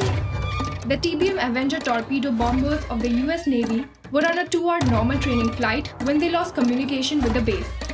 The planes mysteriously vanished along with their crews and no debris was ever discovered. To add to it, the PBM-5 with 13 crew members on board departed to search for the missing flight. But 20 minutes into the flight, it exploded. Since then, about 50 ships and 20 airplanes have disappeared in the Bermuda Triangle for unknown causes. The wreckage has not been recovered. The Bermuda Triangle has been the subject of many Hollywood thrillers and mysteries. Beyond the Bermuda Triangle, Satan's Triangle, Death Ship, The Triangle, and many more movies catapulted the region into the mainstream. The unsolved mystery, of course, led to conspiracy theories. Some people point to wormhole as a reason why many vessels aren't found after crashing in the Bermuda. Others point to a hole in the planet's electromagnetic forces.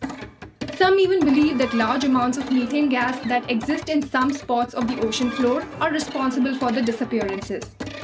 Then there are also theories about aliens and the existence of the mythical lost city of Atlantis in the area. Australian scientist Carl Krushelnicki has dismissed all these claims. According to him, the high number of disappearances cannot be explained by aliens or Atlantis.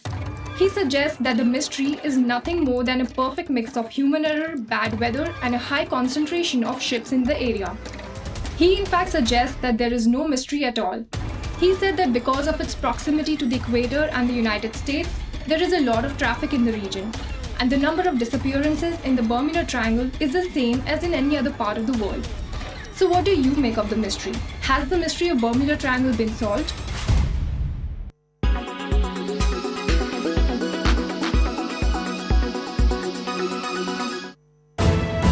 You are watching India Today.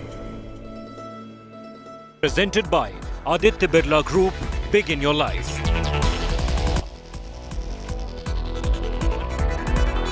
Co-powered by only OLX Autos gives the best price for your car. Co-powered by NetMeds, India की अपनी pharmacy.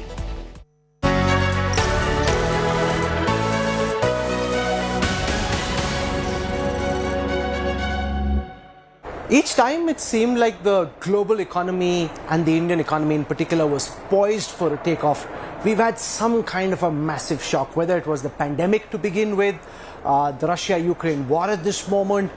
To get a sense of the trajectory of the global economy and the Indian economy from here on, I'm delighted and privileged to be joined at the World Economic Forum once again by Dr. Geeta Gopinath, this time in her capacity as the first Deputy Managing Director of the IMF. Thank you so much for your time. Hi, Rahul. I want your sense at the start of how the Russia-Ukraine war is impacting global growth. Everyone was itching to get back on track after the pandemic, and now we've got this major crisis which confronts and is impacting countries worldwide. So your first sense on the global macroeconomic outlook? Well, I mean, in April, we downgraded global growth from 4.4% to 3.6%. And that 0.8 percentage point downgrade was almost entirely because of Russia's invasion of Ukraine.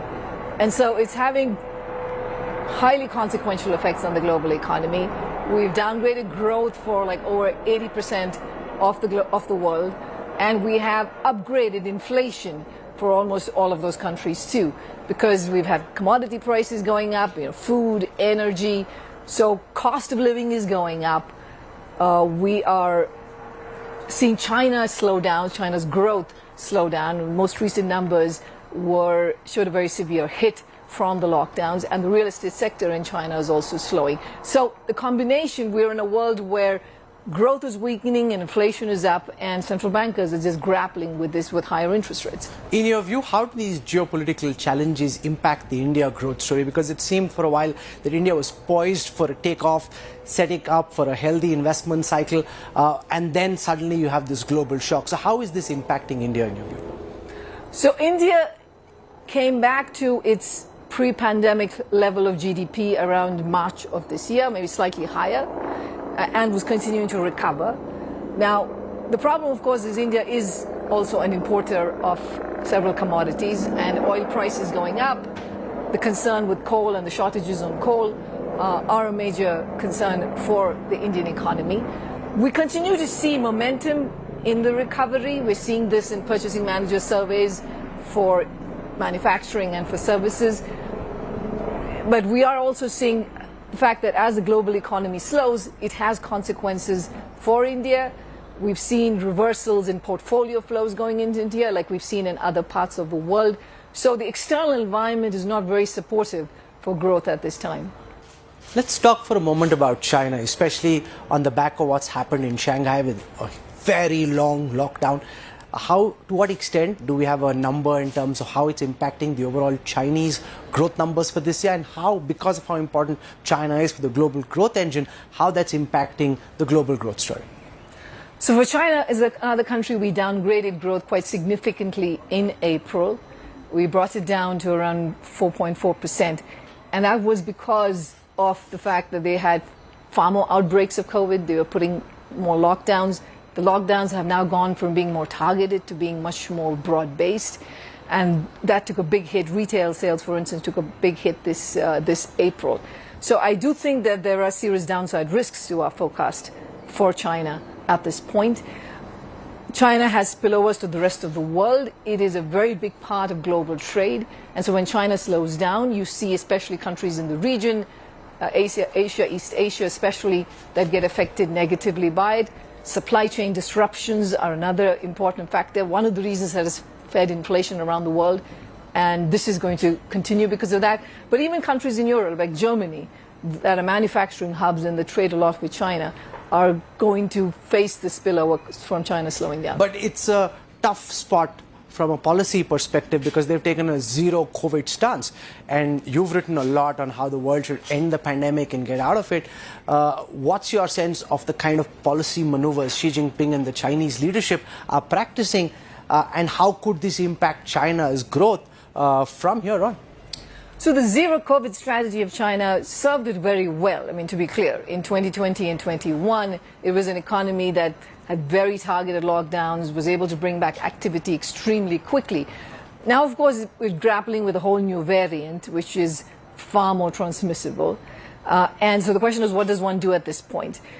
Vaccinations remain the best hope for dealing with this pandemic. If you look at the recent signs on China's vaccines, it takes about 3 shots to get protection against severe disease and death. And if you look at the population in China, if you look at those people above the age of 80, only 20% have had 3 shots. So there is a real trade-off, which is that if you open up, that you could end up with many more deaths. The strategy then has to be to ramp up the vaccination, especially the 3rd dose, to as many people as they can. Then afterwards, which they can remove these restrictions that they have right now, which are really quite strict. The pandemic brought out the challenges of having a supply chain that's very dependent on China. And one of the hopes, at least in India, was that with the China +1 model, there's a possibility that some part of global manufacturing, as it moves out of China, could start coming towards India. In the conversations that you're having and the data that you're studying, do you think India has gone as far as it should have or could have in capitalizing on that opportunity? I mean, this has always been the pivot that one expected to see. Even without the pandemic, the cost of production has gone up in China. So you would expect to see some of the manufacturing move outside of China. And other countries have benefited from it. India has benefited also from increasing its exports. But at the same time, there are still some barriers that need to be fixed. And these are more like policies at home, also in terms of ports and infrastructure, being able to do just-in-time manufacturing and delivery, I mean, all of that requires a lot of investment, and we go back to the standard set of reforms that are needed, be it on labor market, be it building up on business environment and so on. So all of those will need to continue. But yes, this is a moment to be able to seize, to be able to make the... So merchandise exports in India up in a big way, and the government's, because of the production-linked incentive schemes, hoping that a lot of manufacturing will start coming into India, or some of it they're already beginning to see. You spoke of more reforms that are required. Can you spell those out for us in terms of going beyond what the government has already delivered on? What would you individually and the IMF like to see? The important thing to be a big part of the global supply chain is to be able to produce at very big scale. And that has always been a challenge for the Indian economy. Yes, you have some firms that are able to produce at large scale, but the vast majority of them are smaller in size. They don't employ those many people. They produce at small scale. So policies that can generate a bigger, can encourage scale is one important measure. But that requires the same reforms on land and labor, which has been taking time to happen in India. I think infrastructure is going very well in terms of the investment that they've seen, and even the recent projects are all very good. So pushing on that front would be very important. Becoming a part of trade agreements, I think that still has to be a priority, which is India is engaging with the world. Putting too many restrictions on imports of goods hampers your ability to then use the inputs that you need to export out of the country. So that's another area where I think India could make, could move on. You spoke of tariff barriers. Not just is it happening in India, it seems to be a global phenomenon. Do you see the pandemic accelerating the trend towards not necessarily the end of globalization, but a reconfiguration of globalization where countries put their national interests first, especially given the fact that you have populist regimes in so many different countries? Well, we're certainly seeing more restrictions go up. I mean, even India with its export restrictions on wheat, we're seeing around 30 countries that since the start of the war have put export restrictions of some kind on food and energy and other key commodities. This is a huge problem for the global economy and for the global recovery. We need a way to deal with this. We need to increase supply of all of these products and not restrict it, and that is a major problem. In terms of the more broader trend, we are concerned about fragmentation, which is that even if global trade doesn't necessarily come down, that the world becomes more fragmented into geo-economic and geopolitical blocks. And that also has deep consequences, because we know that when you have technological decoupling, when you have an increase in trade policy uncertainty, we've estimated the effects on world GDP are quite large. We are certainly concerned about this, but the whole point, I guess, of fora like this, the World Economic Forum also, is that we bring together the different stakeholders so that we can be in conversation and just remind each other about the benefits of integration. But Russia isn't here, China only marginally represented.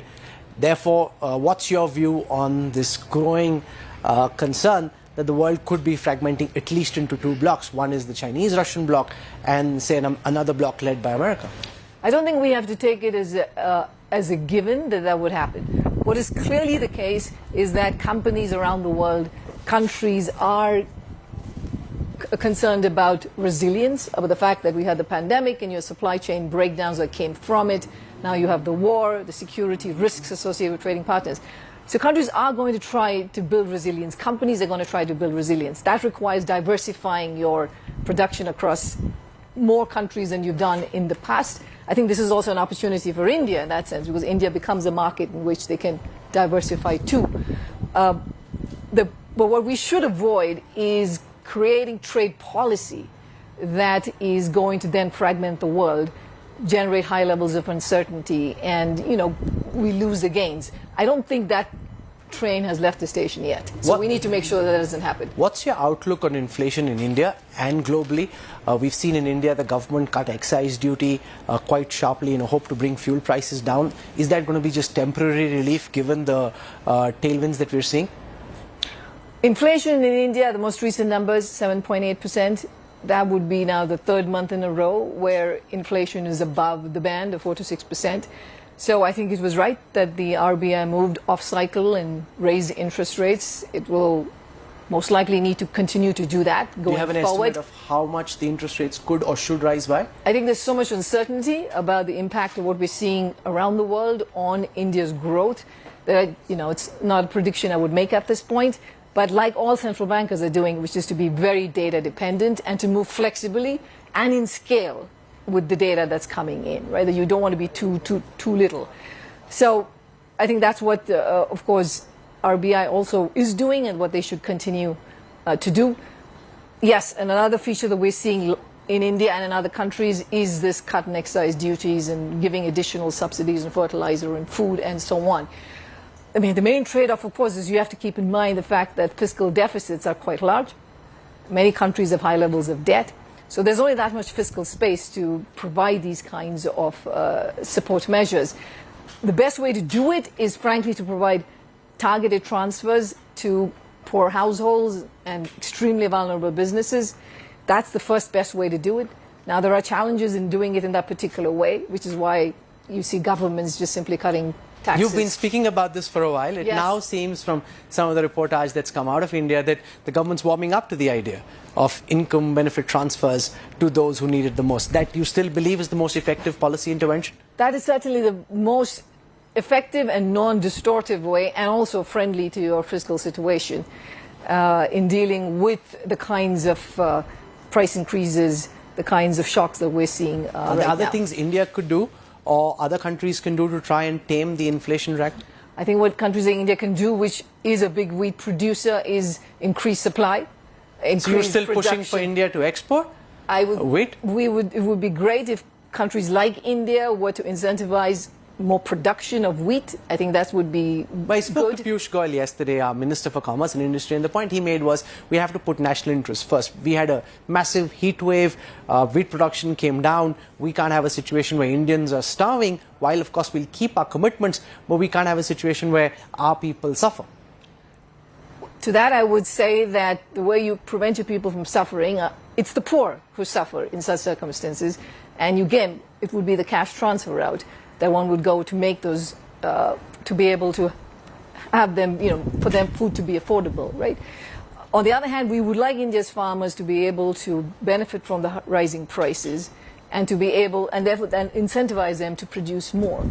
So I think that's the ideal way to do it, but that said, I understand that there are constraints on how effectively to do all of this. Agrarian reform in India got derailed because of the massive farmer protests that we saw. Is that something that you were disappointed with? You were pushing for farm reforms, even if this wasn't the full package, but it was a step in the right direction?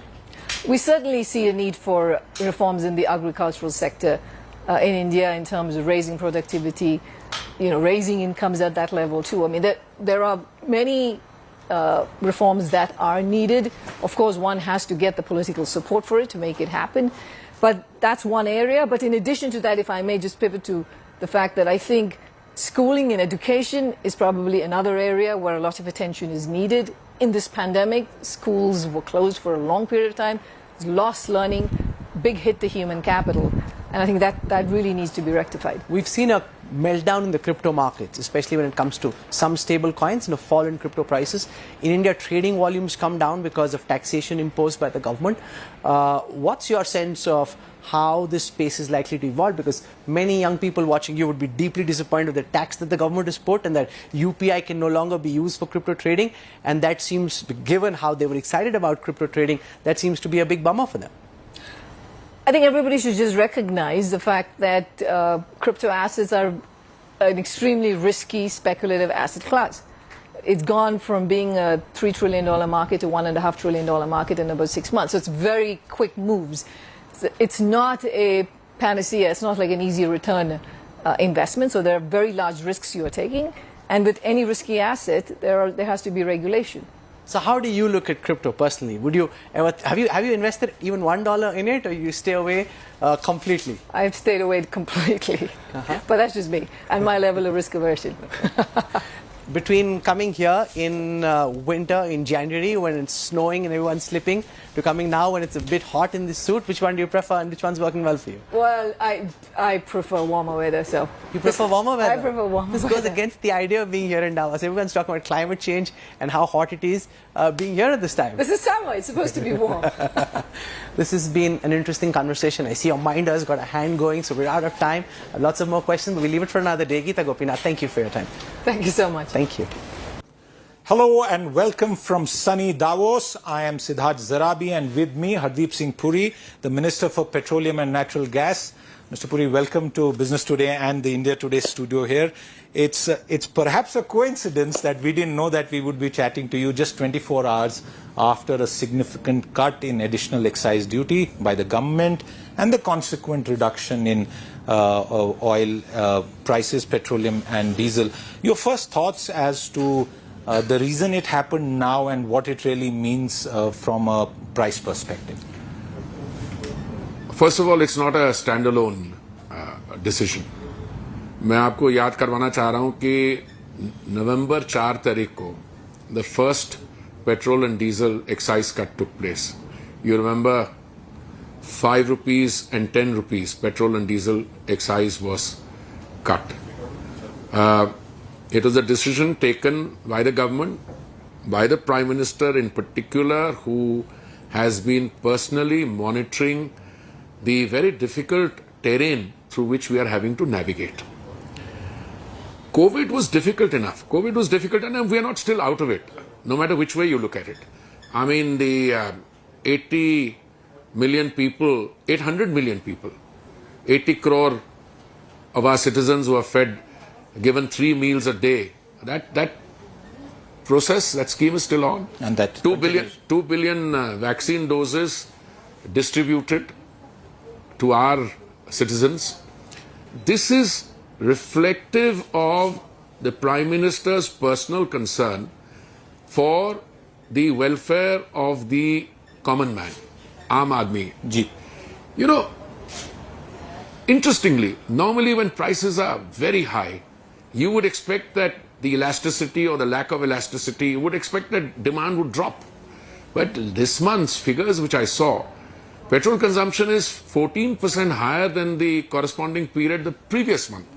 Diesel also, the earlier month. Diesel, I think also 2% or so. But that overall increase in consumption cannot conceal the fact. It conceals and it should not be allowed to conceal. I would say that the decision has been widely welcomed. It has been applauded.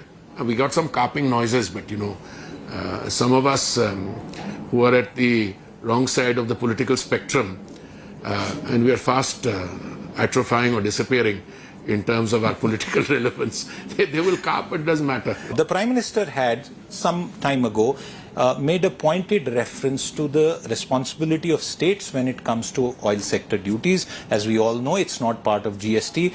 Obviously, the BJP-ruled states have responded. Many haven't. And now, as I know at least, I think a few states have started to respond after yesterday's cut. What lies behind this state-center gap in this? You know, if we were having an academic argument about different stakeholders in a system of cooperative federalism, it's a center's right to raise revenue, it's a state's right to raise revenue. That would not be a focused discussion. The fact of the matter is that a citizen of India, whether he or she lives in a BJP-ruled state or in a non-BJP government, whereas a non-BJP government, that citizen has the same rights. And there are people from all segments of society. So how can you allow a situation where a BJP-ruled state, petrol is 15 rupees cheaper than in a non-BJP state? I told my friend, the Honorable Chief Minister of Delhi, and I use my words very carefully, I said, आप कम नहीं करना चाह रहे हैं, पर मैं आपको बताता हूँ आपकी जियोग्राफिकल लोकेशन ऐसी है कि आपके पास और कोई चॉइस नहीं रहेगी. वही हुआ, उन्होंने नहीं कम किया पहली रिडक्शन के बाद, तो उनको लगा कि 20%, after a few days, 20% there was a shortage. Now, you can't go all the way from a place X to Y to fill up long distance. But if you are in a place like Delhi and you're traveling to Faridabad or Gurgaon, etc., तो instead of filling here, you fill there. वो तो border पता भी नहीं लग रहा है. Border पता भी नहीं. तो जब 20% डीलर्स को फर्क पड़ा और ये हुआ तो उन्होंने भी कम कर दिया. मंत्री जी, केजरीवाल जी ने क्यों नहीं घटाए फिर? उस समय क्यों नहीं घटाए जी? उनको लगता था कि इसको अगर रहो तो रेवेन्यू बहुत बढ़ती है. और उनका मैं अब क्या बताऊं, is a friend of mine. वो विज्ञापन पे, एडवर्टाइजमेंट पे तकड़ा खर्चा है उनका. So I don't know, I am saying this not seriously, but I think even he realized he had to reduce finally. आपको क्या लगता है कि अब जो ये हुआ है, सारे स्टेट गवर्नमेंट्स को क्या कॉरेस्पॉन्डिंग कट्स करने चाहिए? मैंने आपका सवाल का जवाब नहीं दिया क्योंकि वी जस्ट वेरी ऑन. आपको याद होगा कि प्रधानमंत्री जी ने सिर्फ इसके बारे चर्चा नहीं की. प्रधानमंत्री जी ने एक मीटिंग की वर्चुअल मुख्यमंत्रियों के साथ. वहां पे तो उन्होंने बहुत फोर्सफुली कहा. कुछ लोग हमारे जो ऑपोजिशन स्टेट्स के चीफ मिनिस्टर उनके नाराज भी हुए काफी कि उन्होंने ऐसा बोल दिया. पता हकीकत ये है कि they didn't do it. Now for instance you have a situation where, see, if you say that I have a right to raise revenue, but you reduce the revenue, you reduce the duties on imported alcohol. I'm not taking any names, from 300 to 150%. Another one brought it from 300 down to 120%. Now, I think after a while, you have to answer this in the court of the people. Puri साहब, राज्यों से जब हम बात करते हैं तो वो ये कहते हैं कि हमें जीएसटी का कॉम्पेंसेशन पूरा नहीं मिला, जीएसटी में आगे बढ़ना चाहिए, कॉम्पेंसेशन फॉर्मूला बदलनी चाहिए, और अब एक कानूनी फैसला भी आ गया है कि राज्यों के अधिकार जीएसटी को लेके. नहीं, देखिए ऐसा है. पहली बात तो किसी ने कहा, एक स्टेट गवर्नमेंट है, मैं उस पे यहाँ पे क्योंकि ये मामला न्यायालय पर तक पे पहुंच गया, मैं आपको ज्यादा डिटेल में कहा इसको जीएसटी में लाइए. आपको याद होगा एक जब जीएसटी काउंसिल के एक सेशन हो रही थी लखनऊ में, तो एक केरला हाईकोर्ट का शायद था, निर्णय भी था कि आप इसको काउंसिल में सामने रखिए. तो जब काउंसिल में सामने रखा तो किसने उसकी किसका विरोध किया? Opposition state. देखिए ये चर्चा चलती रहेगी. In a system of cooperative federalism, democracy, this charcha to a certain point is healthy. But the proof of the pudding is in the eating. अब मैंने आपको इसमें नहीं किया, वो नहीं किया. देखिए, आप कहते हैं अगर सेंटर ने एक्साइज किया, आप ये कैलकुलेट कर लिए आपने कितने स्टेट टैक्सेस उसमें कलेक्ट किए जी, उसमें से देख लीजिए. या तो आप ये पोजीशन ले लीजिए, हम समझते हैं कि ये इसका जो लाभ है हम अपने नागरिकों, हमारे जो स्टेट में रहते हैं, उन तक नहीं पहुंचाना चाहते, तब तो फिर कोई बात ही नहीं है. तेल बढ़ता है, एक्साइज बढ़ती है, कभी घटती है. ये जो तेल का खेल है मंत्री जी, प्राइसिंग को लेके, और मैंने इसमें एक पत्रकार के नाते बहुत साल काम किया है. दो मुद्दे सर, ये फॉरेन पैरिटी पे प्राइसिंग होती है और उसको लेके जो ऑयल मार्केटिंग कंपनीज हैं उनको भी मुनाफा कमाना है, बट हैं तो सरकार की कंपनी, देश के नागरिक की कंपनी. देखिए, तेल के खेल में कुछ बदलाव होना चाहिए क्या फंडामेंटल? देखिए, आप ऐसा है, दो एक्सट्रीम्स है. एक तो एडमिनिस्ट्रेड प्राइसिंग का सिस्टम और दूसरा है डीरेगुलेटेड सिस्टम. जी, आपको याद, मैं आपको इंटरप्ट करूंगा, क्षमा करिएगा. डीरेगुलेटेड भी है पर 5 महीने के लिए आपने रोका. नहीं, उस टाइम चुनाव थे मंत्री जी. नहीं, गलत बात है ये. आप मेरे को बड़ी खुशी से इंटरप्ट करिए, पर मैं बेसिक फैक्ट्स रख दूं. जब कांग्रेस की सरकार थी तो मुझे याद है कि शायद 2010 में पेट्रोल के प्राइस जो है डीरेगुलेट हो गए थे, और 2014 में डीजल के जी, वो हमारी सरकार के बिल्कुल 2-3 महीने बाद. देखिए ऐसा है, पेट्रोल का दाम किस पे डिपेंड करता है? इंटरनेशनल प्राइस जी, the cost of insurance and freight जी, exchange rate which can be significant. बिल्कुल. It depends on refining margin, etc. आप किसी OMC को कह रहे हैं ये सरकार की कंपनी है, उससे I take issue. देखिए, they are responsible corporate citizens. जी. अभी आप एक हुआ है कि हमारी 2 कंपनीज हैं जो बिल्कुल प्राइवेट सेक्टर की हैं, they have adopted a different path. अब मैं नाम नहीं लूंगा जी. अच्छा, हमारी कंपनीज ये नहीं है स्थिति के सुबह उठते हैं और उनका कोई सीएमडी मुझे फोन करता है, मंत्री जी बताइए क्या हुआ. देखिए, अगर आप करेंगे चुनाव के दौरान उन्होंने नहीं बढ़ाया, अरे चुनाव तो हमारे देश में, मैं आपको क्या बताऊं, 5 साल में हर साल होते हैं, और होते हैं तो एक चुनाव खत्म होता है, दूसरा शुरू हो जाता है. पहले रुके 5 महीने, फिर बड़े, फिर 40-45 दिन रुके. Some of them are, sorry to cut. So what would you say, sir? should be our policy towards this? मैंने आपके future के सवाल पूछा. These are private entities. I am in no position to tell them that you have to stop this thing. You know, they are watching the situation. Now, after all, it's in their interest also that the markets remain stable, because ultimately, for a while, they may not be able to pass on do the full recovery because they're making money on refining margins or petrochemical. But some of these are Fortune 500 companies and are highly respectable. So they are in a situation where they will watch the situation, and as responsible citizens, there may come a time where they may suddenly start. I don't know. But today, we are in the situation where the government is assuming its responsibility for excise cut. I'm hoping the state governments will reduce their ad valorem VAT, and all the other players will play so that there is energy security, availability of energy and affordability. My final question, as a former member and a stellar one at that of the Indian Foreign Service representing India, along with other cabinet colleagues at the world's largest gathering of the business elite and the political elite, what's the message that you are hearing from people about India, having navigated the pandemic, having done pretty decently well to manage it's not the message what I'm hearing here. Today, thanks to media organizations like yourselves, thanks to the fact that we are integrated, that news travels through different channels and mediums with breakneck speed, India is a good story. India is a good story for 3-4 major reasons. That it was able to face the challenges of a very basic existential nature during the pandemic. Hamara healthcare sector was in neglect. हमारी सरकार बनने से पहले जो हमारी public sector में vaccine manufacturing capacity थी public sector, उसको हमने बंद करवा दिया. तो कोई जरूरत नहीं. We were not only able to manufacture a domestic vaccine. One of our companies, which is using research done at Oxford University and patented by AstraZeneca, they've done well. A pure Indian company has done exceptionally well.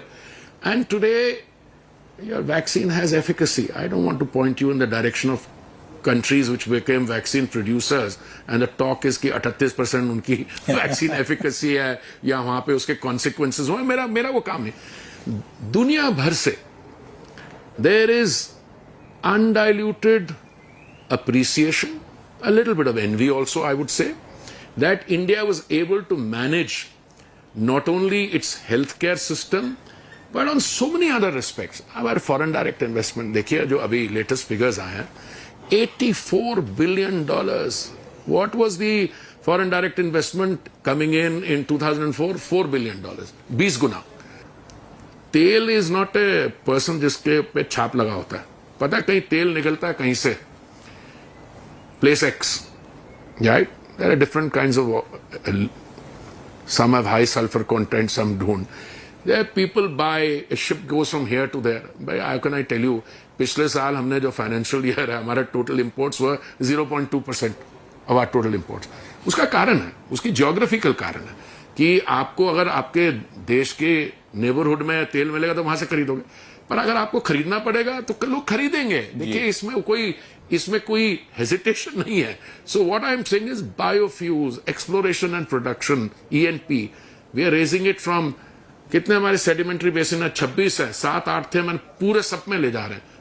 If I have my way, there will be a well in every backyard, including yours and mine. You didn't speak about the IFS issue because we have had IFS में it's being called arrogant. Your cabinet colleague has answered that question. No, Jaishankar जी ने जवाब दे दिया. मैं एक ही चीज कहना चाहूँगा, ये IAS का UPS का इम्तिहान होता है, इसे इम्तिहान देना पड़ता है, फिर पास होते हैं, फिर अंदर आते हैं. So thank you, Mr. Puri, as always. That was Union Minister Hardeep Singh Puri from Davos answering questions that are important for you and me. If you've been, thank you very much for watching.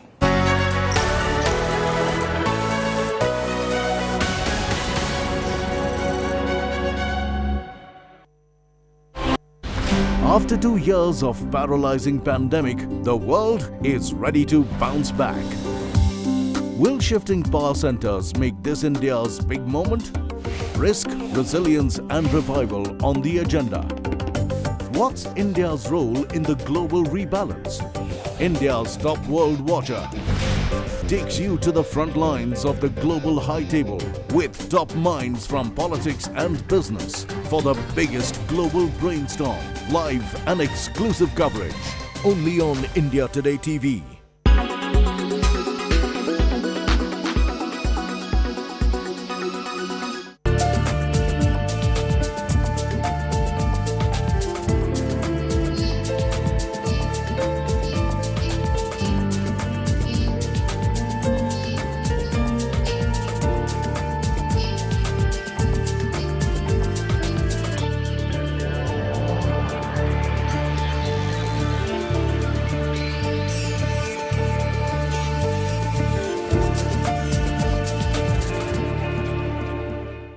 Death, destruction, continuous shelling, continuous bombing, injuries and devastation till the extent the eyes can see.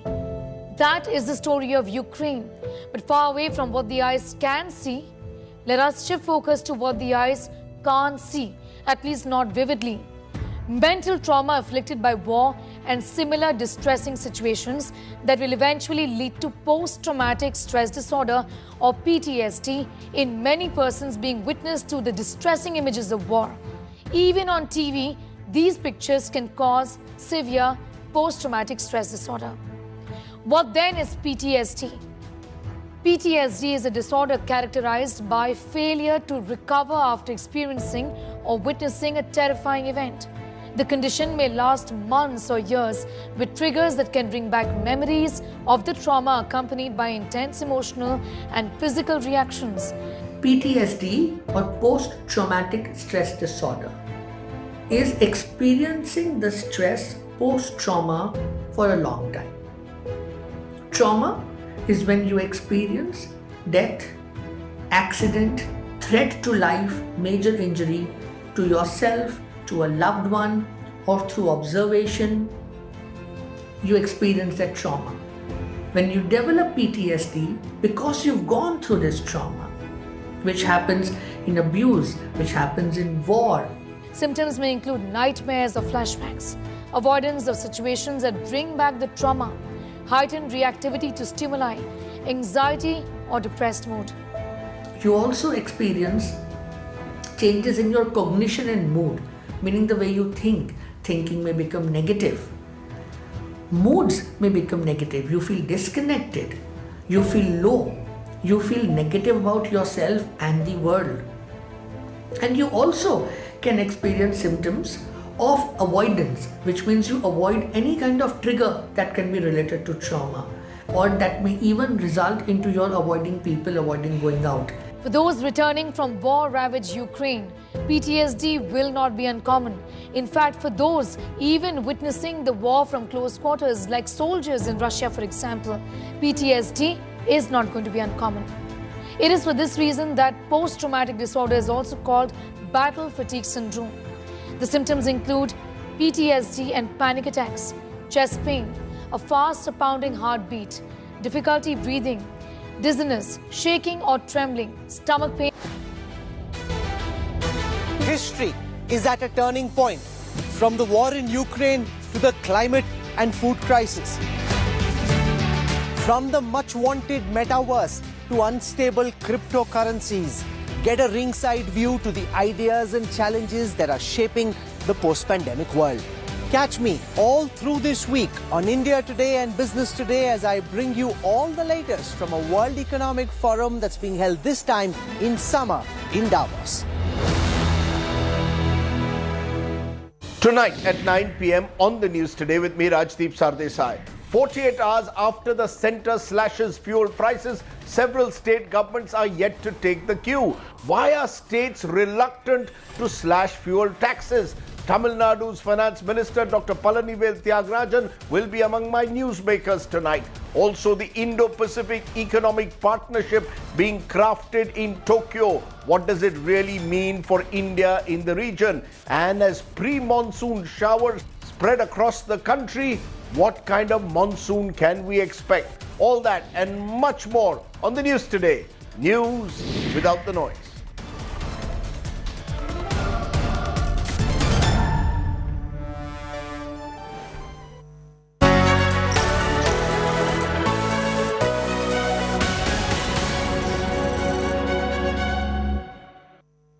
History is at a turning point. That's the key theme of the World Economic Forum at Davos in 2022. And to talk about this, we're joined by the president of WEF, Piyush Goyal. Thank you so much for your time, and it's fantastic to be back here in Davos. Thank you. Welcome back, and so great to be here and great to be with you. So tell us what's changed. We know the weather is different. We're sweating inside the suit. There's no snow, nobody's slipping. But that apart, what's changed for you at Davos 2022? So we are very happy to be back and also to see people in person. But it is a very challenging backdrop globally. I think it's the most challenging geopolitical and geoeconomic time in decades. And what we had hoped for being a real nice recovery economically after COVID is now a very slow, very weak recovery that we have to make sure is not turning into a recession. So Davos has for decades been about globalization, global solutions to global problems. But one of the things that's happened over the past few years, partly on account of the pandemic and partly on account of various other global factors, is the move away from globalization. So is the world, in a sense, moving away from the idea of Davos? So what we have seen also with the pandemic, COVID, is that COVID anywhere is COVID everywhere. On climate change, it doesn't matter where the emissions happen, if it's in China or in the US. It affects us all. And look at the temperature in India this spring. It's not sustainable. So all the most pressing challenges, including the inflation that we're facing with now, are global. And the only way to then deal with it is also with global solutions. It doesn't look too good, though, because we are faced with such a fractured world. But I do still believe that trading with each other, also investing in each other's countries, are building prosperity, and it's a win-win. So sure, that is the idea that you push at the World Economic Forum, but it's also an idea which is now being contested. You know, given what's happened, for example, in China during the pandemic, and then what we've seen happen in Shanghai with the entire city shutting down, a lot of countries now wanting to move away more towards regional participation or trading and investing in allies rather than globalization in the true sense. I think there will be some readjustments. And, you know, this thinking that just in time is not sufficient. You also have to think about just in case when it comes to global value chains. Of course, you need to have vaccines and medical equipment a bit closer. You can't wait for 2 weeks for ships that don't arrive. But at the same time, we also have to be very conscious that we have doubled the global GDP the last 3 decades. We have then, at the same time, we have increased the global trade with 4 times. And that has been the driving engine for the prosperity. And in 30 years, we have reduced the global poverty. People living in extreme poverty from 42% to 10%. So there has to be something also in the recipe that we have been following with global trade that has been incredibly important. So it's important then that we don't lose the baby with the bathwater. The World Economic Forum in 2022 happens in the midst of the Ukraine-Russia war. Vladimir Putin used to be a star speaker here at WEF. There was a big Russia lounge. Now there's a Russian war crimes center. There's a Ukraine house. So how central is what's happening in Ukraine to the conversations here at the World Economic Forum? Especially in Europe, it plays a major role because it is very serious when one country then just try to invade another country and take over the control of it. Russia hasn't been successful. They were going to take Kiev in 3 days, and now they're still struggling. But this has also a huge economic impact for Europe, especially on the energy side. So the key to finding a solution is now with Mr. Putin, because he broke international law and did not respect the territorial integrity of another country. So of course, if he goes back to sticking to the UN Charter, then there is a new situation. But I'm not that optimistic short term. A lot of Russian oligarchs used to be star guests over here. Now we've seen Russia has been blocked. How are you dealing with Russian participation here in the context of some of the corporates feeling that targeting industrialists is unfair because they're not responsible for Putin's war? So, firstly, I think the key for unlocking this is with Mr. Putin. If he then goes back to the UN Charter and also stick to international law, then there is another situation. Many of these companies that you just mentioned are also now sanctioned by the UK government, the US government, Europe, Australia, Japan. So we could not even have them here because they are sanctioned because of what is happening in Ukraine. What the future will bring, we don't know. It's now up to the Russians themselves and Mr. Putin if he wants to continue on the path he has chosen, no, or he wants to go back and start collaborating again. I remember coming here a few years ago when President Xi Jinping spoke very passionately about globalization and trade. Now, given all that's happened, is WEF re-evaluating where China stands in the global conversation on account of what we've seen play out over the last couple of years? I think the important role of the World Economic Forum is still to be a platform where we bring also people together that don't necessarily look at things the same way. So we have room for China, we have room for India, we have room for also the US and many African countries and Latin Americans. The reason why we also took a clear stand on Russia is that they are breaking international law and there is a war going on not very far from here. So that's a special case. But I do hope that in the years to come we will see increased collaboration again and not increased of a fractured world, because we're going to pay a high price for that. A fractured world will also lead to less prosperity, less trade will lead to less growth, and that means less jobs. One of the key themes at WEF this year is global resilience in food supply systems, in energy systems. What are the ideas that you're pushing, wanting world leaders to embrace so as to be able to build that global resilience? Because the last challenge was the pandemic, the current challenge is the war. Who knows what the next challenge will be? Exactly. We still have blind spots, I'm afraid. So we should be better at identifying potential blind spots in the future, and then we should build resilience. And I think resilience is really about an insurance that we then are introducing. We know that food prices have increased a lot, fertilizers doubled. We are also potentially seeing new pandemics around the corner.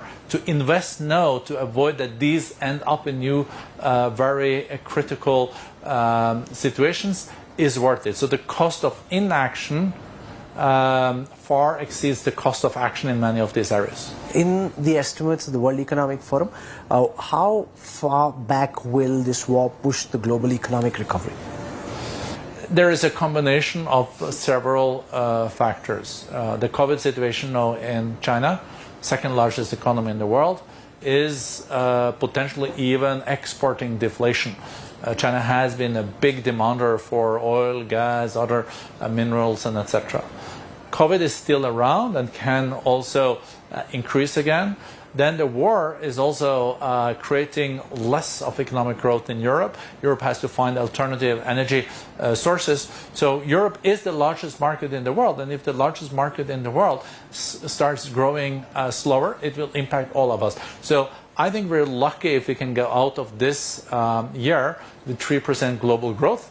And hopefully we're able to also sustain global growth next year. For India, though, I'm a little bit more optimistic. I think India still can carry 7 to 8% economic growth this year. But India is also relying on the global markets and demand for its products. So if there is a recession, of course, that will also hit India quite significantly down the road. I read your piece in Business Today where you spoke of India emerging as a global innovation hub. Can you share some thoughts on how you see India in this post-pandemic world and the role that India could play in trying to boost global recovery? India has unique skills and have a very young population that works in the benefit of India. But India also of course, needs to build further skills, also has to start competing more with the US and China on the new technologies, being artificial intelligence, big data, also on digital currencies. So India has to use this unique opportunity to also modernize its economy. I'm very bullish on behalf of India long term. I'm also medium term. Short term, there are challenges, but there are challenges for all of us. How do you see the emergence of blockchain technologies and also on cryptocurrency given the current meltdown? What's the kind of advocacy that you're doing on cryptocurrencies given that policy is being looked at very closely in India and in so many other countries? We need traffic rules when it comes to digital currencies and crypto. And currently there are very few traffic rules. And we just have to make sure that crypto is not used to avoid authorities, taxes, and regulations. But in some instances, the whole new fintech, that you can do all your banking on your mobile devices, and etc., is also a huge opportunity for many developing countries and emerging economies to really leapfrog, because a lot of people in these countries don't even have a bank account, and a bank account is a prerequisite also for being integrated more in the economy. So there are pros and cons. The last couple of years have seen global inequality go up in a big way, and Davos is often criticized for being a big boy, rich people's club. How are you looking at growing inequality, and what is it that you're attempting to do to try and, to the extent possible, alleviate inequality? So it's true that we have seen growing inequalities, especially in industrialized countries. In fact, in emerging economies and in some developing countries, we also have seen that a billion people have been lifted out of poverty. But in some developed countries, they have not been even willing to use the tools they have for redistribution of wealth. So if your economy is growing, part of it can also be redistributed by use of taxes. But of course, the taxes cannot be so high that it kills growth. So there is a tricky balance, but I think every country it's in its interest to create a very good educational system. If the kids are not able, also in the public schools, to learn how to write and also mathematics and all this, you will not be able to succeed in the fourth industrial revolution. So my advice to countries is to invest in infrastructure, invest in education, and also invest in gender equality, because in most countries 50% of the population, I think in all countries, are women, and they should be part of the workforce, of course. Okay, we've seen in Sri Lanka recently a complete economic meltdown attributed to a whole host of factors, including China's debt grip, also misplaced priorities on organic farming. So how are you viewing what's happened in Sri Lanka and your policy advocacy for trying to prevent this from happening elsewhere? It is very saddening to see the total meltdown and the Sri Lanka defaulting. I think Sri Lanka now has to look through what was major mistakes during the last years, and I think India can also play a very constructive role now, because Sri Lanka has to rebuild its economy. It's a middle-income country, so it's not a poor country, but they have mismanaged their economy and with devastating results. So a lot at stake now. They really have to get their act together. Well, it's always a pleasure to speak to you. Wish you a fantastic World Economic Forum. Worship Brande, thank you for your time. Thank you, sir. No, thank you. It's great to see you, and thank you for all your insightful questions. Thank you so much.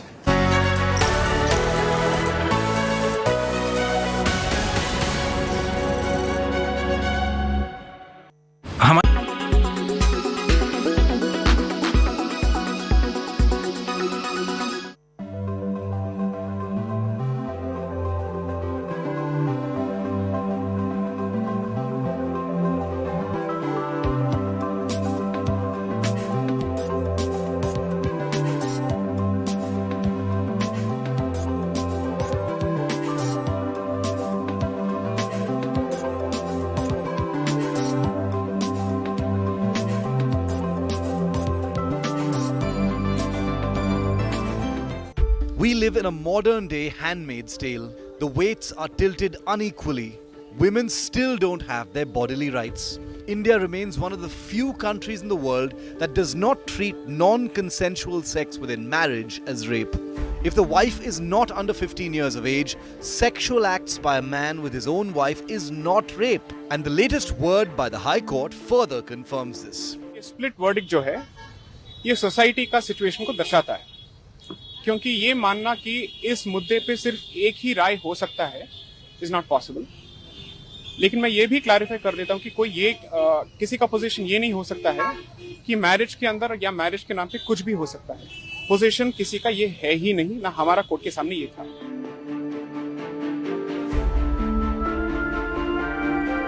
Section 375 of the Indian Penal Code 1860 says that sexual acts by a man on a woman against her free will or consent would constitute rape. But there are two exceptions to this. The first exception says that a medical procedure or intervention shall not constitute rape. And the second exception states that sexual intercourse or sexual acts by a man with his own wife, if the wife is not under 15 years of age, would not constitute rape. This provision is being constitutionally tested. Also, let us not forget that rape in this country also includes anal sex. It also enforced anal sex, right? It also includes forced facilitation of gang rape. And husbands are exempt from all of this.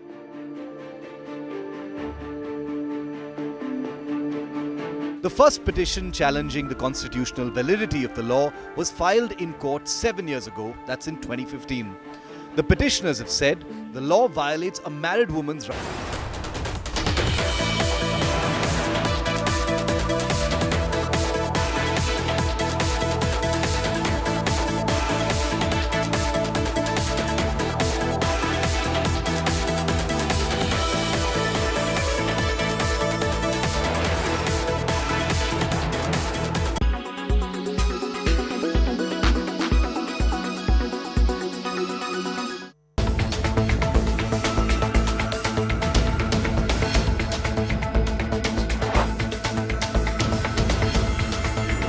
The Ukraine-Russia crisis has the world by storm. It has been a month long of war and devastation. Amid the crisis, many celebrities are supporting war by sending various aids to Ukraine. Max Smerkovsky. Max is a native of Ukraine. He partnered with Core Response to support Ukraine. He has documented his escape from the country and showcased the horrible conditions of Ukraine. Blake Lively and Ryan Reynolds. The couple are doubling every dollar up to $1 million donated to USA's UNHCR. It is a non-profit organization that provides critical support to refugees in an attempt to save, protect and rebuild lives of the affected. Queen Elizabeth. Among the numerous celebrities is Queen of England, Elizabeth. She donated a generous amount of money to Ukraine's disaster management community. Gigi Hadid. Supermodel Gigi has promised to donate all her earnings from fall 2022 fashion shows to those suffering from Ukraine-Russia invasion. David and Victoria Beckham. The couple launched an emergency appeal from the Seven Fund for UNICEF. It is to provide immediate aid to affected families and children.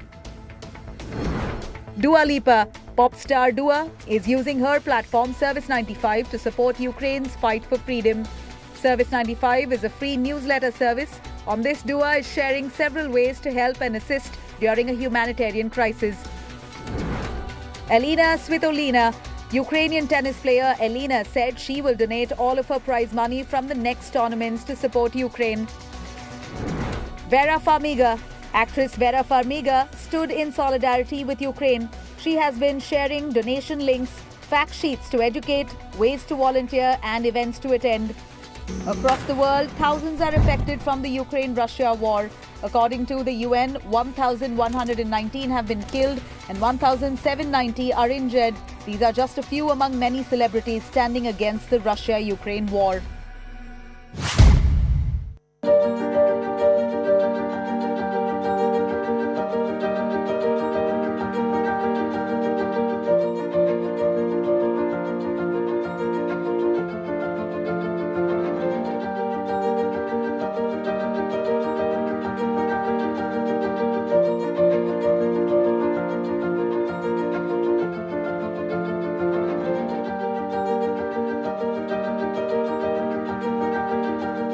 today is, the launch to the world of a fully operational urban airport. The first time ever in the world that there's an operational piece of infrastructure of this kind.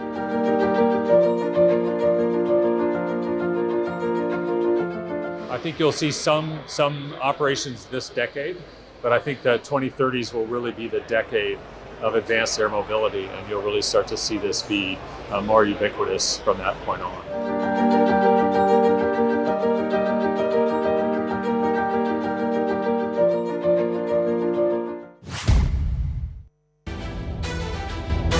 History is at a turning point, from the war in Ukraine to the climate and food crisis.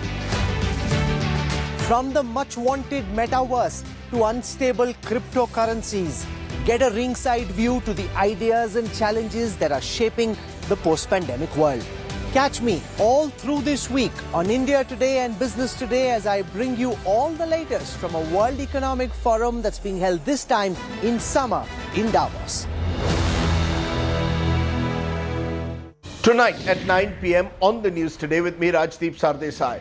48 hours after the centre slashes fuel prices, several state governments are yet to take the cue. Why are states reluctant to slash fuel taxes? Tamil Nadu's Finance Minister Dr. Palanivel Thiagarajan will be among my newsmakers tonight. Also, the Indo-Pacific Economic Partnership being crafted in Tokyo. What does it really mean for India in the region? And as pre-monsoon showers spread across the country, what kind of monsoon can we expect? All that and much more on the news today. News without the noise.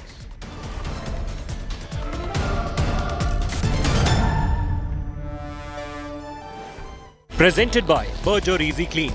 No dag, no dhabba, only beautiful walls.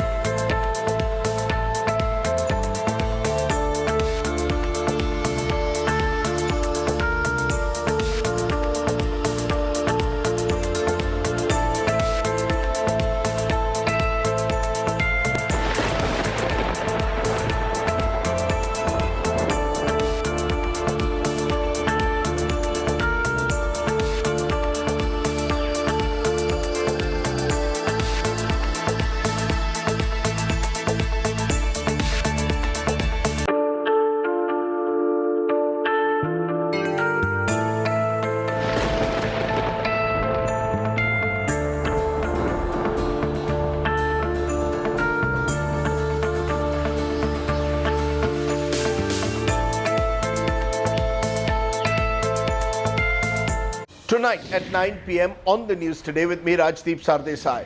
48 hours after the centre slashes fuel prices, several state governments are yet to take the cue. Why are states reluctant to slash fuel taxes? Tamil Nadu's Finance Minister Dr. Palanivel Thiagarajan will be among my newsmakers tonight. Also, the Indo-Pacific Economic Partnership being crafted in Tokyo. What does it really mean for India in the region? And as pre-monsoon showers spread across the country, what kind of monsoon can we expect? All that and much more on the news today. News without the noise.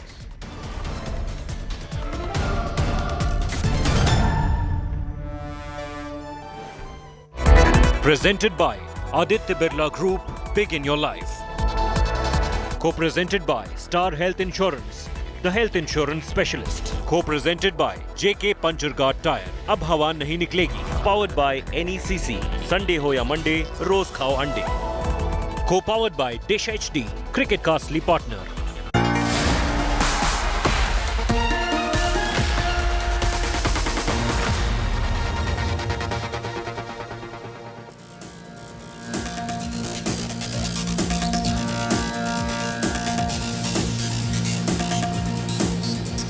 Good evening, hello and welcome. You're with the news today. This is your primetime destination news. Newsmakers, talking points, Monday night, start of a brand new week. The big question, Taming fuel prices. Why are states reluctant to bite the tax bullet? We'll be joined by Tamil Nadu's Finance Minister, Dr. Palanivel Thiagarajan, joining me in a short while.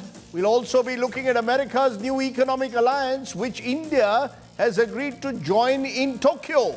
What does it mean? All that and more. But first, as always, the 9 headlines at 9 tonight.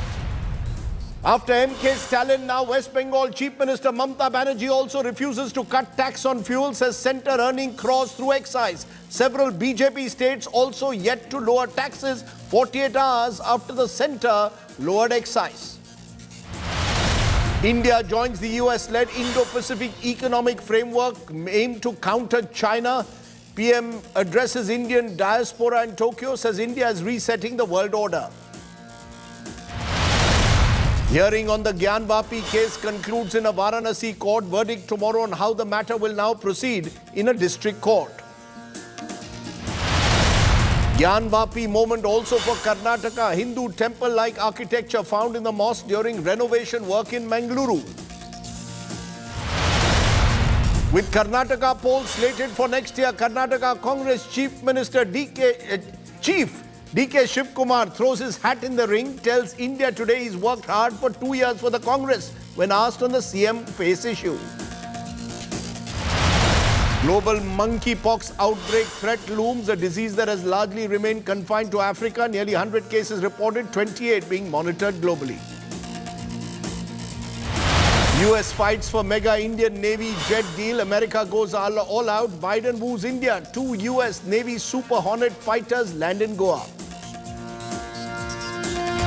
Markets wipe off all gains. Sensex Nifty end marginally lower amidst volatility. Auto stocks rally while metal pack bleeds as government imposes export duties. And rain and storm blow away 11 degrees Celsius of the heat wave from Delhi NCR. Strong winds and heavy rains uproot trees, collapse walls, waterlogged streets. Pre-monsoon showers in several parts of the country.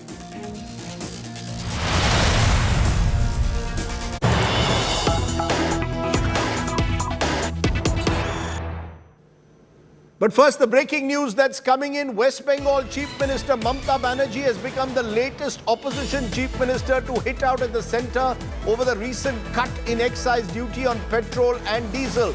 Calling the government's move an election stunt, Mamata has said the Bengal government will not reduce state VAT on diesel and petrol.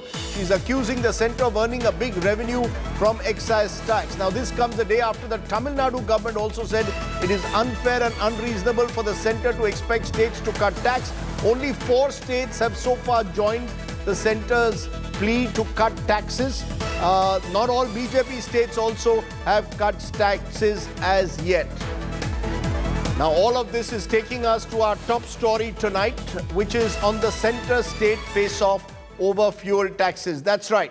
It was 2 days ago that Finance Minister Nirmala Sitharaman announced the excise duty cut on petrol by 8 rupees and a duty on diesel by 6 rupees. The Finance Minister had urged states to take the cue. However, several states appear reluctant to cut taxes. Only 4 have cut taxes so far. Kerala has cut VAT on petrol by 2.41 rupees per litre and 1.36 on diesel.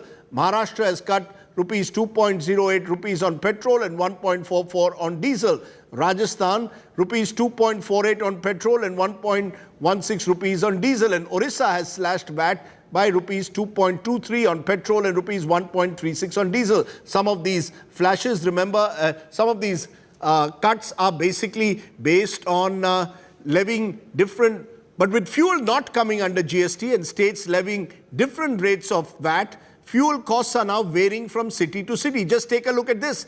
Delhi is at 96.72 paise. Kolkata is 106.03 paise. You paid 10 rupees more to Delhi if you're in Kolkata. Mumbai even higher even now, 111.35. Chennai, 102.63. Bengaluru, remember, this is a BJP-ruled state, 101.94. Hyderabad, one of the highest, 109.66.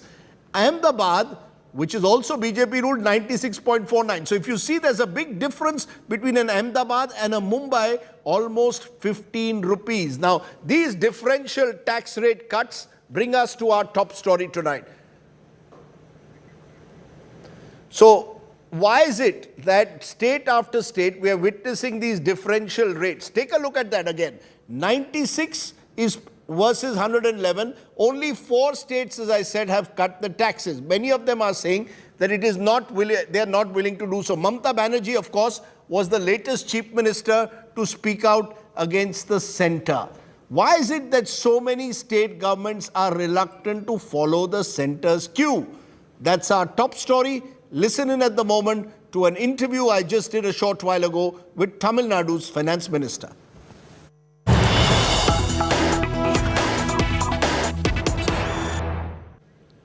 And joining me now is Dr. Palanivel Thiagarajan, the Finance Minister of Tamil Nadu. Appreciate your joining us, Dr. Thiagarajan. Make sense of this for us, because the centre goes ahead and announces an excise duty cut on petrol by a record 8 rupees per litre and 6 rupees on diesel. And then the Tamil Nadu government says, look, we are not going to cut any taxes because that would not be a fair and reasonable thing to do. Explain those words for us, fair and reasonable. Yeah, I wonder, Rajdeep, first of all, thank you for having me, but I wonder how come you guys get fed words like record. When they raised it almost 30 rupees on diesel and they raised it 27 rupees or 23 rupees on petrol, did you guys talk about record raises then? They have cut some portion of what they raised. All of a sudden you start talking record as if they're like, doing things never seen in the history of the world. They are still 3 times the rate they were or more, or 5 times the rate they were on diesel, and double the rate they were on petrol when they inherited the government. Mm-hmm. So, let's not get carried away, number one. Number two, when in the history of the 11 raises did they ever talk to any state government and say, you raise with me or you raise alongside, or what are your thoughts about my raise? I don't understand why this country seems to be in this kind of collective insanity, that every time they say something, you all jump as if this is a gospel truth come down from God. Where in the Constitution does it say that because the union says so, the states have to cut? No, it's not about, you are not obligated. You are not obligated to cut, Dr. Thiagarajan. The question is, why do you say it is unfair and unreasonable for you to do so? The fact is, the centre has taken the burden by cutting the additional excise duty. It's very clear that the burden of more than 2.21 lakh crores of this cut is going on the centre. Why would states not take the cue? First of all, you need to do your math. Just because they tell you some number doesn't imply that number is correct. What the fuel consumption over the last 5 years average, if we take, there's no way they're losing that much money. Anyway, let them gives that hype. No, that's the claim. Their claim is that's what it's going to cost the exchequer. That's fine. I can claim anything. Then somebody has to do the math. I've done the math. The math is very high. I'm saying they raised it, they cut it. They have not cut it nearly as much as they raised it. Why is that a moral high ground? You talk as if they have done something like, self-sacrificing. They have unlimited ability to borrow. Nobody polices them. With due regard, sir, before we buy, let me say I haven't said that the centre is taking the moral high ground. All I'm saying is the centre has taken a decision which many people were expecting and were hoping for. Why are states not taking the cue? Explain that to me, opposition ruled states. No. I don't understand why states should take the cue from the centre. You keep asking me a question that makes no sense to me. For example, the government of Tamil Nadu cut the VAT back in August of 2021. Should the union government have taken a cue from the Tamil Nadu government? What are you talking about? The Constitution gives completely different responsibilities as far as money management is concerned to the union, completely different ones to the states. And surprisingly, for the first time, the Supreme Court has opined on the states' right to legislate their own revenues in the GST judgment that came down 4 days ago. I don't understand why you keep saying there has to be any interlinkage. What were they doing when they raised? Did we raise? They have cut back about half of what they raised. Our predecessors, in the history of the DMK government, we have never raised the VAT on petrol or diesel ever. In the previous government under Thalaivar Kalaignar, they cut it 3 times. In this government under my leader, we cut it once. And every time they have cut the taxes because we do ad valorem VAT, we have lost another 1 rupee 69 on petrol and another 1 rupee and 6 or so. No, I'll tell you exactly. 1 rupee 76 on diesel because ours ad valorem is on top of their excise. So we are going along. If we really wanted to assert our independence, we would change the structure of our VAT and get back to the number we had budgeted for when we did our budgets. You remember there's something called Dr. Thiagarajan? We have to balance our budgets. No, step back. There are two issues you seem to be raising. Number one, you're suggesting that if at all states are expected to take a cue from the center, then the center should have consulted the state both when raising the taxes and now when lowering the taxes. Your critics will argue that when, for example, the DMK was in power with the UP at the center between 2004 and 14, it's not as if every time taxes were raised or cut, the states were consulted. I mean, you seem to be arguing, saying that consultation should take place. No problem. Then let's go back to that. Let the constitution apply. Why all of a sudden do you have a new moral ground or a new standard or a new bedrock that every time they cut, we have to act on their cue? We act as we see fit. The constitution empowers us to do so. We have multiple responsibilities to balance. After 1 year of record improvement in our finances, we still have almost 50,000 crore revenue deficit. That is grossly outside the FRBM FRA Act. If we don't correct that, who will we go to and ask for authorization? Again, back to the union government. So we are doing as we see fit. The chief minister will tell me what day to cut. Let us be very clear. Two things benefit Tamil Nadu greatly compared to the country average. Our inflation is only about 5.4%. The country average is 8%. In some states, it's more than 9%. Number two, our growth has been really good above 9% for the last year and projected this way. So we don't yet see the need to take any additional action. I've already told you we have lost almost 2,000 crores of revenue on petrol and diesel because of the union's cut. Before that, we voluntarily cut before the union cut in 2021 November. We cut in August. We lost money then also. So we are managing our finances the way the people who elected us expect us to do under the constitution. We don't take cues from anybody.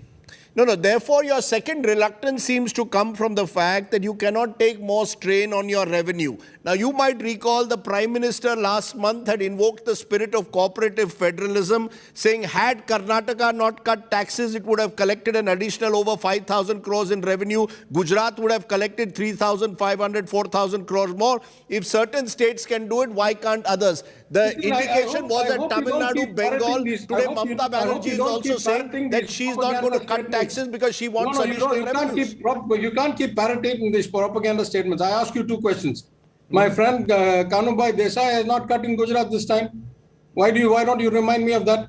Why don't you tell me that Madhya Pradesh still has the highest VAT on petrol? Is it a BJP government running Madhya Pradesh or a DMK government running Madhya Pradesh? You guys take selective data. The fact, Dr. Tyagarajan, just a minute, sir. Back to us.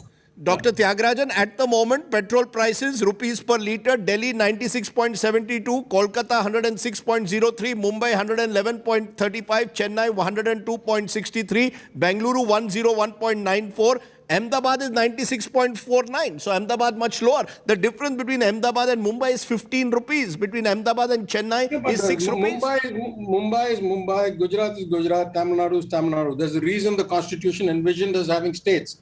Every state's finances are in a different situation. Gujarat doesn't have a revenue deficit nearly as bad. We inherited a mess from our predecessors after 8 years.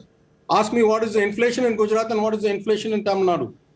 My inflation is lower. We are managing the economy better. In almost any statistic, from GSDP growth to inflation to revenue deficit, not to revenue, to fiscal deficit, to improvement in 1 year, Tamil Nadu has outperformed any other state or the union. So the revenue deficits that exist today, sir, with due regard, the revenue deficits that exist in several states, including Bengal run by Mamata Banerjee or DMK run Tamil Nadu, is also because of the enormous amounts you'll have spent on the so-called freebies. You make all these promises and then find you don't have the budgets to meet it. At least as well as you, right? Surely I know my job at least as well as you. I know how to get the outcome that my chief minister tells me to get. We will have better growth, lower revenue deficit, lower fiscal deficit, come into compliance in 2 years, and we have inflation contained and jobs and growth being created.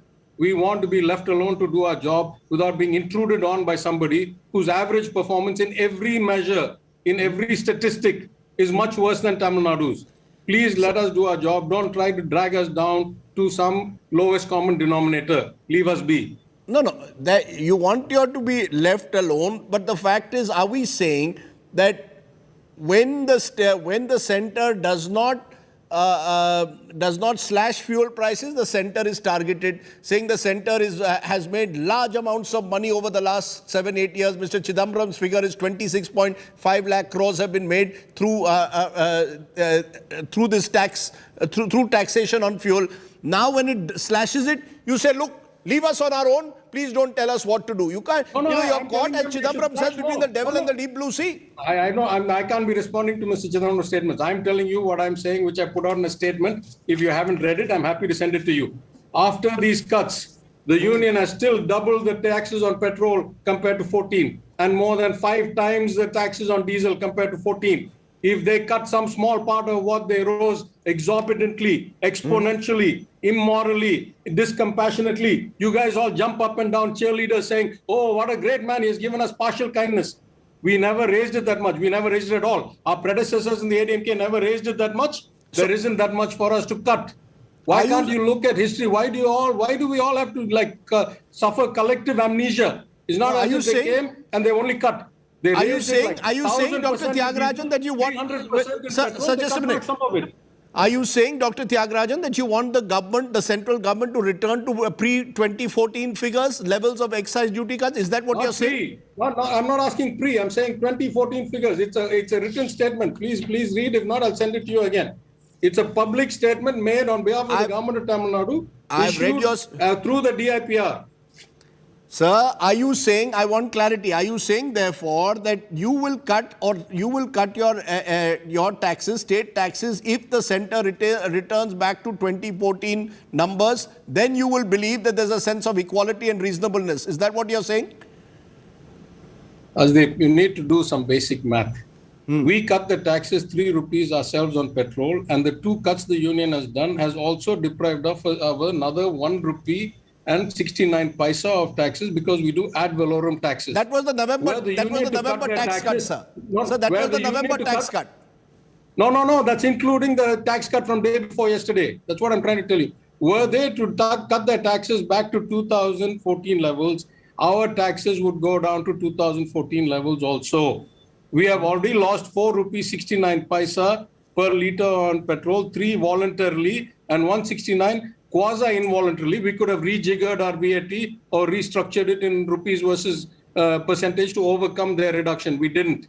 Same way in diesel, we have already lost 1 rupee 76 paisa. When they cut 10 rupees, we lost 110. When they cut 6 rupees, we lost 66 paisa. We have already lost 176. We are just not going chest thumping about it. We are compassionate people. We get outcomes. Our people trust us. We are happy to do our job. Those who have raised it excessively should cut it back. Those who have raised it excessively, cut back part of it and become heroes. Those who have never raised it, those who have already cut it a bit, become villains. What world do we live in? Upside down world.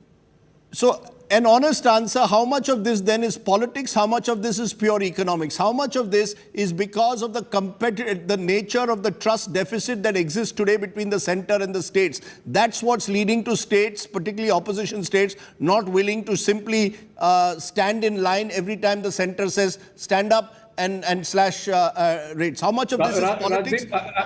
I've known you a little while. Please answer one question for me.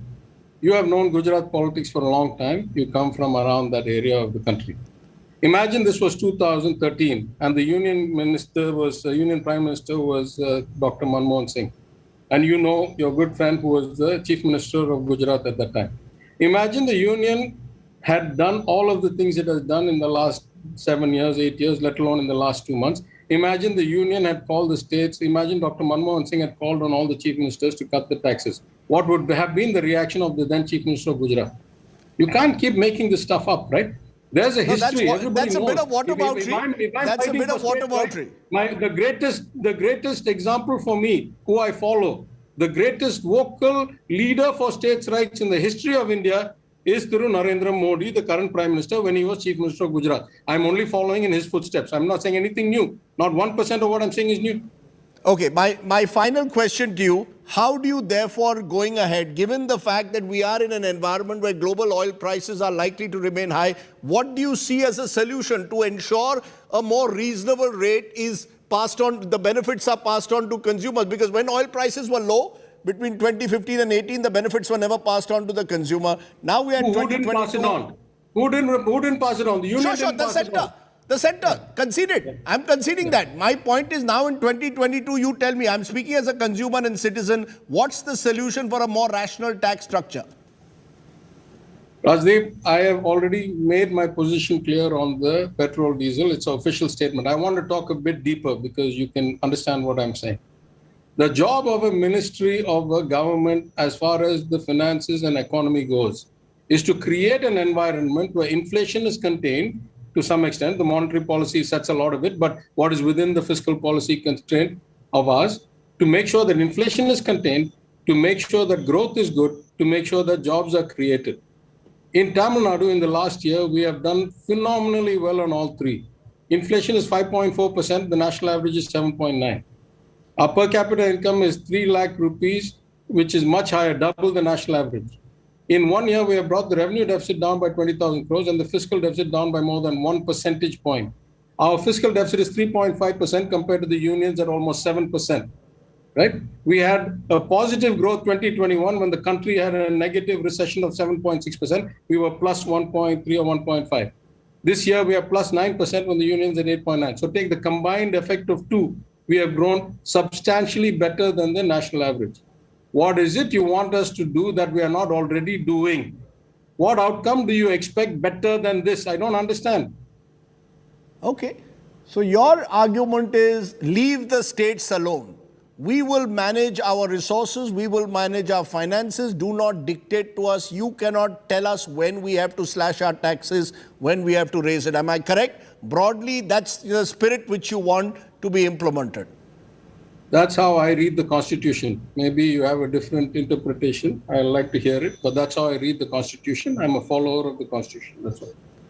It would seem then that the only long-term solution, and that's my final question, is eventually to find a way in which fuel comes under some kind of a GST regime. We've discussed this in the past, but presumably that will only happen if all the states are on board. Am I correct? And that seems unlikely given that most states are facing revenue pressures. Yeah, there's three issues here, Rajdeep. The first is the union not only shifted the taxes away from general excise, as the union finance minister very clearly explained. There are 4 components to excise, and 3 of them don't get shared to the states.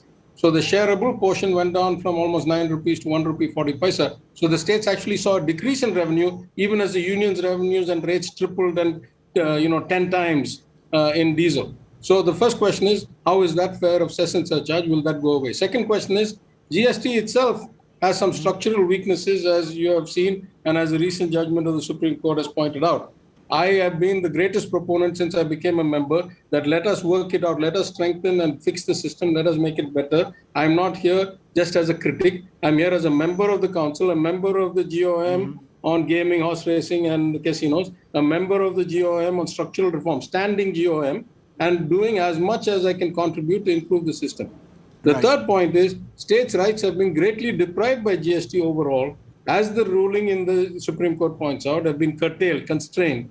And so many states may be unwilling to give it up. But as far as Tamil Nadu is concerned, I'm okay to give it up as long as the cesses and surcharges are taken out in total. If it comes all under GST, the Chief Minister has told me that's our position. I follow his lead. Okay, let me leave it there. Dr. Palanivel Thiagarajan, as always, combative, but extremely knowledgeable. Appreciate your joining us here on the news today. Thanks very much. Thank you. Presented by Aditya Birla Group, big in your life.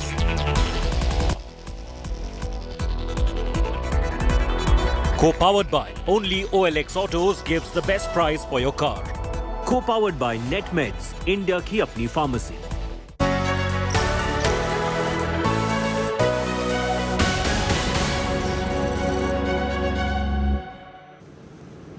Now, you heard what the Tamil Nadu finance minister had to say while defending the state's right to hold on to their present tax structure on fuel. What does the centre have to say? Well, Union Petroleum Minister Hardeep Puri is in Davos, where he spoke to India Today's Siddharth Zarabi and said that he expected all states to fall in line. Listen in to what Mr. Puri had to say.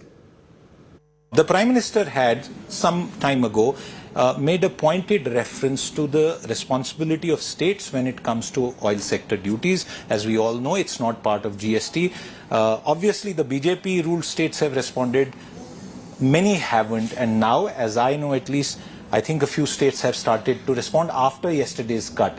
What lies behind this state-center gap in this? You know, if we were having an academic argument about different stakeholders in a system of cooperative federalism, it's a center's right to raise revenue, it's a state's right to raise revenue. That would not be a focused discussion.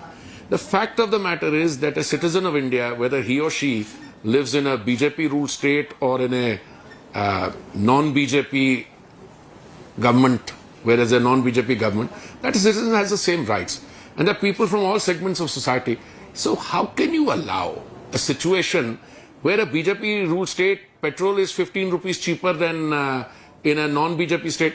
I told my friend, the Honorable Chief Minister of Delhi, and I use my words very carefully, I said, आप कम नहीं करना चाह रहे हैं, पर मैं आपको बताता हूँ, आपकी जियोग्राफिकल लोकेशन ऐसी है कि आपके पास और कोई चॉइस नहीं रहेगी. वही हुआ, उन्होंने नहीं कम किया पहली रिडक्शन के बाद, तो उनको लगा कि 20%, after a few days, 20% there was a shortage. Now, you can't go all the way from a place X to Y to fill up long distance. But if you are in a place like Delhi and you're traveling to Faridabad or Gurgaon, etc., तो instead of filling here, you fill there. वो तो border पता भी नहीं लग रहा है. Border पता भी नहीं. तो जब 20% डीलर्स को फर्क पड़ा और ये हुआ तो उन्होंने भी कम कर दिया. तेल बढ़ता है, एक्साइज बढ़ती है, कभी घटती है. ये जो तेल का खेल है मंत्री जी, प्राइसिंग को लेके, और मैंने इसमें एक पत्रकार के नाते बहुत साल काम किया है.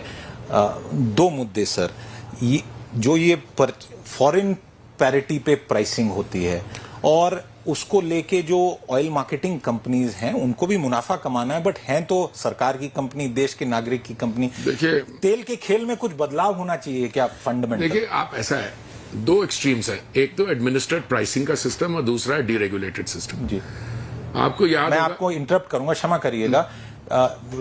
डीरेगुलेटेड भी है पर 5 महीने के लिए आपने रोका. नहीं, उस टाइम चुनाव थे मंत्री जी. नहीं, गलत बात है ये. आप मेरे को बड़ी खुशी से इंटरप्ट करिए, पर मैं बेसिक फैक्ट्स रख दूं. जब कांग्रेस की सरकार थी तो मुझे याद है कि शायद 2010 में पेट्रोल के प्राइस जो है डीरेगुलेट हो गए थे और 2014 में डीजल के. जी, वो हमारी सरकार के बिल्कुल 2-3 महीने बाद.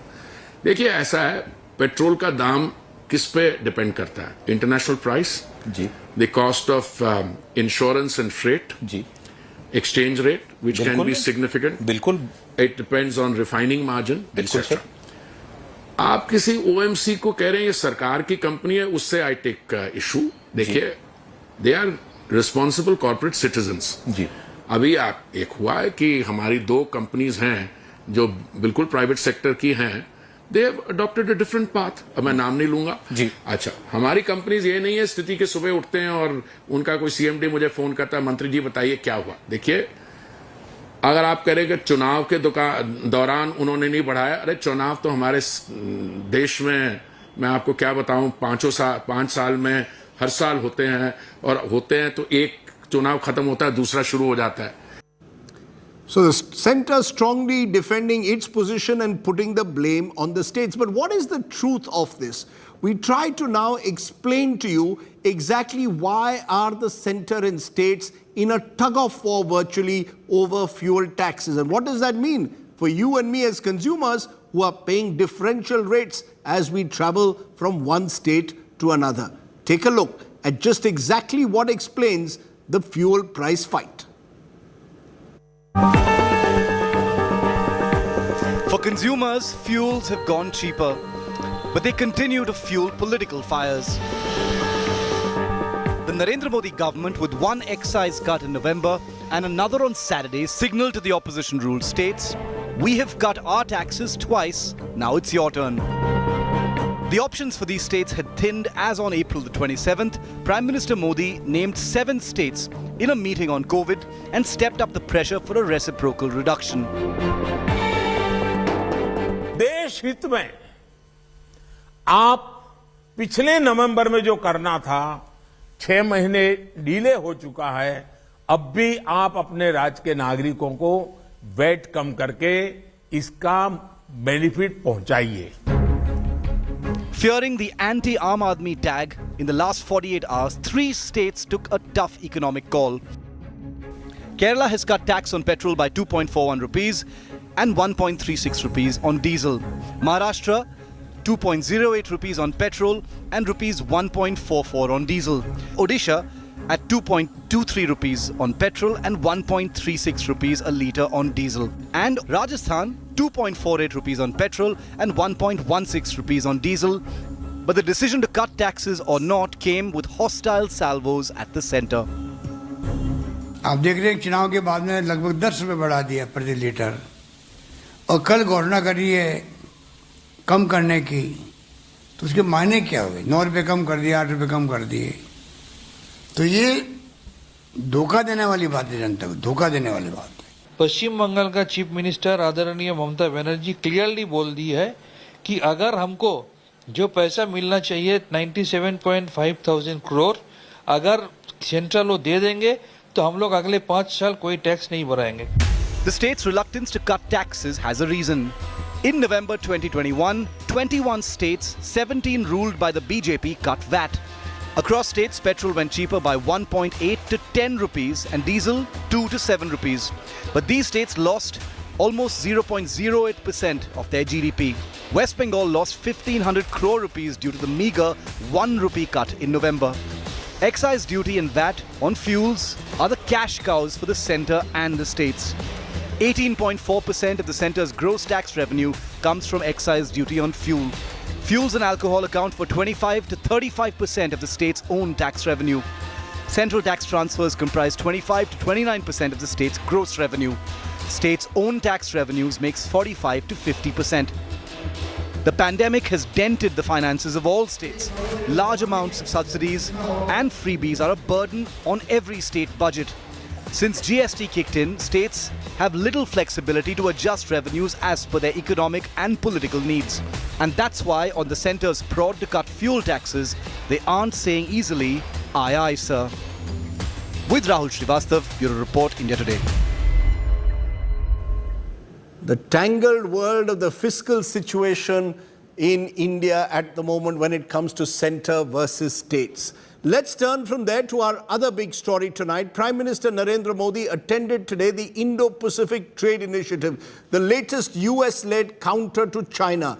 Mr. Modi, remember, is in Tokyo where US President Joe Biden unveiled the Indo-Pacific Economic Framework for Prosperity, where he also held talks with Japan Prime Minister Fumio Kishida. Remember, all of this comes a day before the official Quad or four-country meeting that will take place tomorrow. China has already reacted to the latest US-led initiative, calling it a strategy that creates division and incites confrontation. The Chinese foreign minister, in fact, called the new Indo-Pacific Economic Framework a strategy that is bound to fail. Bharat एक inclusive और flexible Indo Pacific economic framework के निर्माण के लिए आप सभी के साथ काम करेगा। मेरा मानना है कि हमारे बीच रेजिलियंट सप्लाई चेन्स के 3 मुख्य आधार होने चाहिए: ट्रस्ट, ट्रांसपेरेंसी एंड टाइमलीनेस। मुझे विश्वास है कि यह फ्रेमवर्क इन तीनों स्तंभों को मजबूत करने में सहायक होगा। The very crucial Indo-Pacific Economic Forum was in fact launched in the presence of US President Joe Biden today. He was present to launch the IPEF, and other leaders like Prime Minister Narendra Modi as well as Japanese Prime Minister Fumio Kishida were present as well. 13 nations have come on board for the Indo-Pacific Economic Forum, the framework, and it is going to be extremely significant. This is of course a US-led trade initiative. It's not exactly a trade agreement as such, because the contours of it are still being discussed, but this is the US's push to be, participate economically as far as the economics of the Indo-Pacific region is concerned, to have a stronghold in that sense in the Indo-Pacific region. Now this especially after Donald Trump, US President Donald Trump, pulled out of the Trans-Pacific platform earlier, and that was something which of course had some sort of an impact, and there was a lot of criticism, and Biden was under pressure to in fact ensure that China's growing presence as far as an economic superpower is concerned in the Indo-Pacific region was countered in some sense, and hence the IPEF was in fact launched today. So what does this Indo-Pacific economic framework really mean? Professor Harsh Pant, Vice President Foreign Policy at the Observer Research Foundation and also a professor at King's College in London, joins me. We also hope to be joined by Leela Ponnappa, former Deputy National Security Advisor. But first to you, Professor Pant, how do you see this Indo-Pacific economic framework actually working? Is it simply a US-led effort to counter China's economic clout that at the moment is really symbolic and doesn't really have the muscle to challenge the Chinese economic clout in the region? Well, certainly, I think, Rajdeep, the unveiling of that is a step forward, because we have been hearing this for a long time now, that the economic engagement of the US in the Indo-Pacific is something that was of some concern to both the well-wishers of the US as well as the allies and partners of the US in the Indo-Pacific. We knew that the Trump administration had taken a hardline stance against China, but in the process, they had withdrawn from the Indo-Pacific economic mainstream.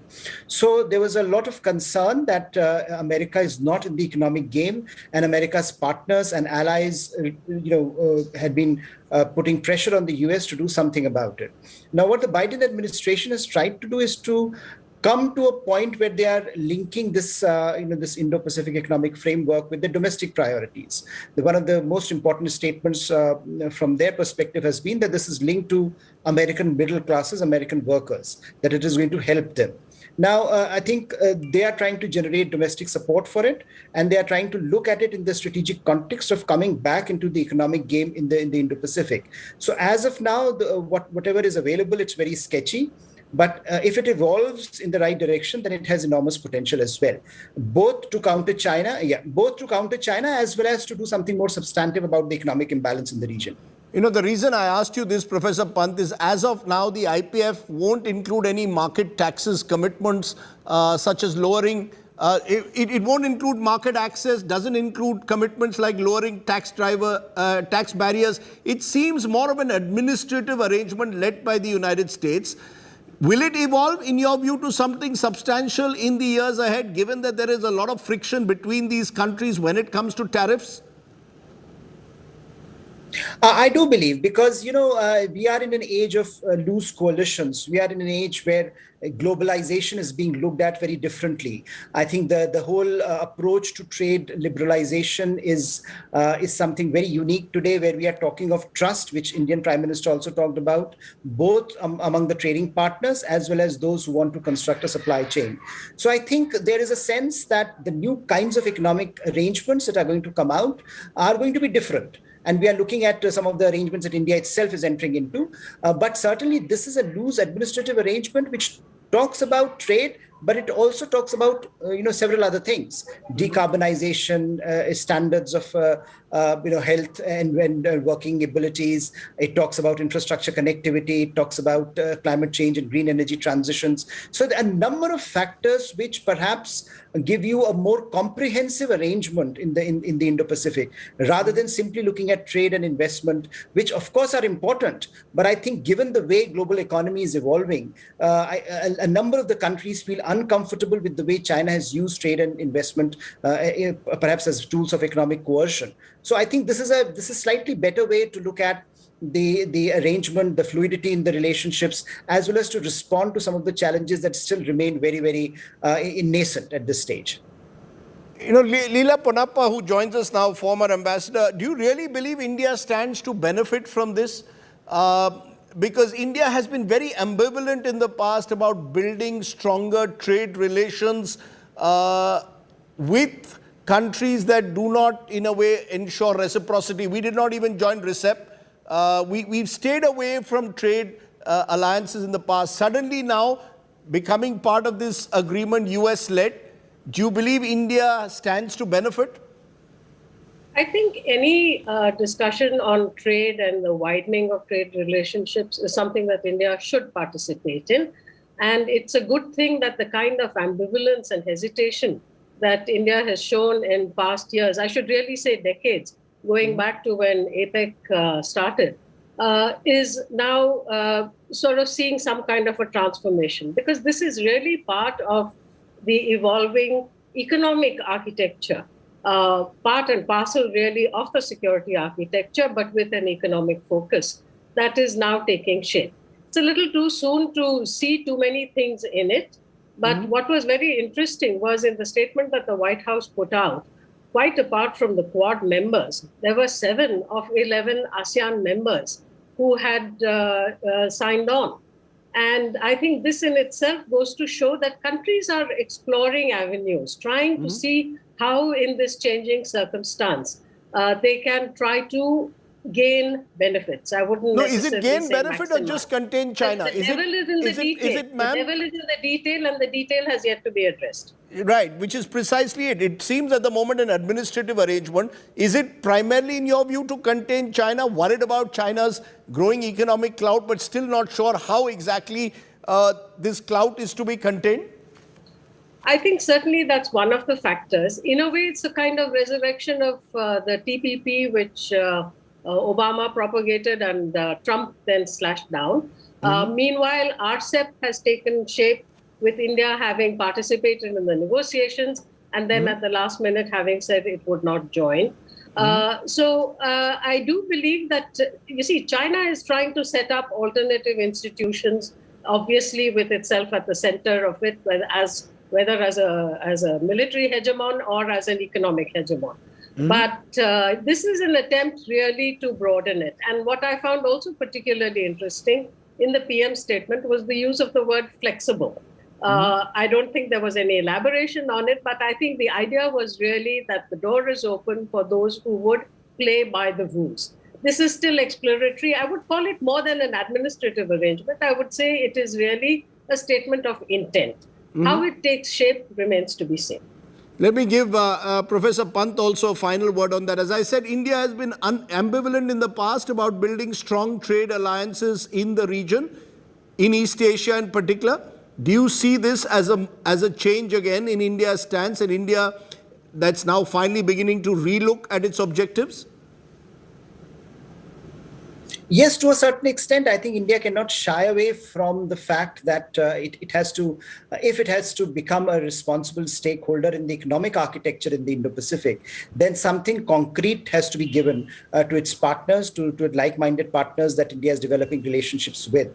But I think this particular format also helps India into integrating into the larger Indo-Pacific economic architecture, because this is not about, as you were saying, this is not about tariff barriers or reducing them or market access. This is about much broader principles, and along those principles, if India is able to operationalize them along with the Quad partners and the other partners that are joining the economic framework partnership, I think there is potential there for India also to become an integral part of the economic architecture in the region. But certainly India needs to do much more and much more aggressively on the economic and trade front.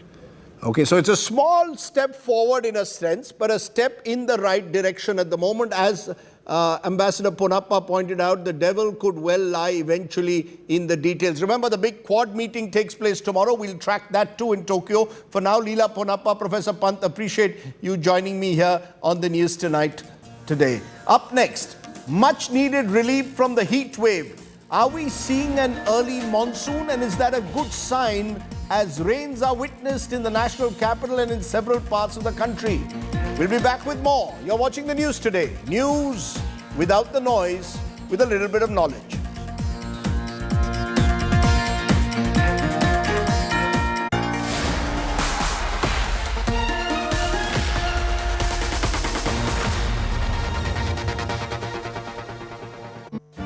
Make your media plan smarter with India Today Live TV on your connected devices. Amplify your brand with 100 million smart internet viewers. To advertise, mail us at sales@aajtak.com or call 9999892171.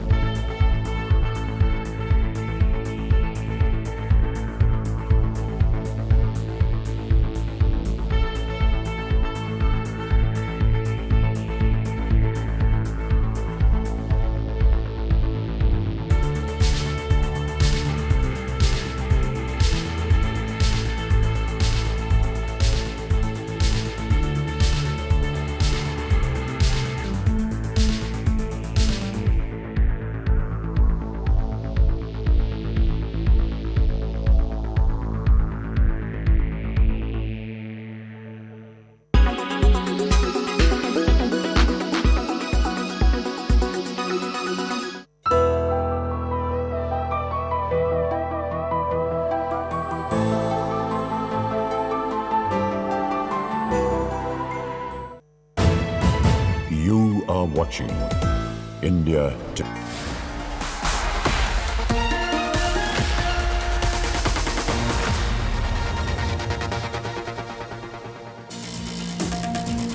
Welcome back. Let's turn to some of the good news of the day. The national capital woke up to a fresh spell of rain and wind, giving respite from the heat wave that has spread across northern central India in the month of May. But it's not just Delhi. Bengaluru, Kerala too are witnessing heavy showers, pre-monsoon showers in several parts of the country that perhaps could suggest we could be heading for a good monsoon. What lies ahead? Here's a report.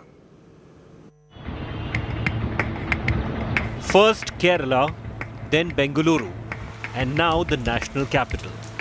Heavy rainfall has brought much needed respite from the scorching heat in many states over the last 2 weeks. The summer rains in Kerala this year have been so strong they could rival the real monsoon. Many districts in the states are under orange alert, one step below the maximum red. വെള്ളം കുറയും വിചാരിച്ചിട്ട് കുറയുന്നില്ല. വണ്ടി എടുക്കാനും പറ്റാത്ത അവസ്ഥയിലാണ്. നാല് റോഡും ക്ലോസ് ചെയ്തേക്കുവാണ്. പിന്നെ പോകാനും അവസ്ഥയില്ലാത്ത ഒരു നിവൃത്തിയില്ലാത്ത അവസ്ഥയിലാണ് നിൽക്കുന്നത്. നമ്മൾ മൊത്തത്തിൽ വെള്ളം പെട്ടെന്ന് അത് പ്രതീക്ഷിക്കാത്തൊരു മഴയായതുകൊണ്ട് നമുക്ക് ഒന്നും ചെയ്യാൻ പറ്റില്ല. കുറേ സാധനങ്ങളൊക്കെ നഷ്ടപ്പെട്ടു പോയി. The national capital on Monday woke up to strong gushing winds and heavy rains. The temperature in the region dropped by as much as 11 degrees Celsius from 40 plus to comfortable 20s. The Met Department predicts relief from heat wave conditions at least till May 28th. The heat wave have been suppressed, abated already, and colder, lower than normal of the maximum temperature is coming. Today the temperature may touch something like 33 or something like that, massive fall of the temperature. Now this impact will remain for longer period. In India's IT city, the minimum temperature dropped to 17.9 degrees. The lowest recorded in the month of May in 77 years. The Met Department, however, is cautious in predicting the onset on monsoon. Already the pre-monsoon has been very intense during 17 to 19 May, but some of the conditions were not there. But we still hope around 27, plus minus 4 days, this condition will be fulfilled. The monsoon is the lifeline of agriculture. This year, the unique weather formation is of particular interest as the world is battling the highest inflation in decades. A good monsoon can lead to higher agricultural production and help India check the skyrocketing prices. With Kumar Kunal in Delhi, Bureau Report, India Today.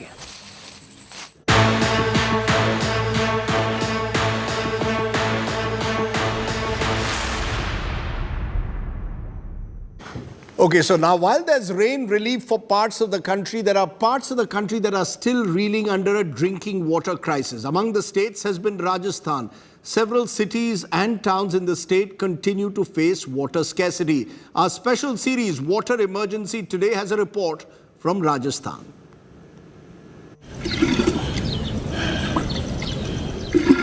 It is a fight for water every morning in many towns of Rajasthan in the summer as temperatures hover above 45 degrees Celsius. Water tankers are the lifeline. In Jaipur, they go to narrow lanes and by lanes to reach as many residents as possible. Arguments and even fist fights are common as people jostle for water when the tankers arrive.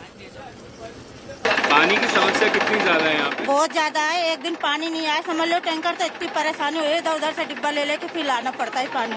Depleting groundwater and rising temperature in this hot summer season has made the problem of water an acute one in the desert state of Rajasthan.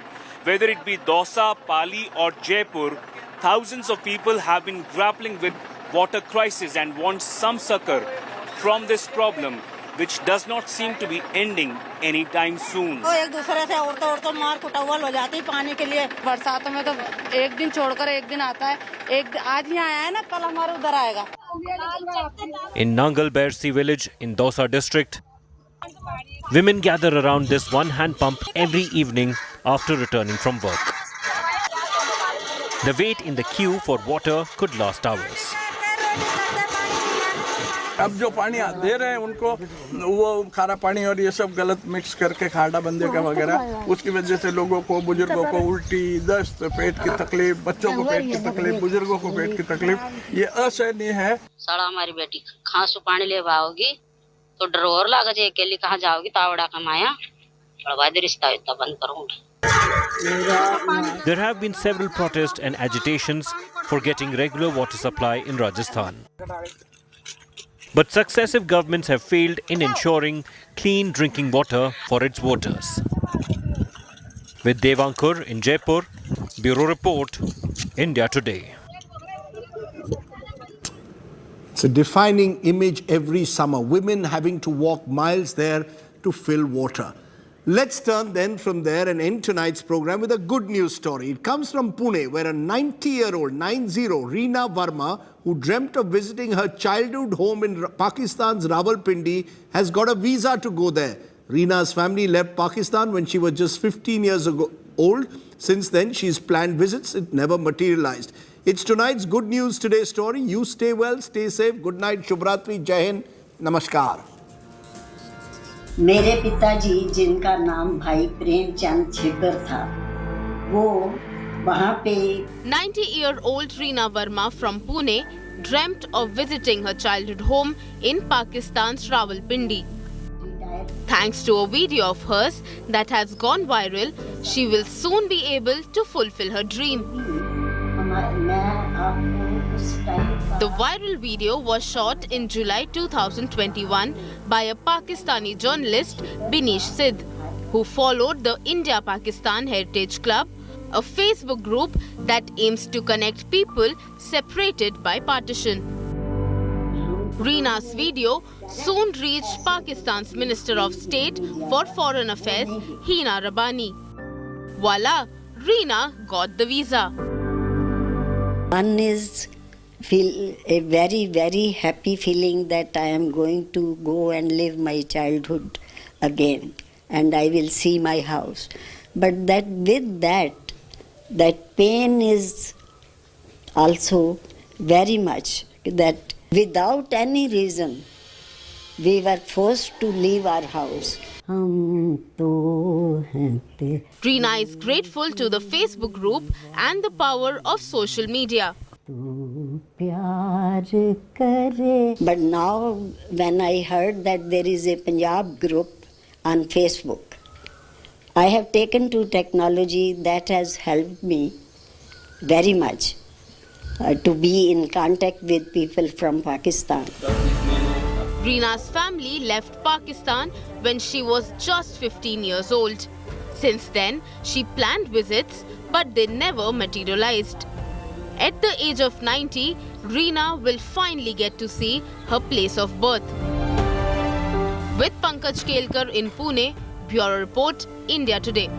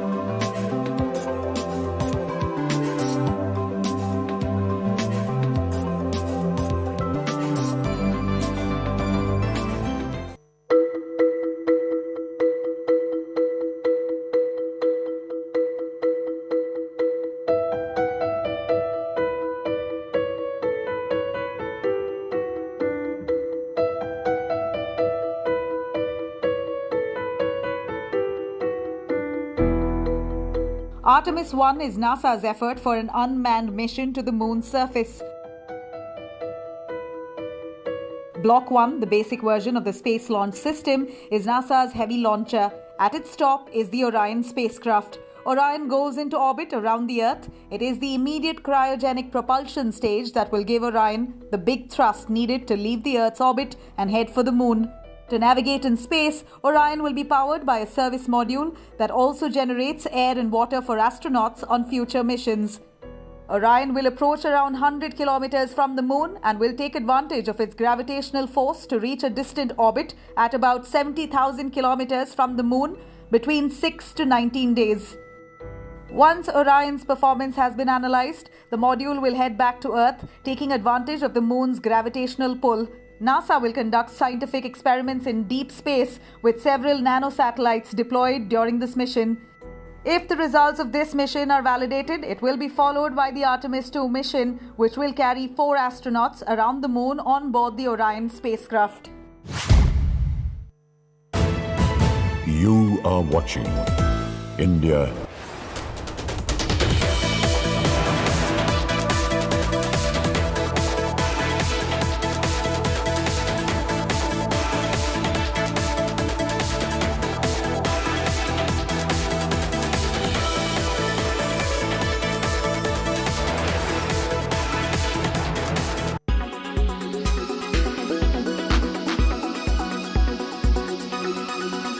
The Bermuda Triangle, the Devil's Triangle, the Hoodoo Sea.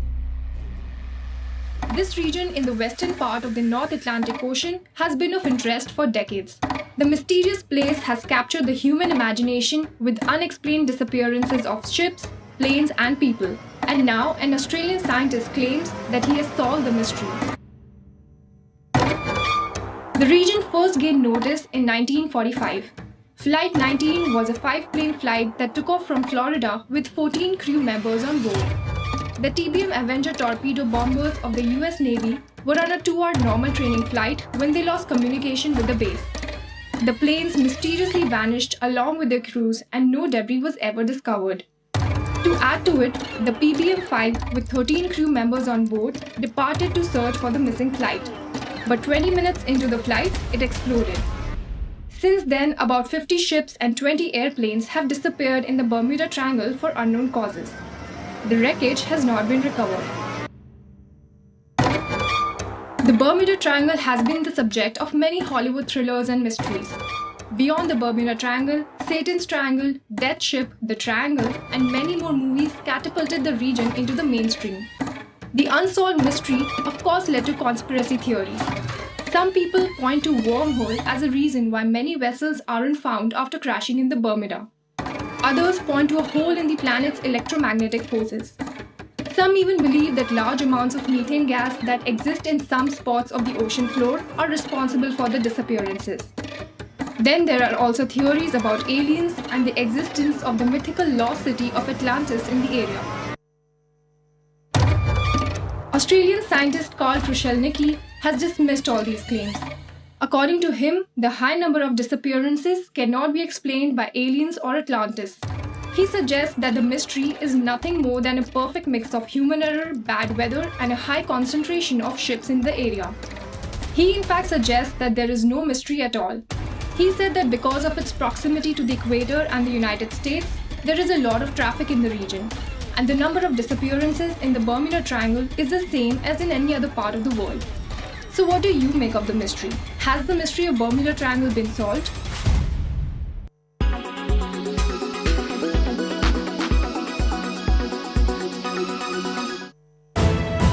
You are watching India Today. Association with LIC, हर पल आपके साथ.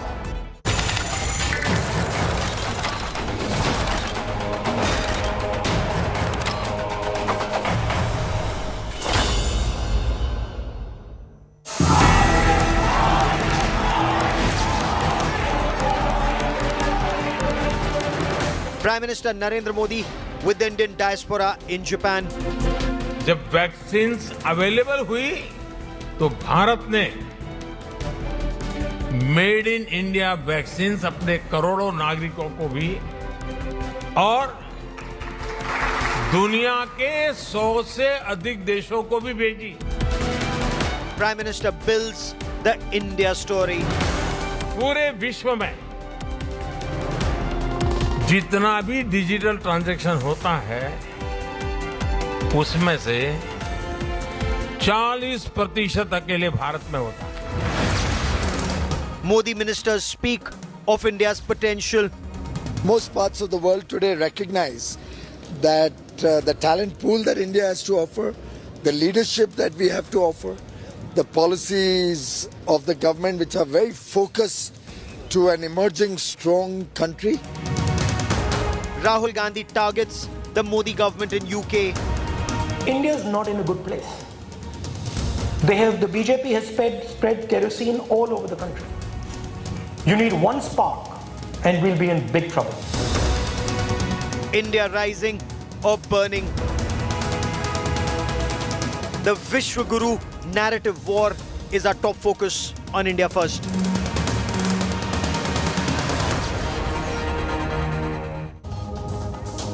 So Prime Minister Narendra Modi in Japan, Union Ministers Hardeep Puri and Piyush Goyal at Davos. They're talking about India's growth story. They're talking to the world about India. They're seeking investment in India. They're talking about unicorns, India's COVID fight back, including manufacturing vaccines, not just for India, but for over 100 countries in the world. Rahul Gandhi, on the other hand, is talking about the soul of India being crushed and that kerosene has been spread and one spark, India would be in big trouble. Now, is this a battle of political narratives? And is this battle of political narratives, is it actually harming the India story? I'm Gaurav Sawant. We'll debate that. But as always, we get started with the headlines on India First. India joins the US-led Indo-Pacific Economic Framework to counter China. Prime Minister Narendra Modi addresses the Indian diaspora in Tokyo, says India is resetting the world order.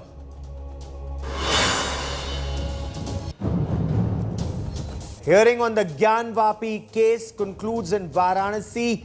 Verdict tomorrow on how the matter will proceed in district court.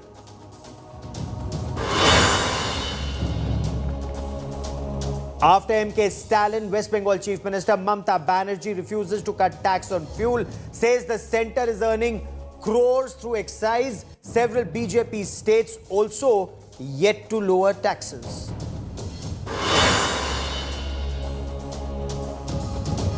Gyanvapi moment in Karnataka. Hindu temple-like architecture found in a mosque during renovation work in Bengaluru.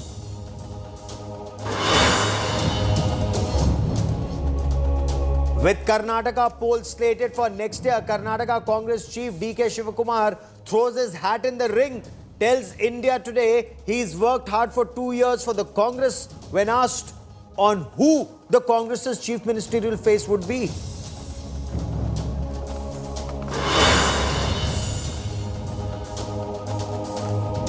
In Tokyo, Prime Minister Narendra Modi talked about 40% of all global digital transactions happening in India. He talked about adversity being turned into an opportunity when it came to India's fight back for COVID. He talked of resilient and reliable global supply chains and India's role in it. The Prime Minister was talking to top CEOs, asking them to invest in India, to look at startups and unicorns. In Cambridge, in the United Kingdom, Rahul Gandhi was speaking about India's soul and voice being crushed and institutions being held hostage by one organization. Is this a battle of the narratives, and is it then harming India's story? Our political and diplomatic bureau bring you our top story.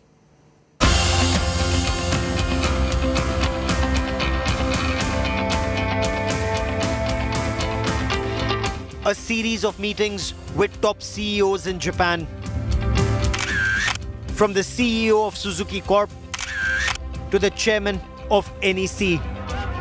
From meeting the Indian diaspora to a series of bilateral meetings with heads of state and governments of Japan, Australia and the United States. Prime Minister Narendra Modi seeks investment and narrates the India growth story.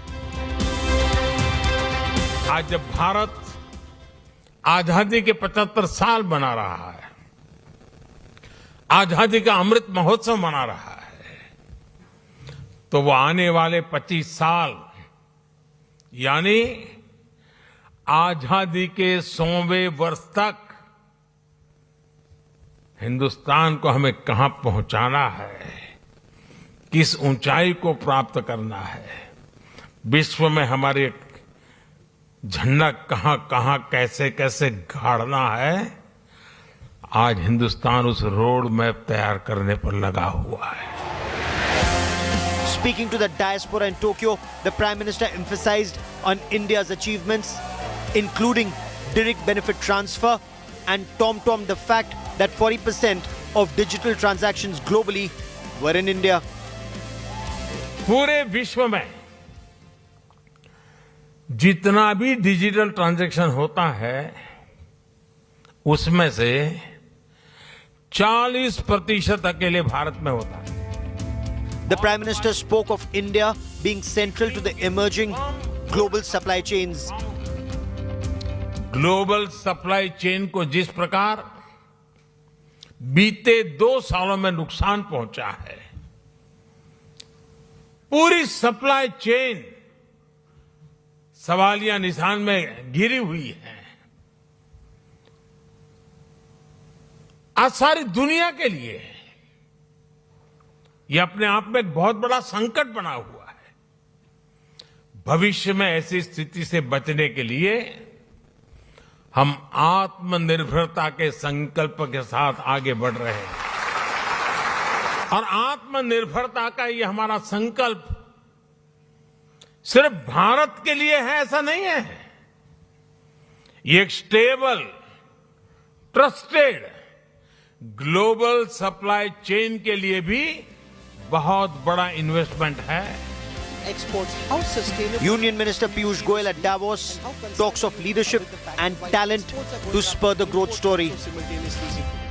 Well, India is the future, and most parts of the world today recognize that the talent pool that India has to offer, the leadership that we have to offer, the policies of the government which are very focused to an emerging strong country, and the fact that we have 1 billion plus people, mostly youngsters, aspiring for a better quality of life, provides the world's greatest opportunity. However, Congress MP from Wayanad and former party president Rahul Gandhi painted a rather dismal picture at the Cambridge in UK. India is not in a good place. The BJP has spread kerosene all over the country. You need one spark and we'll be in big trouble. He insisted India's voice was being crushed. You cannot have a country that is not allowed to speak and then a Prime Minister's office that tells the Prime Minister the truth. You cannot have those two things. The Prime Minister has to have an attitude, I want to listen. And then from there, everything flows down. Our Prime Minister doesn't listen. And because our Prime Minister doesn't listen, no bureaucrat thinks he needs to listen. Rahul Gandhi targeted even institutions in India. There is a systematic attack on the institutions that allow the conversation to take place. There is a crushing effect on all these institutions. There is an attack on the constitution. There is an attack on the election system. Across the 7 seas, there is a major political war of narratives. India rising or India burning. Bureau Report, India Today. And that brings us to a question of the day. India rising or India burning? Is there merit in Rahul Gandhi saying kerosene has been sprayed and a spark could burn the house? Or is there merit in the BJP saying Rahul Gandhi is following a scorched earth policy, fearing the pitch for the Narendra Modi government? Joining me on India Today is Professor Rakesh Sinha, BJP MP and leader. Sanjay Jha is a political analyst and a former Congress party spokesperson. Sushant Sareen is a senior fellow at the Observer Research Foundation. Sanjay Jha, let me begin by asking you. The Prime Minister is marketing India's growth story. He's meeting top CEOs. He's seeking investment in India. And Rahul Gandhi says kerosene has been sprayed across the country and one spark could burn our country. Merit in the BJP saying Rahul Gandhi is actually following a scorched earth policy. Gaurav, I don't think I will agree with that. I'll tell you why. Firstly, we must recognize that India, or for that matter, any country lives in a society. We don't live in an economy. GST, FDI, collections of taxes, foreign portfolio investments. These have been actually happening in India since time immemorial, especially after 1991. But I think the other concern that we should have as citizens of a great republic, and I do hope that we will continue to remain a vibrant democracy, but there has been a democratic deconsolidation in India. And, Rahul Gandhi, I don't support everything that Rahul says, but I do completely agree with him and concur with his view. And it doesn't matter whether he says it in London, India, or Tokyo for that matter. Okay. After all, in the age of internet and social media and, literally real-time reporting, it's not as if, he said anything there that the world has not been talking about. The truth is that today, as we talk, Gaurav, I can quote to you neutral reports like the Freedom Report, the Press Freedom Report, the Democracy Index, the Gender Disparity Index, the HDI Index, when India scores miserably. We are actually, as a journalist, you are aware of that there are people who are targeted, whether they're authors, intellectuals, NGOs, anybody who's critical of this government is seen as an anti-national. And I mean, this is an absurd, atrocious debate. So I think when you look at... Let me bring in Professor Rakesh Sinha to respond to this. Just one point, Gaurav, one last point. You see, when Rahul Gandhi talks of kerosene, maybe that's a very strong term. I would not have probably used it because it's very inflammable and combustible. But you cannot deny that today the kind of anti-minoritism that you're seeing in India is very dangerous and extremely disturbing. And I want to put these facts on the table and listen to what Sushant and Mr. Sinha have to say. Professor Sinha, Rahul Gandhi's attacks are aimed not at the Modi government alone, but even institutions in the country. Congress party says they're fighting an institutional structure of the Indian state that has been captured by one organization. And as Sanjay Jha puts it, there is democratic deconsolidation of the country happening. And there is a very anti-Muslim approach. He's used the word anti-minority, but perhaps he's being polite and not saying an anti-Muslim approach being pursued. There can't be bigger lie than what Rahul Gandhi spoke in London and what Sanjay Jha is interpreting and endorsing Rahul Gandhi's statement. There was only one occasion in the history of modern India when institutions were destroyed and attacked by the regime in New Delhi. That was the emergency. Before emergency and post-emergency, no such thing happened, and I think in future no such thing would happen because Indian people wouldn't tolerate another emergency. Just give me one example. I don't require the Freedom Report from America or any religious tolerance report from European country. I am Indian. We are Indians. We know what is happening around us. Should we depend on the colonial mentality? This is the colonial mentality that in the past we used to depend on what Europeans used to say about India, whether they are praising or they are criticizing. We have to be critical about ourselves. And I am giving just two examples. When Mr. Jaishankar said America that we are watching human rights in America, that is a response for the first time in the history of modern India. A foreign minister responded to the country which considers the master of the world. What you are talking about? Attack on the institution? What attack on the Tirumurti? Tirumurti was the institution meant for a one prime minister. Is it a home? It is an individual. It is now Prime Minister. Devgowda ji is there. Gujral ji is there. Okay. Atal Bihari Vajpayee is there. All the Prime Ministers are there. If we are making inclusive and expanding our institution, then you say it is attacked because it is being attacked on those people who who created that institution, groomed that institution, serving the interest and the philosophy and the vision of one dynasty. Okay, so you're saying dynasty is being attacked. Dynasty. You tell me one university. Okay. You tell me. Just tell me. Dynasty is being attacked. Prime Minister has waged a war against the dynasty. Fair enough. I'm completing because Sanjay Jha has said so many things. I'm ending with two more statements. Prime Minister has waged a war against dynasty, not only for the Congress party and Rashtriya Janata Dal or any other party, but also inside the party. Among the meetings of the member of parliament, he said we cannot tolerate dynasty. If dynasty is right here, then why should we fight other parties? This is the democratic expansion. Okay. I think substantive democracy, the down of substantive democracy under Prime Minister Narendra Modi's era. And another thing about the Rahul Gandhi's statement, when he's saying something outside the country, he must think that there is a consensus in the country that we should not meddle our domestic politics outside the world. What message he is communicating? Okay. When Prime Minister of India is in foreign tour, Prime Minister Modi ji has not gone for a tourism. He has gone to serve the interest of India. Fair enough.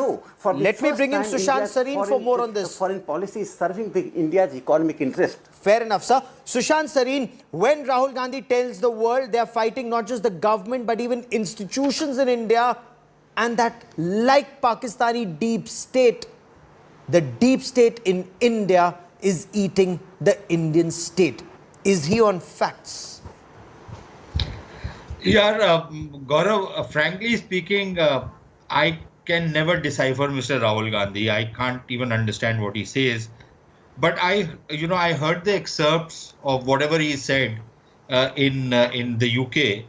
And the thought which came to my mind is that if you replace the word India with the Congress party and you replace the word country with the party, I think the speech makes a lot of sense.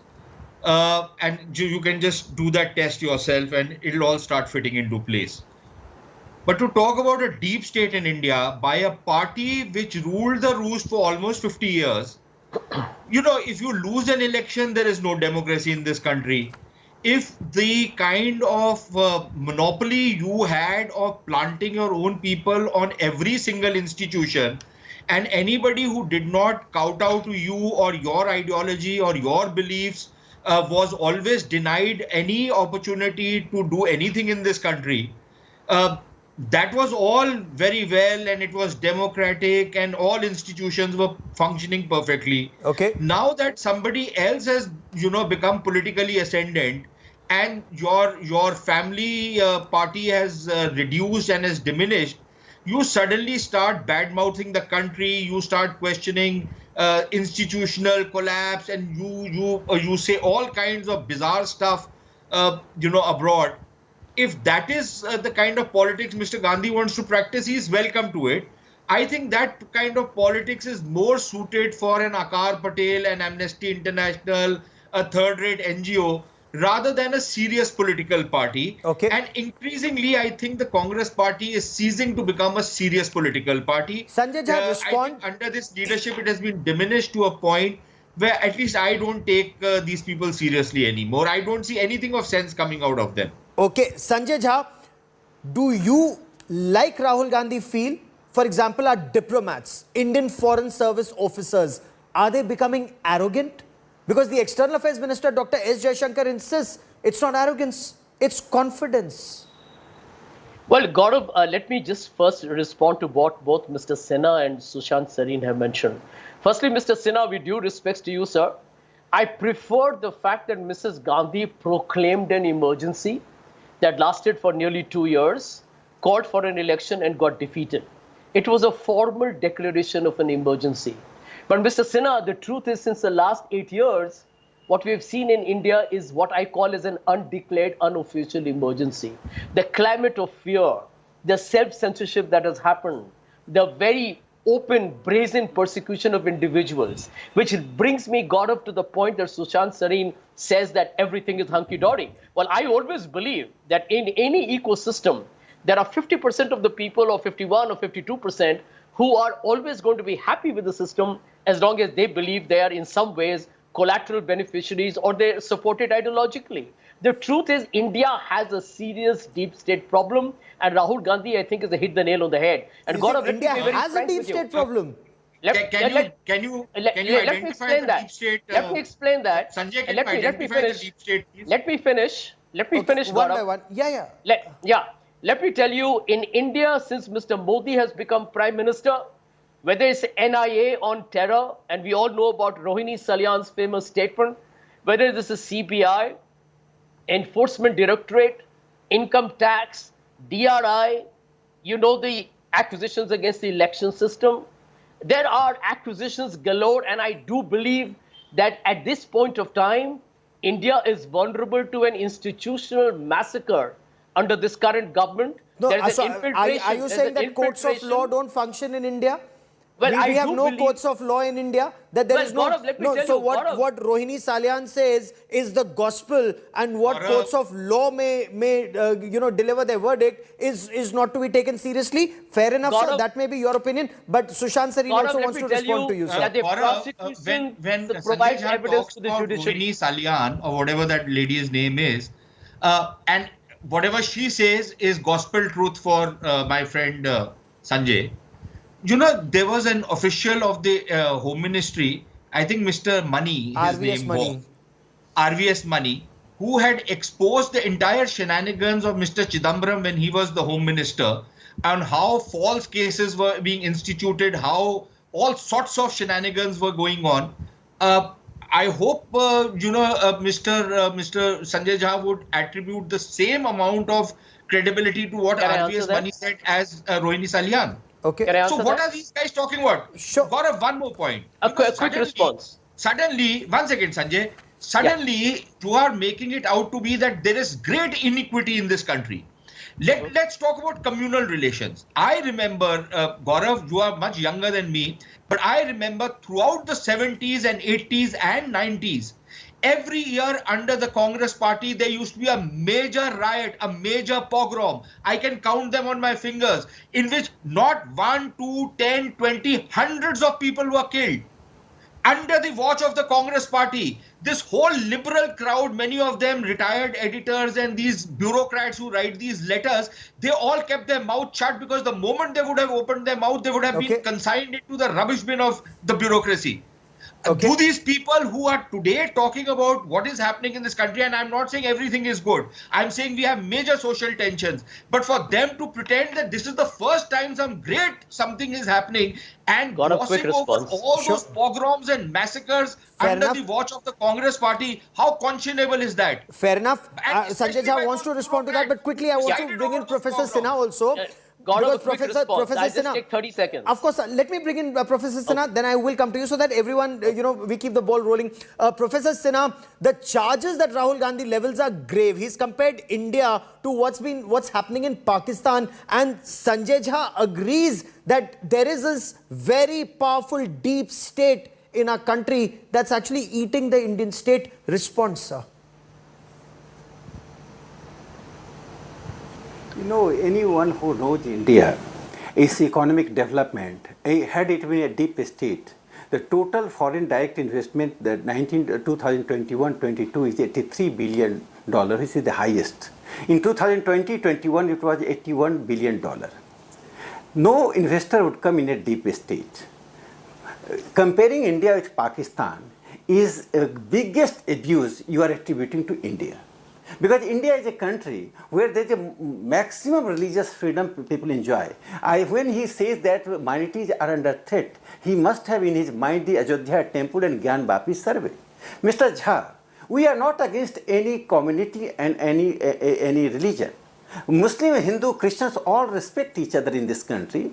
We make a differentiation between the Mughals, Yavan and Muslims. They were attackers. Had they attacked even the Jama Masjid, we would have restored it. This is the question of resurrecting our own identity, spiritual identity, that diversity. Those who attacked the temple and reconstructed as a mosque, they were attacking not only temple, they were attacking the India's age-old tradition, immortal tradition of diversity. You want to create one type of religious system which is unacceptable to India. That's all. We are not against the Muslims. We are against the attackers. Please, kindly don't attribute all attackers act and their characteristic to the Muslim. Number two, as far as foreign policy is concerned, I heard the Rahul Gandhi's statement that India's foreign policy, Indian foreign policy makers became arrogant. You know, he is quoting one anonymous bureaucrat from the European country. This is the stand of the Congress party. The Congress party led by Jawaharlal Nehru, who was a world leader. The Congress party led by even the Rajiv Gandhi. Now this Gandhi is quoting anonymously a bureaucrat and attributing India's foreign policies. Okay. For the first time, the centrality of India's foreign policy is the national interest. We have sacrificed national interest in 1962. We have sacrificed our national interest in 1948. We have sacrificed national interest when Lal Bahadur Shastri was mysteriously, I think he was killed and the regime was silent. So we sacrificed Sanjay Jha wants to respond to all these points, and there are these very critical points. There was just I'm ending. There was a Simla Pact. It says Gandhi sacrificed. So don't preach and teach Narendra Modi. He is the person who is a harbinger of a modern India. He is creating an India. He has given India an image that now Narendra Modi is a part of the league of those leaders like Putin, Biden, Morrison, Johnson, all the great leaders who used to consider a limited league has expanded India and by virtue of his power. By Professor virtue of his Rakesh Sinha says India has an independent foreign policy. We are no longer kowtowing to the West, and Indian government takes a decision, our nation takes a decision which is in India's national interest. BJP says Rahul Gandhi on China. He takes a briefing from the Chinese ambassador. He compares India to Pakistan, puts Indian diplomats down. Sir, is that the correct approach to take? Well, Gaurav, whether it's a Freudian slip or it's a deliberate, comparison, but the very fact that Mr. Sinha has compared Mr. Modi and Mr. Putin in a similar vein, I think is a manifestation of the serious problem that the party has in articulating what does Mr. Modi really stand for. I think in a great number of ways, Mr. Modi may not be very delighted to hear this comparison, but maybe, perhaps, that is the truth. The second point is very critical, and I'll address that Sushant's point. Sushant is right when he says that these things also happened during the Congress time. You know what? I have been more than articulate in being critical of the party that I ideologically support to this day. And I'll tell you why, Gaurav. The CBI was called a caged parrot during the Congress time. I concede that point. Were income tax not used for harassment? Yes, they were. Were certain institutions of the government not kind of abused, like the Enforcement Directorate, etc.? Perhaps they were.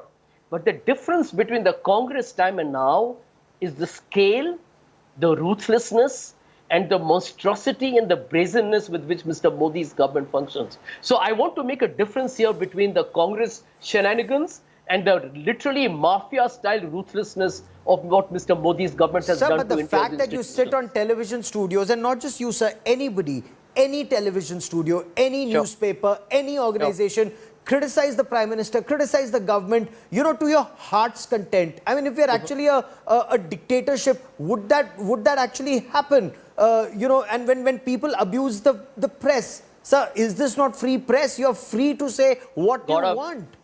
But I will leave that to another day. I have unfortunately run out of time on this very important debate, and we will continue to discuss this in the days and weeks ahead. The India story, uprising power or tinderbox India. A quick break. Up next, Davos Brainstorm, and India Today special broadcast from Davos on Business Today. Coming up next. Stay with us.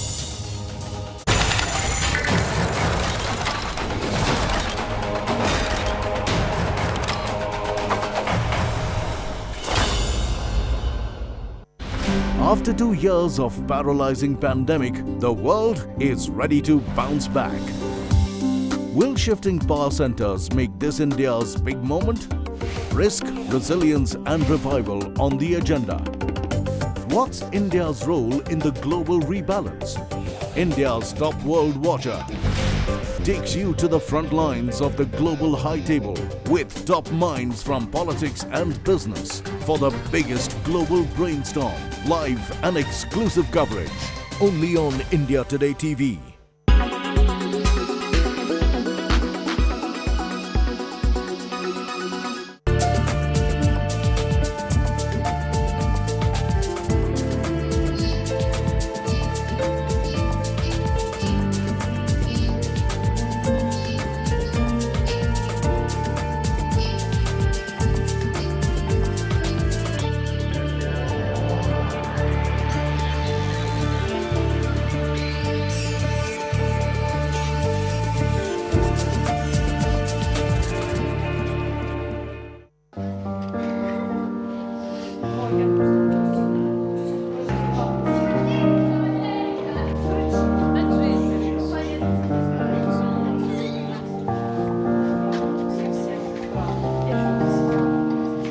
день рождения зажелаешь желание или на Новый год, чтобы быстрее эта война закончилась.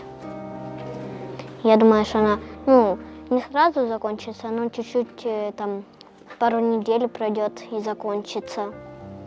Я так думаю. Ну да, если звучит сирена, сразу спускаться вниз.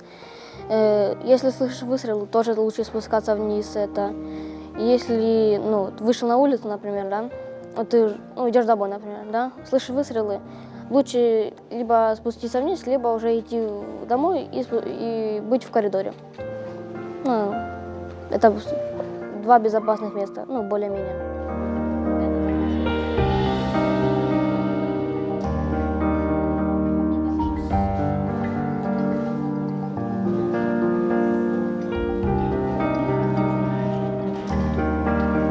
Первых взрывов я не слышал, просто проснулся из-за того, что мама говорит: сынок, у нас война.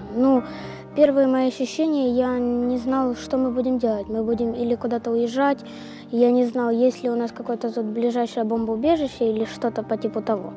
Особо я не хотел никуда не уезжать, ни в другой город, ни в страну. Я хотел, быть здесь, никуда не уезжать. Да.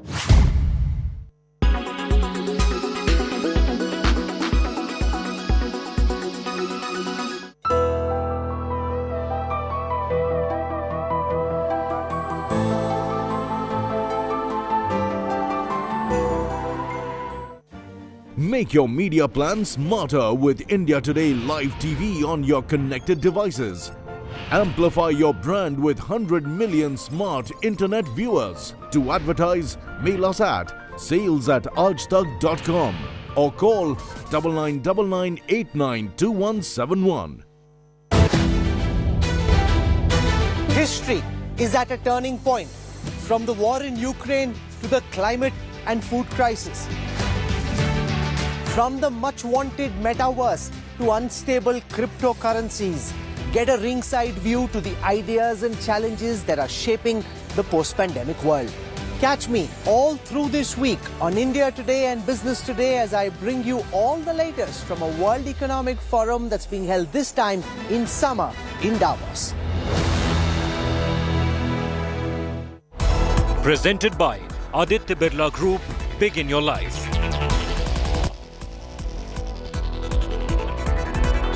Co-powered by only OLX Autos gives the best price for your car.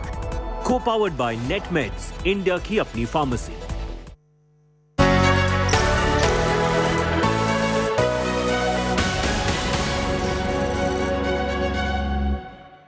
Hello and welcome. You're with us here on Business Today. I'm Abha Bakaya. Let's take a look at the top business stories. Business Today is on location at Davos. Get your daily fix of the latest from the World Economic Forum this entire week. Exclusive interviews with the most influential policymakers, top thought and corporate leaders on India Today TV. 2 days after a centre reduces excise on fuel, Petroleum Minister Hardeep Singh Puri lobs the ball in state courts. Says the states now need to reduce VAT to relieve the pressure on the common man. Tells Business Today TV that OMCs are not Sarkari companies, but responsible corporate citizens.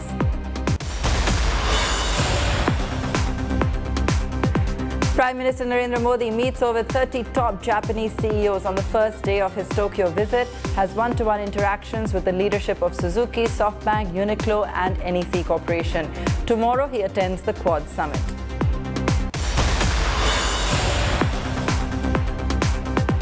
Markets wipe off all gains. Sensex, Nifty end marginally lower amid volatility. Auto stocks rally while metals pack bleeds as government imposes export duties. DRDO Labs submits the much-awaited report on e-scooters bursting into flames. Sources say poor quality batteries to blame for the incident. Government summons and seeks explanation from EV manufacturers.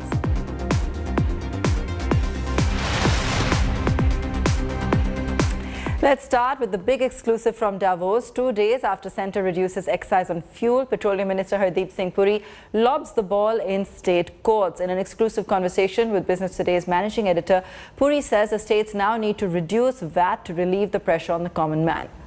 it's perhaps a coincidence that we didn't know that we would be chatting to you just 24 hours after a significant cut in additional excise duty by the government and the consequent reduction in oil prices, petroleum and diesel. Your first thoughts as to the reason it happened now and what it really means from a price perspective? First of all, it's not a standalone decision. मैं आपको याद करवाना चाह रहा हूं कि नवंबर 4 तारीख को the first petrol and diesel excise cut took place. You remember 5 rupees and 10 rupees petrol and diesel excise was cut. It was a decision taken by the government, by the Prime Minister in particular, who has been personally monitoring the very difficult terrain through which we are having to navigate. Despite the financial costs involved, the Prime Minister decided, and that is the decision you are referring to yesterday, to reduce the excise on both petrol and diesel. What would you say, sir, should be our policy towards this? These are private entities. I am in no position to tell them that you have to stop this thing. You know, they are watching the situation. Now, after all, it's in their interest also that the markets remain stable, because ultimately, for a while, they may not be able to pass on their, do the full recovery because they're making money on refining margins or petrochemical. But some of these are Fortune 500 companies and they're highly respectable.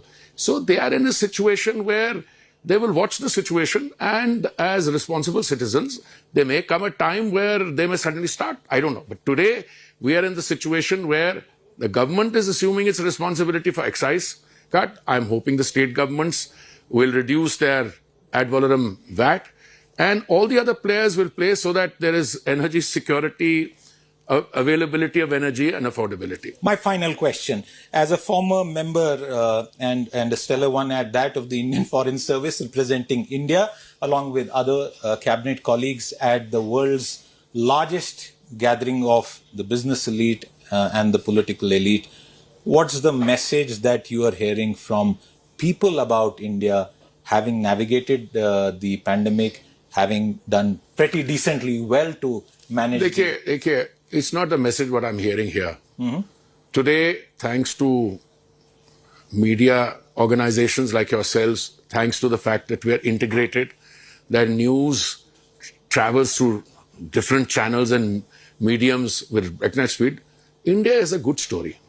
India is a good story for 3-4 major reasons. That it was able to face the challenges of a very basic existential nature during the pandemic. Our healthcare sector was in neglect. हमारी सरकार बनने से पहले जो हमारी public sector में vaccine manufacturing capacity थी public sector, उसको हमने बंद करवा दिया. तो कोई जरूरत नहीं. We were not only able to manufacture a domestic vaccine. One of our companies, which is using research done at Oxford University and, patented by AstraZeneca, they've done well. A pure Indian company has done exceptionally well. And today, your vaccine has efficacy. I don't want to point you in the direction of countries which became vaccine producers, and the talk is कि 38% उनकी vaccine efficacy है या वहाँ पे उसके consequences हुए. मेरा वो काम नहीं. दुनिया भर से there is undiluted appreciation, a little bit of envy also, I would say, that India was able to manage not only its healthcare system, but on so many other respects. Our foreign direct investment, देखिए जो अभी latest figures आए हैं, $84 billion. What was the foreign direct investment coming in 2004? $4 billion. 20 guna. You look at the unicorns. You used to produce one unicorn. Abhi yo kitna पिछले साल 43 unicorn. I mean, I forget the figure. I was speaking in Bangalore yesterday, and I gave some figure that the expectation this year there'll be 50. I mean, I hope people know what a unicorn is. I mean, somebody asked me a question which I was slightly taken aback, and I said, look, this shows that innovation and entrepreneurial skills and talent are at a premium. And you don't become a unicorn because you and I like each other or, we're in. I mean, there is a global financial dimension where the support comes. And, देखिए, United States, the lead economy in the world, $20 trillion, 18-20 जितना भी होगा. आप देखिए वहां स्थिति क्या है. Highest levels of inflation in 50 years. UK, जिनका हमारा 190 साल का संबंध रहा है जिनके साथ, steepest decline in living standards since the Second World War. Another economy, second largest in the world. Very high inflation. Very high inflation. Second largest economy in the world. अब नाम नहीं लेता हूं, $12 trillion की. Cities in total closed down. तो ऐसा है कि इसमें मुझे या आपको narrative नहीं बनाना है. The very fact that various sectors, अब मुझे तो जितने sectors के साथ जानकारी है, civil aviation is back. हमारे इस महामारी के पहले 4,20,000 पैसेंजर होते थे दिन में. You're back to that level. मैं आपको foreign direct investment की बात already कर दी है. मैं कई और में oil and energy. I can tell you, look at what we have done in the last few months in terms of, clean energy, biofuels. 2030 का टारगेट था हमारा 20% ब्लेंडिंग का, उसको हम 2025 तक ले आए हैं. हम सोच भी नहीं सकते थे कि 10% ब्लेंडिंग होगी. पिछले 3 महीने में every day we were doing 10%. That's why this average came up to, for the year, came up to 9.8. People don't realize that it's not just Russian oil that is being blended, it is ethanol. Which is not Russian oil भी. देखिए आप political आप कुछ भी कह सकते हैं. अब मुझे एक बात बताइए, कहीं भी हो आप, तेल is not a person जिसके पे छाप लगा होता है. पता है कहीं तेल निकलता है कहीं से. Place X, right? There are different kinds of, some have high sulfur content, some don't. There people buy, a ship goes from here to there. But how can I tell you, पिछले साल हमने जो financial year है, हमारे total imports were 0.2% of our total imports. उसका कारण है, उसकी geographical कारण है कि आपको अगर आपके देश के नेबरहुड में तेल मिलेगा तो वहां से खरीदोगे, पर अगर आपको खरीदना पड़ेगा तो लोग खरीदेंगे. देखिए इसमें कोई हेजिटेशन नहीं है. So what I am saying is biofuels, exploration and production, ENP, we are raising it from, कितने हमारे सेडिमेंट्री बेसिन है, 26 है, 7-8 थे, मैंने पूरे सब में ले जा रहे हैं. If I have my way, there will be a well in every backyard, including yours and mine. It's a flurry of exclusives from Davos. Puneet Ranjan, global CEO of Deloitte, is bullish on India in an exclusive conversation with Business Today TV. Ranjan says this is India's century. The company also plans to add another 75,000 individuals to its existing pool of professionals in India. Listen in. We've seen a lot of transformation in the last 10 years. We've seen financial stress, as elsewhere in the globe, particularly in the Indian context. How are Indian companies changing with the shifts and transformations that are being driven by technology? The big debate in India is the big companies, organized companies growing at while the smaller informal sector is suffering because they are not competitive enough. Well, if you walk around the promenade in Davos, the thing that struck me was the number of Indian companies that have pop-up stores along the promenade. I don't think in the 7 years that I've been coming, I haven't seen this level of Indian representation here at Davos. That's a key point to hear from the Deloitte global CEO. Go ahead. Please. The other thing is the number of states. You've got Andhra Pradesh, Maharashtra, Tamil Nadu, Telangana, and of course India House. Yesterday I was walking down the promenade. I smelled samosas in Davos. India House. Okay. So I think India is really... Do you miss your home state of Haryana, if I may ask? Absolutely. I think Haryana should be here. Okay. That's a message we'll try and get to Mr. Khattar for sure. Absolutely. Chief Minister ji, idhar aao. What was your question again? I was talking about how do companies in India see this shift, because you consult with so many of them. How are they changing? Because it's not just the top 50 or 100 Indian companies. The vast amount of Indian employment happens still in the informal sector. That is true. But I think, you look at India, the number of startups that you have, it's second, I believe, to the United States. The number of unicorns, I think, is second to the United States. So I believe that the larger companies certainly are becoming global entities. Many of the Tata companies, as for instance, and some of the startups are making some innovative investments and innovative products. I'm very bullish on India. You know, I've said this multiple times. I believe this is India's century. I think what has happened in the last number of months with Ukraine has certainly made it more difficult, more complex for everybody.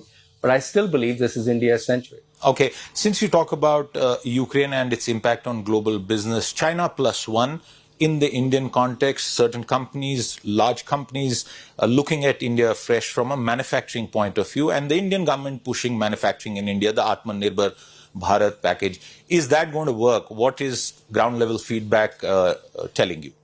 I think absolutely it is going to work. India, the number of the FDI amount that is coming into India is at record levels. There is a disconnect between perception, particularly in Asian economies like Japan and Singapore. We just did a study. 75% of the 2,000 CXOs that we interviewed were looking to invest in India, but there was a disconnect between perception as to what has changed in terms of ease of doing business in India, particularly with Asian investors, that we need to address. Puneet, in slightly simpler words, has it changed for the better? Because for the record, the ease of doing business rankings for the country have gone up consistently in the last few years. Yet you hear a lot of people talking about just the sheer difficulty of working on the ground in India. What has changed? Well, I mean, the digitization of customs, for instance, is one such example. I think it's absolutely changed and for the positive. But as I said, perceptions need to change as well. I think the Indian community needs to do a better job explaining the changes, and there is more work to be done. All the biggest voices for you straight from the World Economic Forum in Davos. We take a very quick break. We'll be back with other news in just a moment.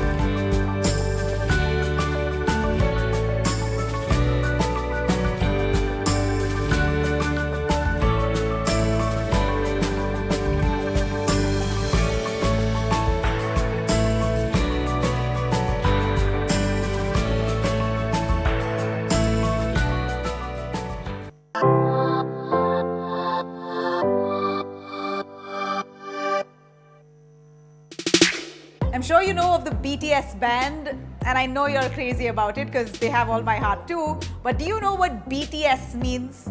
It's basically Bangtan Sonyeondan, also known as the Bangtan Boys. Well, they started off in 2010 and had this official debut that featured them in 2013. Let's tell you that it's the Magnificent Seven: S-Jin, Suga, J-Hope, RM, Jimin, V, and Jungkook, who are really ruling the world now with their tunes. In fact, teens are going crazy, not just about the band members, who are really almost of the same teenage, but their looks, their hairstyles, their dressing sense have all taken the teenage world by storm. In fact, Indians have also found idols in BTS. Well, speaking of awards, BTS have won several awards. They've in fact created world records, many of them to their credit. The band's first music album, which started in the year 2013, which was named Too Cool for School. This album was awarded the New Artist of the Year award and certainly was loved by people world over. BTS is also the first group in history to win Top Song Sales Artist at the Billboard Music Awards and earn 5 consecutive wins for Top Social Artist. Sold over 32.7 million albums on the Gaon Music Chart, BTS is the best-selling musical artist in South Korean history and holds 6 multi-million albums and 5 platinum streaming singles. Speaking of world records, BTS has managed to win a whopping 23 Guinness World Records, and their song Butter has won 5 Guinness World Records. And speaking of YouTube views now, well, that song Butter has shattered all records on YouTube. And interestingly, before Butter, it was their song Dynamite which broke all records on YouTube views. What's the reason behind this?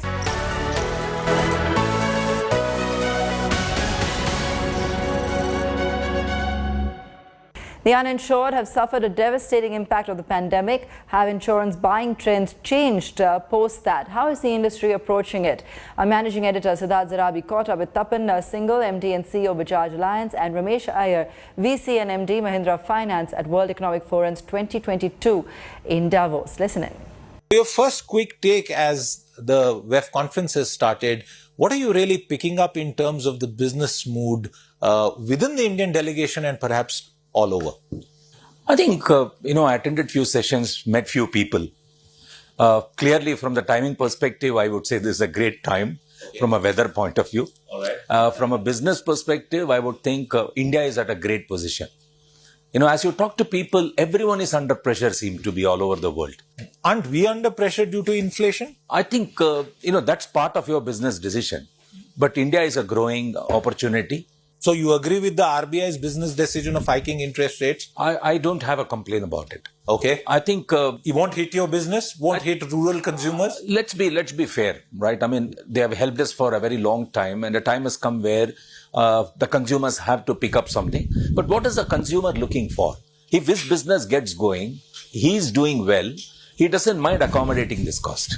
I think the problem, the way we have to see it is, when the going is tough and you bring in these kind of tough measures, it becomes a very big burden on the consumer. So RBI or any decision from the government has helped during that difficult time. Now things are changing. Consumers are back to normalcy. People are earning well. I'm sure their revenues will start growing. I'm sure they'll be more than willing to accommodate. That's a very interesting take, Ramesh, because one would have imagined that 2 years of the pandemic, the slowdown and what happened to the commercial vehicle business, for example, or across the entire segment that you have a concentration on. And we were hoping that there would be a pickup infra and other businesses. And suddenly you have now the RBI making it clear that interest rates are going to go back up. Isn't that a risk? I mean, you look at what is the interest increase we are all talking. Let's say a 50 basis point increase has to be accommodated in the system. And look at the asset that to reach pre-COVID, you have to accommodate 125 basis points. At least to start with, it's now 50 basis point. Okay. So let's look at that. If the asset cost is 10 lakh of rupee, what's that 50 basis point on the 10 lakh of rupee? Is that the decision on which somebody is going to decide to buy or not buy? I think if you're already... Does this apply equally, sorry to interrupt you, equally to the SME space as well, which is obviously more exposed to cost pressures? I think my take on this is all of us have to become super efficient and we have to save this 50 basis point in some other cost. We somehow think which is more publicly discussed as an item that we think hurts us. But there are a lot of internal costs that even the organizations have to focus on. Electric two-wheeler scooters, kyun jal rahe hain? Why are they catching fire? Explain this. This is not a question to you. I mean, it's bothering people. Aag lag rahi hai, logon ki bhi jaan gayi hai. What's happening? See, honestly, I can't answer this on behalf of the OEMs. No, like I said, not on behalf of them, but generally. Yeah. So, probably are we little faster to put it in the market for sales before it has been fully tested for its correctness? I don't have an answer, but, look at it from a consumer point of view. There are two angles to this. One is, they buy this with their hard-earned money. And whether they should lose an asset like this and then wait for and in some cases not get claims because claims are being turned down. To be, coming in, not coming in, one has to see. The other side is, of course, the health hazard and related to that, the confidence issue, right? So once you see this happen more often, then people will move away from whether to buy or not to buy kind of a situation. My personal opinion on this, though, is that, there has to be a lot of communication that has to come out to say why this happened and what actions are being taken for this not to repeat. But Ramesh, why only communications? Let me ask you a direct question. In the traditional automotive segment, India has one of the toughest systems of quality checks, homologation, imported vehicles. I don't even want to get into it. Why isn't there a regulatory architecture for these vehicles? Or am I wrong in even asking this question? Shouldn't the government have thought of this before? I think they would have thought through, and I'm sure more regulations may come in as well. But ultimately, the fact is that, the safety of people buying is never going to be of any less priority for anybody. As a leading financer, what do you see happening as far as the electric vehicle space is concerned? Again, this is a broader macro question. From a pricing point of view, do you see an inflection point coming anytime soon? So very clearly, it will come in, but I still think in the auto industry, when somebody is going to buy a vehicle, somehow the first question they are asking is, what is the likely resale price at the end of 3 years? They're still looking at what's the resale price at the end of 3 years. And therefore, all the new introductions, electric vehicle, etc. Again, I'll go back to the same thought of communication. It has to be a very collaborative approach from the OEMs, from the distributor, and from the financiers together to say that, okay, how will we protect the resale price at the end of 3 years? Because that's not established yet and it'll take time to establish. Because cost of operation is well established, right? Cost of operating this vehicle is going to be much lower than operating any other fuel vehicle. So having said that, people will ask this end question to say, okay, I'm buying into something. What will be the resale price of this vehicle? Or what will be the longevity of this vehicle? Okay, can I use it forever with no resale? Our managing editor also spoke with Amit Bajaj, President North America TCS, and Saptagiri Chaplapalli, Head of Europe at TCS, on how FY23 will look for IT companies and for TCS amid economic slowdown due to the Russia-Ukraine conflict. It's said that in the field of technology, when America sneezes, the rest of the world catches a cold. I'm not talking about revenue numbers, but do you see that happening given the economic slowdown, inflation, and the uncertainty that seems to have set in after what's happening with global macro factors? I think, first of all, from TCS perspective, no, not really, because we have a fantastic business model that is a solution to customers' challenges both in the upturn and in the downturn. So as we call, there's a growth and transformation engine and a cost and optimization engine. So they work across cycles. I think broadly, if I see from a larger perspective, yes, there is concern around rising inflation. There is concern around talent situation. There are some concerns, but customers by and large are committed to the larger technology adoption across industries. So Amit, a lot of the parents who are listening to this conversation and to all the young people who are building their careers, are studying right now, they would pick up that one point about talent, and we know the headlines there. But Sapta, the same question really, with an additional comment, if you can share. How are things looking from Europe? Because we have a war that's going on, and you see a different kind of economic fallout, especially with regard to energy within Europe. Does that cloud the outlook, or are things, is business going to be as usual? Yeah, like Amit pointed out, all industries are in transition. And Europe, of course, is also having leading companies who are leading this whole revolution. And the good thing about that is this entire transition is powered by technology and digital technology. And most of our customers, whether it's an automotive company, whether it's an energy company, retailer, everyone wants to use more and more technology to transform their business models and go into the future. And that's why we see a significant potential as well as an opportunity for, as well as a responsibility for us to work closely with our customers as they transition into the new industry. Secondly, of course, when it comes to Europe, we do have 2 points that you raised. One is the energy security issue, because we are heavily dependent on the energy from Russia, for example. And there is a rapid move to go to alternate mechanisms, but also to go into more sustainable energy sources. And with regard to the situation in Ukraine, of course, it's a huge humanitarian crisis, and TCS was one of the first companies which stepped in and supported the humanitarian efforts of humanitarian agencies, as well as some of our people who had families there and so on. So I do see that there is no stopping the digital transformation or the digital transformation enabling industries. That's how we leave it on the show today. Thanks so much for watching.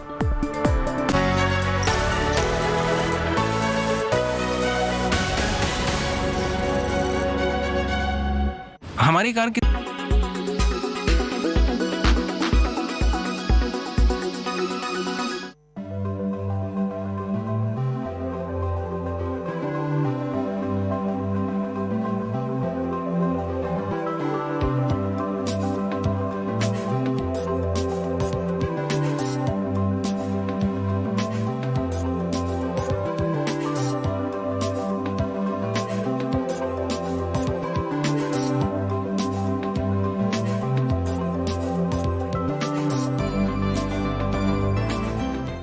We live in a modern-day Handmaid's Tale. The weights are tilted unequally. Women still don't have their bodily rights. India remains one of the few countries in the world that does not treat non-consensual sex within marriage as rape. If the wife is not under 15 years of age, sexual acts by a man with his own wife is not rape. And the latest word by the High Court further confirms this. Split verdict जो है, ये society का situation को दर्शाता है, क्योंकि ये मानना कि इस मुद्दे पे सिर्फ एक ही राय हो सकता है, is not possible. लेकिन मैं ये भी क्लैरिफाई कर देता हूँ कि कोई ये किसी का पोजीशन ये नहीं हो सकता है कि मैरिज के अंदर या मैरिज के नाम पे कुछ भी हो सकता है. पोजीशन किसी का ये है ही नहीं, ना हमारा कोर्ट के सामने ये था.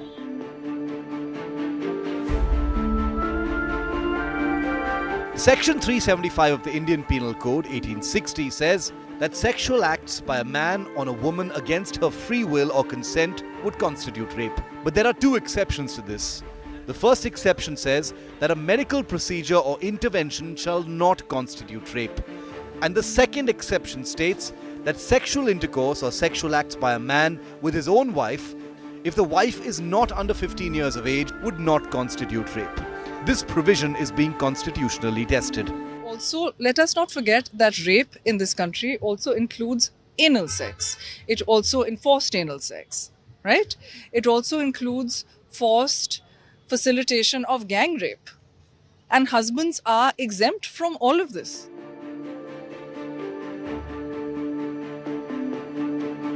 The first petition challenging the constitutional validity of the law was filed in court 7 years ago, that's in 2015. The petitioners have said the law violates a married woman's right to equality, the right to life with dignity, and the right to self-expression.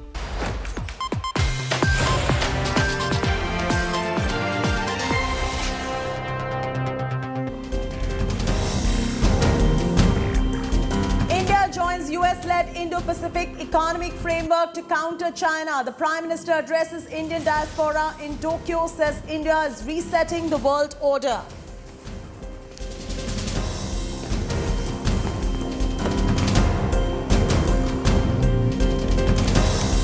Hearing on Gyan Vapi case concludes in Varanasi court. Verdict tomorrow on how the matter will proceed in district court.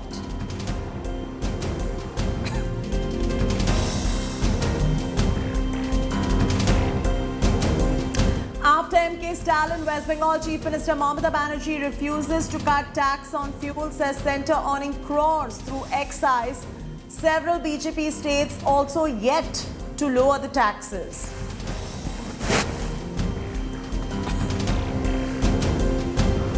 Gyan Vapi moment for Karnataka. Hindu temple-like architecture found in the mosque during renovation work in Bengaluru.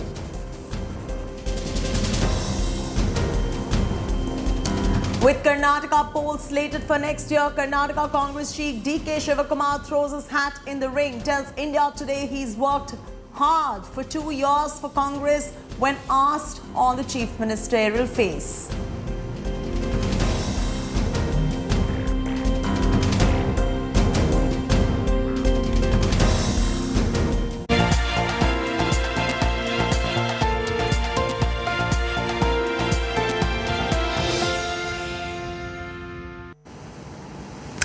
"40 hours and 23 meetings. This is Prime Minister Narendra Modi's agenda for the whirlwind tour of Tokyo. Modi kick-started the tour with a rousing welcome from Indian diaspora, along with interaction with several kids and a meeting with the Indian business community. Here is a report on day one of Prime Minister Modi in Tokyo.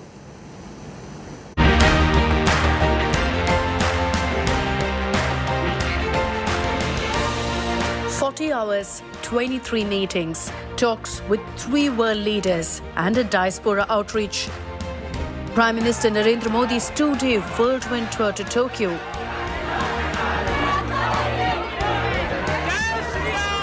Marked with his trademark interaction with the Indian diaspora. फलक देखा है international scene पे मोदी जी ने भारत का जो नाम बढ़ाया है और काफी अच्छा लग रहा है. And relationship not only it's getting limited, I'm saying it is going beyond limitation. So we are really thrilled.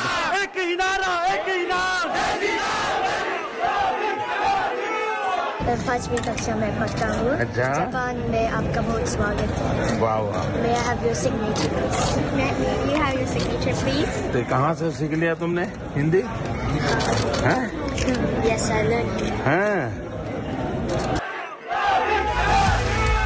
India once again on the world's radar with Prime Minister Modi's visit. From the Quad summit in Tokyo to bilateral talks on post-COVID recovery, the Ukraine war and climate change. 36 Japanese CEOs and the Indian diaspora are all part of Modi's power-packed itinerary.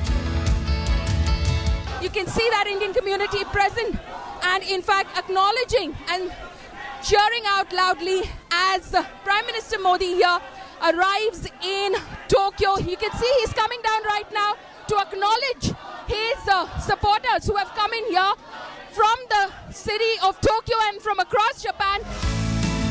US President Joe Biden, Japanese Prime Minister Fumio Kishida and the newly elected Australian Prime Minister Anthony Albanese will sit with Prime Minister Modi at the Quad high table. There are various elements in the program. The Quad is the core element of the entire visit. So there will be Quad-related events with Quad. There will be bilaterals with other three leaders. The US President, the newly elected Australian Prime Minister, and of course the Japanese Prime Minister. All eyes are on the Modi-Biden interaction, the latest after a series of high-profile engagements between both the giants, coming closer than ever before. Apart from participating in the Quad Summit, Prime Minister would also hold bilateral meetings with the President of the US, Prime Minister of Japan, and with Prime Minister of Australia. Big interest is also riding on Modi's bilaterals with the Japanese and Australian Prime Ministers. Modi and Kishida will carry forward their conversations from the 14th India-Japan Annual Summit held in March 2022, when the Japanese Prime Minister visited New Delhi. Modi and his Australian counterpart will review comprehensive strategic partnership and exchange views on regional and global developments of mutual interest. With Paulami Saha in Tokyo, Bureau Report, India Today. In Japan, Prime Minister Modi talks about 40% of all global digital transactions happening in India. He talks about adversity being turned into an opportunity for resilient and reliable global supply chains. The Prime Minister is talking to top CEOs to invest in India and look at the startups and the unicorns. Rahul Gandhi at Cambridge spoke of India's soul and voice being crushed and institutions being held hostage by one organization. Our political and diplomatic bureau with this story.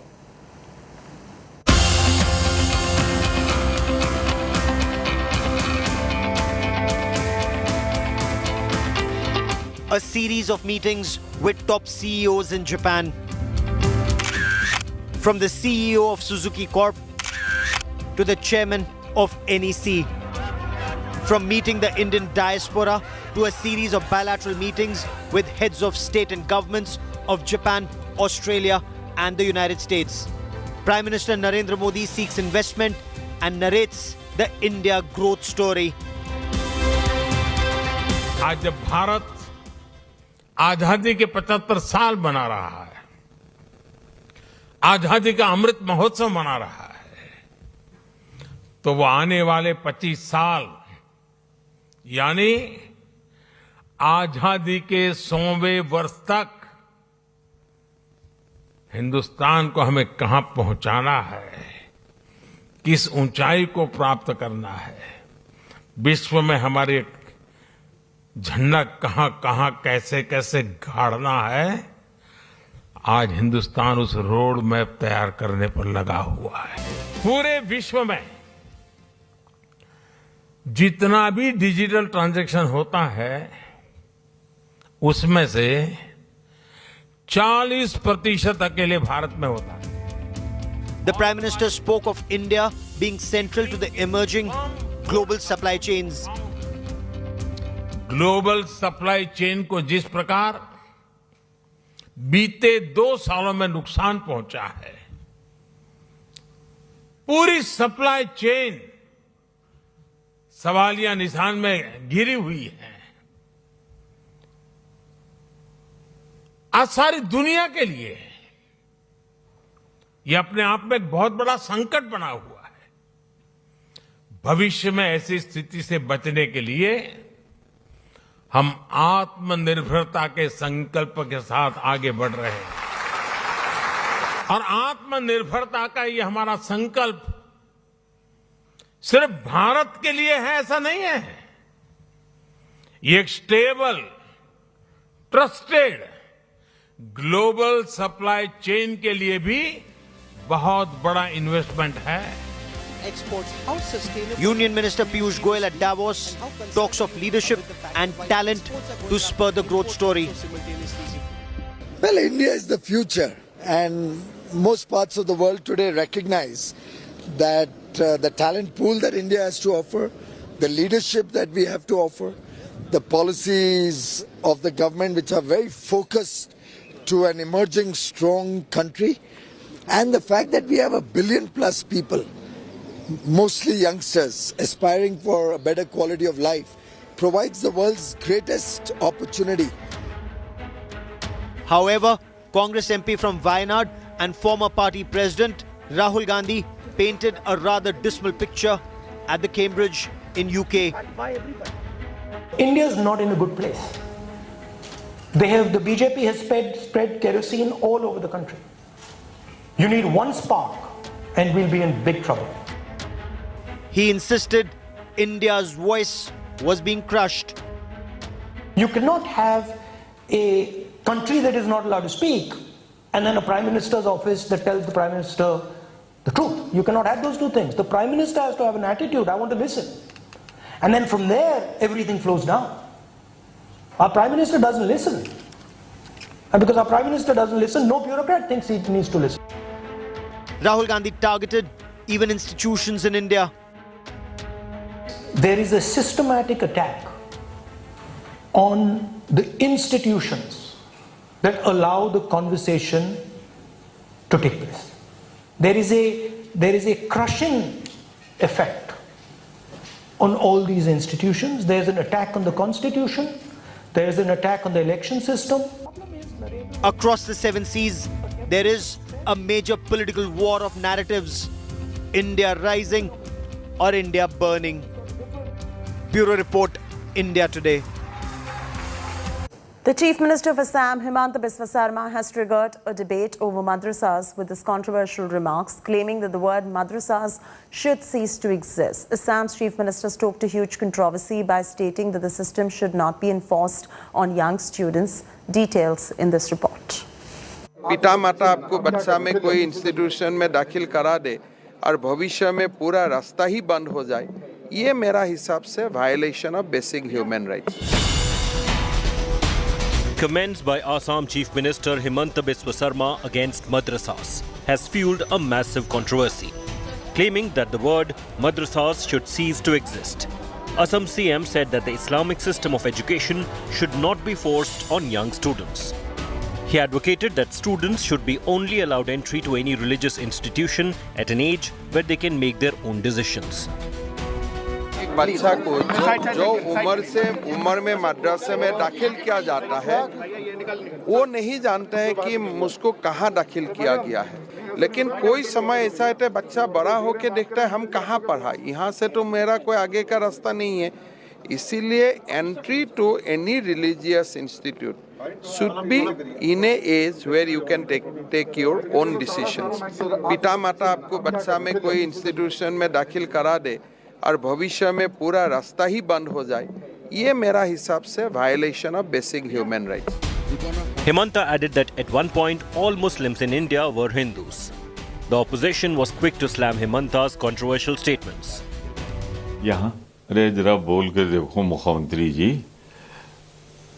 Modi ji के खिलाफ बोल के देखो, अमित शाह के खिलाफ. मुख्यमंत्री पद से ही नहीं तुम्हारी छुट्टी हो जाएगी, जेल के कहीं पीछे खड़े हो गए, इतने छापे पड़ेंगे ईडी के, इनकम टैक्स के, कि तबीयत दुरुस्त हो जाएगी. Himanta's remarks come in the backdrop of Yogi government accepting a proposal to exclude new madrasas from its grant lists, overturning an Akhilesh Yadav era order and making it mandatory for madrasas to recite national anthem before starting class. Quantity तो बढ़ा दी थी लेकिन quality नहीं दे पा रहे थे मदरसों में। उसका काम आदरणीय योगी सरकार ने किया है। आज आधुनिक शिक्षा कंप्यूटरीकरण किया है। माननीय प्रधानमंत्री का संकल्प, एक हाथ में कुरान एक हाथ में कंप्यूटर, उसको आगे बढ़ाने का काम किया है। तो हमको फोकस करना है एजुकेशन सिस्टम को बेहतर बनाने के लिए, और हम लगातार उसी दिशा में कदम आगे बढ़ा रहे हैं। अभी हम अपने एडेड मदरसों को और अच्छा और बेहतर बनाएंगे, फिर आगे जैसी ज़रूरत होगी उस बारे में भी विचार करेंगे। फिलहाल हमने अभी ये फैसला लिया है। Are madrasas the new flashpoint? Bureau Report, India Today. In line with the Gyanvapi mosque showdown, similar demands to survey a mosque in Karnataka has now surfaced. This after a video emerged of a Hindu temple-like architectural design discovered in the premises of an old mosque in Mangaluru in April. Hindu group VHP, or the Vishwa Hindu Parishad, has now raised doubts on whether this mosque was constructed over a temple. India Today is the first to access the visuals. Take a look at this report. Raging faith fight over Mandir versus Masjid. Amid shivling fountain face-off in Varanasi,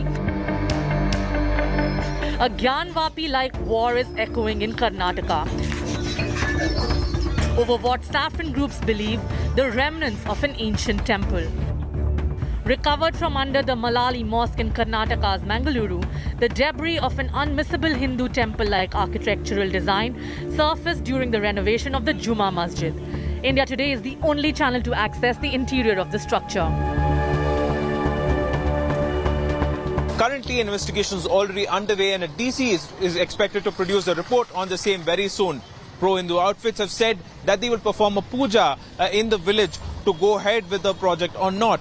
Now, the matter still is in the court, and the court has already said that status quo has to be maintained, and the DC's report regarding this is still awaited.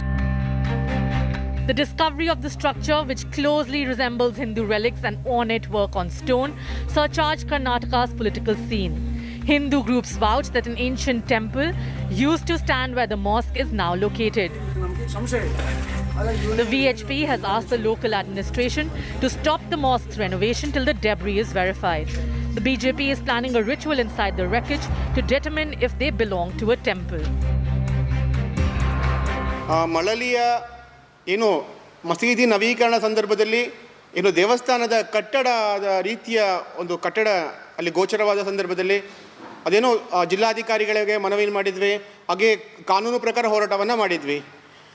ಅದೇ ಆ ಕ್ಷೇತ್ರದಲ್ಲಿ ಆ ಜಾಗದಲ್ಲಿ ಯಾವ ಕ್ಷೇತ್ರದ ದೇವರ ಸಾನ್ನಿಧ್ಯನ ತಿಳಿಬೇಕು ಅನ್ನತಕ್ಕ ನಿಟ್ಟಿನಲ್ಲಿ ಇವತ್ತು ಹಿರಿಯರ ಸಮ್ಮುಖದಲ್ಲಿ ಆ ಸ್ಥಳೀಯ ಅಲ್ಲಿ ಯಾರೆಲ್ಲ ಹಿರಿಯರಿದ್ದಾರೆ, ಸೊ ಅಲ್ಲಿ ಯಾವುದೇ ಒಂದು ಅಹಿತಕರ ಘಟನೆ ನಡೀಬಾರ್ದು ಅನ್ನೋ ಹಿನ್ನೆಲೆಯಲ್ಲಿ ನಮ್ಮ ಅಧಿಕಾರಿ ಸಿಬ್ಬಂದಿಗಳದ್ದು ಮತ್ತು ಸ್ಟ್ರೈಕಿಂಗ್ ಪಾರ್ಟಿದು ಒಂದು ಡಿಪ್ಲಾಯ್ಮೆಂಟ್ ಮಾಡಿ ಬಂದೋಬಸ್ತ್ ಮಾಡಿದ್ದೀವಿ. ಸೊ ಅಲ್ಲಿ ಸಾರ್ವಜನಿಕರು ಭಾಳಷ್ಟು ವರ್ಷಗಳಿಂದ ಅಲ್ಲಿ ಹಿಂದೂ ಮತ್ತು ಮುಸ್ಲಿಮರು ಎಲ್ಲ ಒಂದೇ ಊರಲ್ಲಿ ಅತ್ಯಂತ ಅನ್ಯೋನ್ಯವಾಗಿ ಜೀವನ ಮಾಡ್ಕೊಂಡು ಬಂದಿದ್ದಾರೆ. ಸೊ ಅಲ್ಲಿ ಇದ್ದ ಎರಡೂ ಗುಂಪುಗಳು ಕೂಡ ಅಶ್ಯೂರ್ ಮಾಡಿದ್ದಾರೆ, ಅದೇನಿದೆ ಸತ್ಯಾಸತ್ಯತೆ ಪರಿಶೀಲನೆ ಮಾಡಿ ಏನು ಕ್ರಮ ಆಗಬೇಕು ಅದನ್ನು ಜಿಲ್ಲಾಡಳಿತ ತಗೋಬೇಕು, ಅದಕ್ಕೆ ನಾವು ಬದ್ಧರಾಗಿದ್ದೇವೆ ಅಂತಂದು ಸಾರ್ವಜನಿಕರು ಅಲ್ಲಿ ಹೇಳಿದ್ದಾರೆ. ಸೊ ತಹಸೀಲ್ದಾರ್ ಅವರ ಸೂಚನೆ ಮೇರೆಗೆ ಒಂದು ವಾರಗಳ ಕಾಲ ತಾತ್ಕಾಲಿಕವಾಗಿ ಅಲ್ಲಿ ನಡೆಯುವಂಥ ಕೆಲಸನ. The Muslim side is contesting the claims.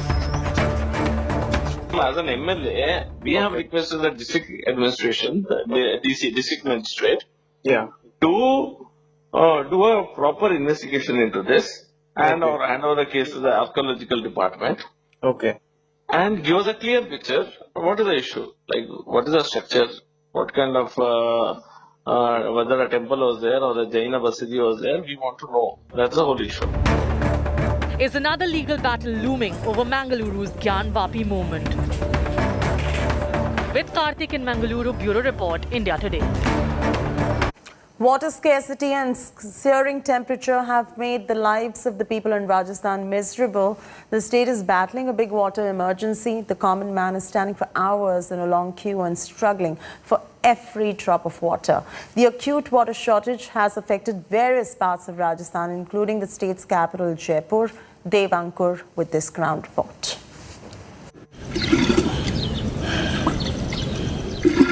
It is a fight for water every morning in many towns of Rajasthan in the summer as temperatures hover above 45 degrees Celsius. Water tankers are the lifeline. In Jaipur, they go to narrow lanes and bylanes to reach as many residents as possible. Arguments and even fist fights are common as people jostle for water when the tankers arrive. पानी की समस्या कितनी ज्यादा है यहाँ पे? बहुत ज्यादा है। एक दिन पानी नहीं आया, समझ लो टैंकर तो इतनी परेशानी हुई, इधर उधर से डिब्बा ले लेके फिर लाना पड़ता है पानी. Depleting groundwater and rising temperature in this hot summer season has made the problem of water an acute one in the desert state of Rajasthan.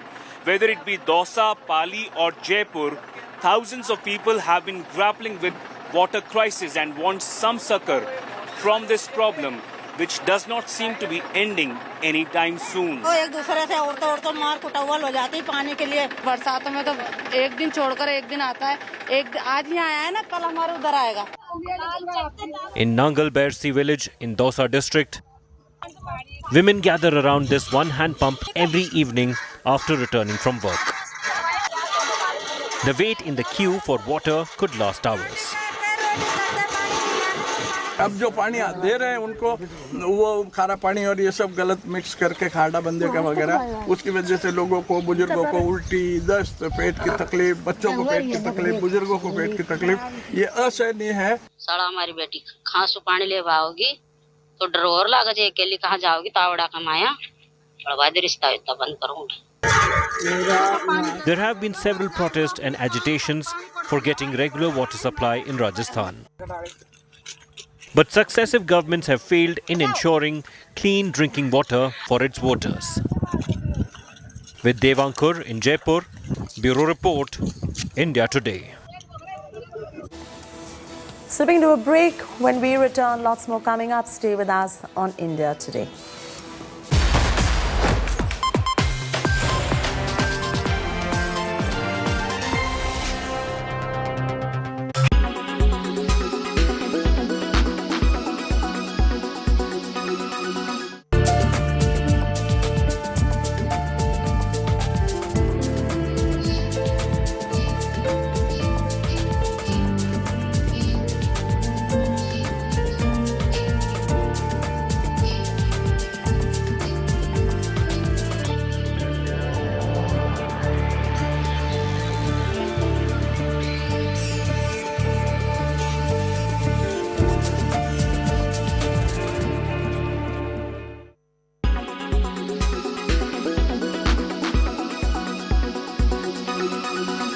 Make your media plan smarter with India Today Live TV on your connected devices.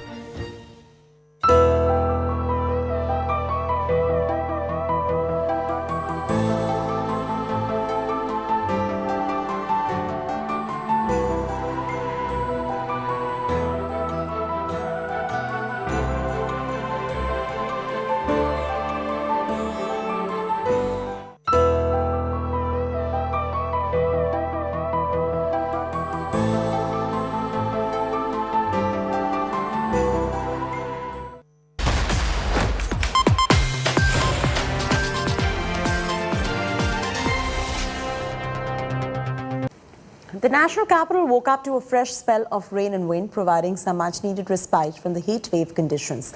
But not just Delhi, Bengaluru and Kerala too have been witnessing heavy showers in the span of the last 2 weeks. With this spell, a good monsoon to aid agricultural production in India. Here is a complete report on how this could benefit. First Kerala, then Bengaluru, and now the national capital. Heavy rainfall has brought much-needed respite from the scorching heat in many states over the last 2 weeks. The summer rains in Kerala this year have been so strong, they could rival the real monsoon. Many districts in the states are under orange alert, one step below the maximum red. വെള്ളം കുറയും വിചാരിച്ചിട്ട് ഇതുവരെ കുറയുന്നില്ല. വണ്ടി എടുക്കാനും പറ്റാത്ത അവസ്ഥയിലാണ്. നാല് റോഡും ക്ലോസ് ചെയ്തേക്കുവാണ്. പിന്നെ പോകാനും അവസ്ഥയില്ലാത്ത ഒരു നിവൃത്തിയില്ലാത്ത അവസ്ഥയിലാണ് നിൽക്കുന്നത്. നമ്മൾ മൊത്തത്തിൽ വെള്ളം പെട്ടെന്ന് അത് പ്രതീക്ഷിക്കാത്തൊരു മഴയായതുകൊണ്ട് നമുക്ക് ഒന്നും ചെയ്യാൻ പറ്റില്ല. കുറേ സാധനങ്ങൾക്ക് നഷ്ടപ്പെട്ടു പോയി. The national capital on Monday woke up to strong gushing winds and heavy rains. The temperature in the region dropped by as much as 11 degrees Celsius from 40 plus to comfortable 20s. The Met Department predicts relief from heat wave conditions at least till May 28th. The heat wave have been suppressed, abated already, and colder, lower than normal of the maximum temperature is coming. Today the temperature may touch something like 33 or something like that, massive fall of the temperature. Now this impact will remain for longer period. In India's IT city, the minimum temperature dropped to 17.9 degrees, the lowest recorded in the month of May in 77 years. The Met Department, however, is cautious in predicting the onset on monsoon. Already the pre-monsoon has been very intense during 17 to 19 May, but some of the conditions were not there. But we still hope around 27, plus minus 4 days, this condition will be fulfilled. The monsoon is the lifeline of agriculture. This year, the unique weather formation is of particular interest as the world is battling the highest inflation in decades. A good monsoon can lead to higher agricultural production and help India check the skyrocketing prices. With Kumar Kunal in Delhi, Bureau Report, India Today. It's a wrap from me, Chaiti Narula on this bulletin. For further news and updates, don't forget to log on to www.indiatoday.in or go ahead and download the India Today app. Thanks for tuning in. Thanks for your time.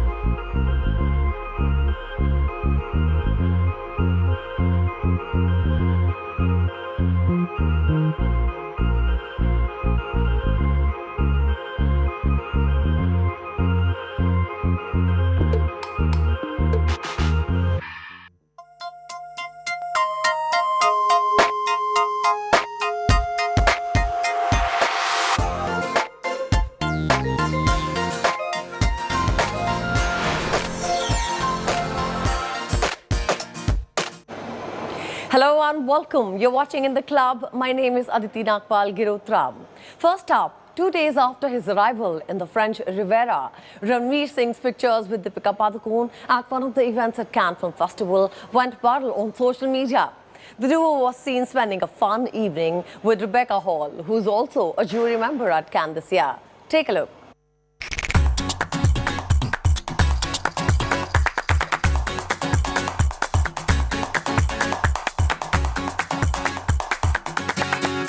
Where Deepika Padukone is, there Ranveer Singh is. Yes, the actor has joined his wife at the Cannes Film Festival, and pictures of the two are going viral on social media.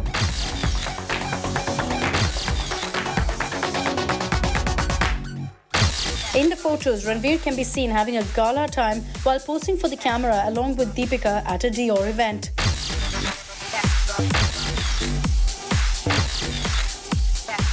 Accompanying the duo for the evening was also Rebecca Hall, who's a member of the prestigious Cannes jury, just like Deepika. For the event, Deepika opted for a Louis Vuitton outfit, while Ranveer made an impression in an animal print shirt. According to India Today's sources, Ranveer's Cannes visit was apparently a last-minute decision. Sources further revealed, and we quote, Ranveer has been very busy promoting his latest release, Jayesh Bhai Zordar, and also shooting for Rocky or Rani Ki Prem Kahani with Alia Bhatt. This is his first break after the exhaustive promotional schedule. Ranveer, in fact, in an exclusive interview with India Today, mentioned that he's missing Deepika also, as they've not been able to get time for each other due to their work commitments. I'm really missing her. She's been busy shooting Pathaan. I've been busy shooting Rocky Rani. It was on May 20th that Ranveer Singh left for Cannes, where the International Film Festival is being held, and now here are his first pictures with Deepika ever since he arrived in the French Riviera. Entertainment Bureau, India Today. Deepika Padukone has been slaying it at Cannes 2022 ever since she arrived. She's been giving her fans a glimpse of her time spent at the French Riviera and taking internet by storm with one outfit at a time. Take a look.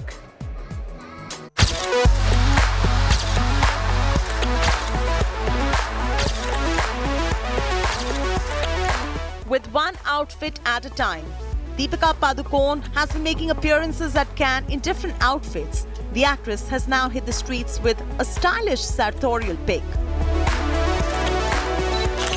Deepika Padukone took to her Instagram handle to share her new look, in which she can be seen on the streets of the French Riviera in a Louis Vuitton ensemble that features a turtleneck pullover and checkered shorts. Without giving out many details in the caption, she simply let her look do all the talking. She dropped another video in which she can be seen in a printed white shirt paired with a pink skirt. Earlier, Deepika wore this black outfit, which she wore with a statement neckpiece and earrings with her hair all tied up. She has been experimenting with different looks at Cannes ever since she arrived. How was the flight? Not bad at all, actually. It was an 11-hour flight from LA. In fact, the actress has been giving her fans a glimpse of her time spent at the French Riviera. Moreover, with back-to-back red carpet appearances, events, meetings, and photo calls, Deepika herself confessed she's indeed tired, but at the same time also very happy. Are you tired after last night? It's a different kind of tired. It's that tired but like with joy. For the Unversed, Deepika is representing India as a jury member at the 75th edition of Cannes Film Festival. This film festival commenced on 17th of May and will conclude on 28th of May. Entertainment Bureau, India Today. Deepika Padukone is ruling the Cannes red carpet as a jury member this year. But not many know that there are other 8 Indian celebrities who were named before her. From Aishwarya Rai Bachchan to Vidya Balan. Here's a list of them all and everything you need to know about them.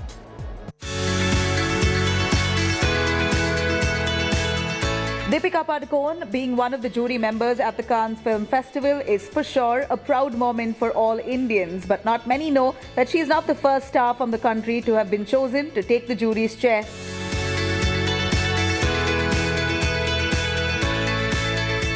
Legendary filmmaker Mrinal Sen was the first Indian to serve on the Cannes jury panel in 1982. Sen was a nominated member of the Indian Parliament and one of the nation's most politically engaged filmmaker. Ek Din Prati Din, Kharij, Khandar and Genesis are 4 of his films that have been screened at the festival. Filmmaker and producer Meera Nair served as a jury member in 1990. She won the Audience Award at the Cannes Film Festival for her critically acclaimed film Salaam Bombay and was also among the Cannes Film Festival's list of awardees in the Golden Camera category for the same film. Arundhati Roy, an author, a social activist and Booker Prize winner, was a member of the jury at the Cannes Film Festival in 2000. She has written nearly 20 non-fiction books in addition to her fiction novels. Aishwarya Rai Bachchan, who has graced the Cannes red carpet multiple times in her career, has become the first female actor from India to attend Cannes as a jury member in 2003. For the Unversed, she has remained the one Indian who has consistently made it to international grounds over the years. In fact, Aishwarya had made her festival debut alongside Shekhar Kapoor for a special screening of Devdas.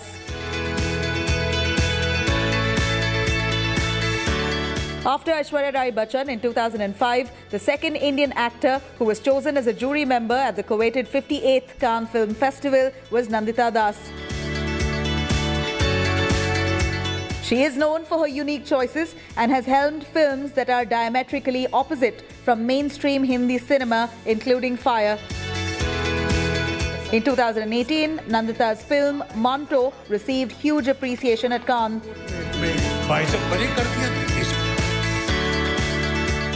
Similarly, Sharmila Tagore's film screened at Cannes and then she joined the jury in 2009. Sharmila began her career with Ray and has performed some captivating roles in Bengali films. In fact, her Bengali film titled Devi, which was directed by ace filmmaker Satyajit Ray, was also nominated for its highest award, Palme d'Or. Acclaimed director Shekhar Kapoor, who has given the world some outstanding movies like Mr. India, Bandit Queen, Elizabeth, was also invited as a jury member in the year 2010. In fact, years before his invitation, Kapoor's highly appreciated film Bandit Queen was presented at Cannes in the year 1994. That's not all. Actress Vidya Balan is also among those Indian celebrities. She was called in the year 2013 to attend the Cannes Film Festival as a jury member. Since her debut in Hum Panch in 1995, the actor has given her fans dozens of memorable performances. The Cannes Film Festival is an esteemed event held annually. It showcases films across genres, including documentaries from across the globe. What's more, every year, a jury selects the film that will receive the film's highest honor, the Palme d'Or. Members of the feature film's jury are chosen from across the world, and these Indian celebrities have indeed managed to make our country proud. Entertainment Bureau, India Today. From Shabana Azmi to Aishwarya Rai, here's a list of Indian actresses who over the years have ditched fancy gowns to grace the red carpet in traditional saris at the Cannes Film Festival. My colleague Cheti Narula with this special report.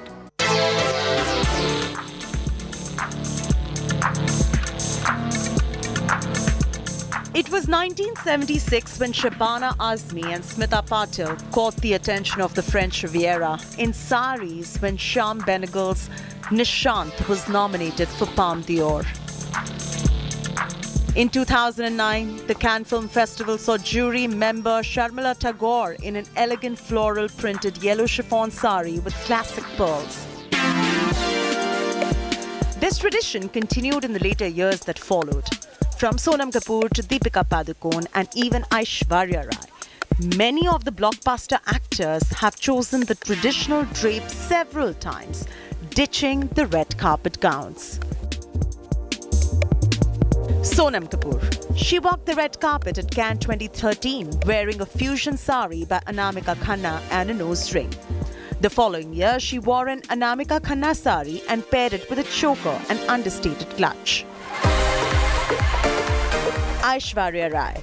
In 2002, she made her first Cannes appearance wearing a mustard yellow Neeta Lulla sari. In 2010, Aishwarya wore a sheer Sabyasachi sari and posed with husband Abhishek Bachchan in a black tux. In 2012, Aishwarya Rai donned a sari in the family favorite designer Abu Jani and Sandeep Khosla.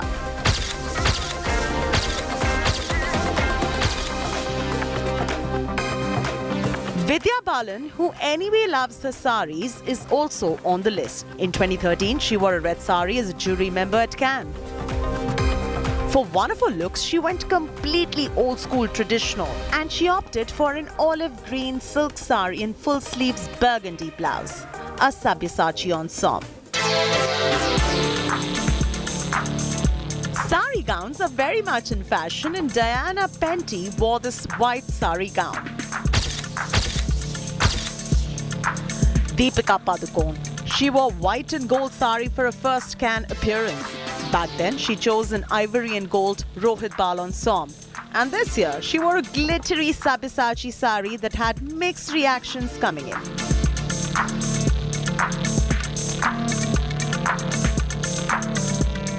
Speaking of Sabyasachi Mukherjee, this year Aditi Rao Hydari wore the subtle yet elegant Sabyasari with a choker. Sabyasachi seems to be the preferred designer for most women in saris, and even Kangana opted for one by him in 2018. In 2019, Kangana gave a twist to the OG sari and went for a golden Kanjivaram sari, strapless blouse and wine-coloured gloves. Year after year, since 1976, many women have opted for the traditional drape, giving the French and the world some serious couture goals. In New Delhi, Chaitni Narula for India Today. After their red carpet appearances on day 3, both Deepika Padukone and Aishwarya Rai Bachchan stepped out in style for their respective outings, and several pictures of them are going viral on social media. Meanwhile, Aditi Rao Hedri also made her way to Cannes and chose a Sabya sari for her first appearance. Here are all the highlights. Deepika Padukone and Aishwarya Rai Bachchan continue to turn heads at the 75th Cannes Film Festival. After their red carpet appearances on day 3, the actresses stepped out in style for their respective outings. While Deepika, who's also on Cannes jury duty this year, attended a formal dinner party hosted by Vanity Fair and Louis Vuitton, Aishwarya was seen spending time with husband and actor Abhishek Bachchan and their daughter Aradhya. Several pictures of the duo from their respective outings went viral on social media.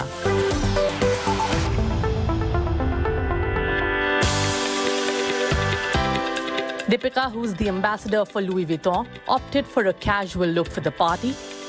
She wore a beige mini jacket dress which she paired with leather boots. Deepika donned this jacket dress on top of a printed white shirt adorned with multicolour floral patterns. Her makeup was also on point. Aishwarya, on the other hand, nailed a casual yet chic look in this hot pink blazer and a pair of jeans. In the photos, Abhishek can be seen in a black suit, whereas their daughter Aradhya wore a floral print dress with a denim jacket.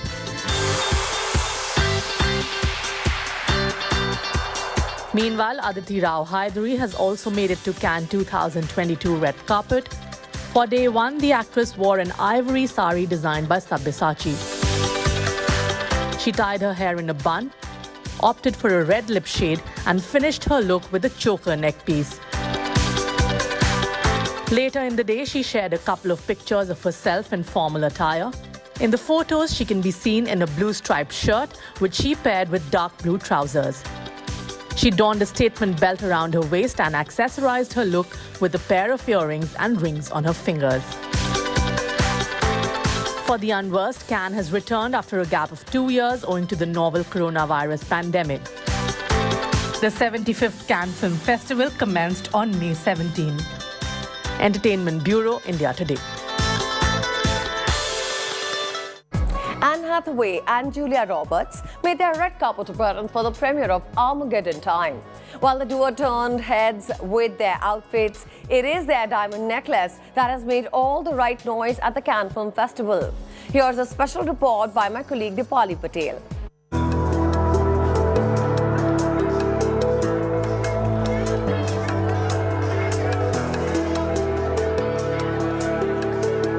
They say diamonds are a girl's best friend, and who better to champion this than two of the biggest Hollywood stars, Anne Hathaway and Julia Roberts. Yes, the actresses made their red carpet appearance for the premiere of Anne Hathaway and Anthony Hopkins' star Armageddon Time on the 3rd day of the 75th annual Cannes Film Festival.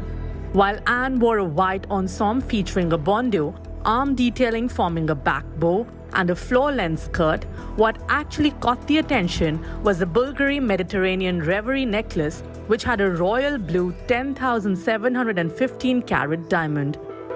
The distinctive accessory had competition, as Pretty Woman star Julia wore a similarly extravagant necklace by Chopard, featuring a 100-carat yellow diamond on the red carpet with her black Louis Vuitton jumpsuit.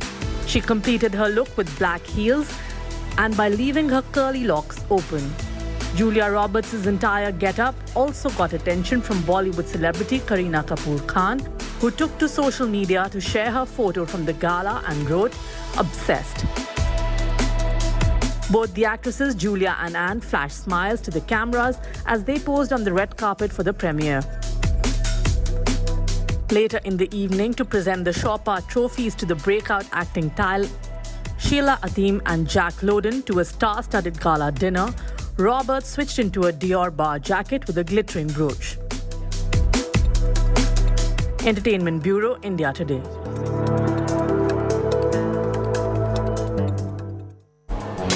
Cannes Film Festival is happening as of now, and as celebrities are gracing the red carpet in their best ensemble, we take a look back at who wore what and when.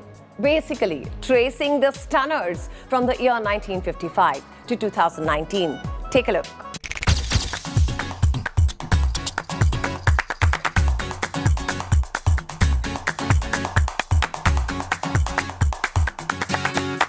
At Cannes, celebrities walking the red carpet are expected to create a moment, a mood, a fashion statement.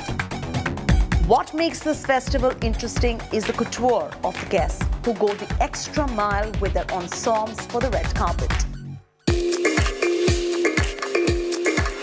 Whether 2022 will live up to the years gone by or not is yet to be seen, but the yesteryear's iconic looks are the benchmark. We dug into the inception of the festival that celebrates fashion as much as it celebrates films. A look that won the modesty scale, Sophia Loren. The 8th edition of Cannes saw Loren in a nautical ensemble.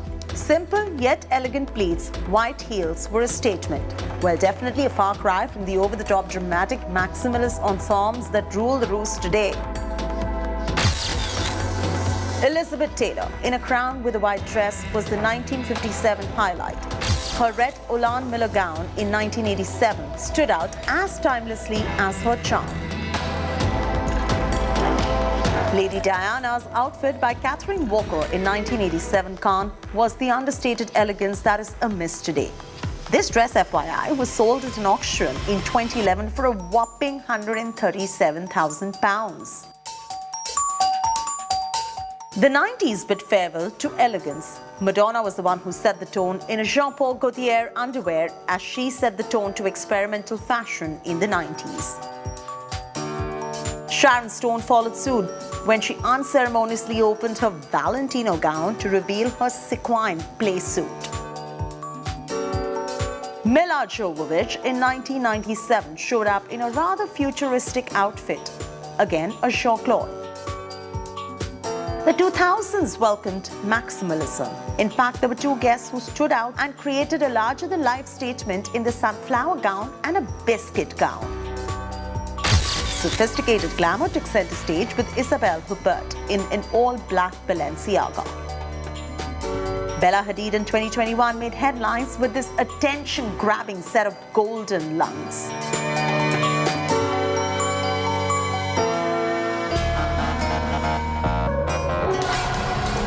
Our Bollywood divas are not far behind either. The French Riviera has played host to our Bollywood ladies, making quite the statement. Aishwarya Rai's show-stopping butterfly gown in 2018 by Michael Kincho grabbed the eyeballs as much as her Disney look by the same designer. In fact, a golden goddess moment in the Roberta Cavalli gown did not disappoint either.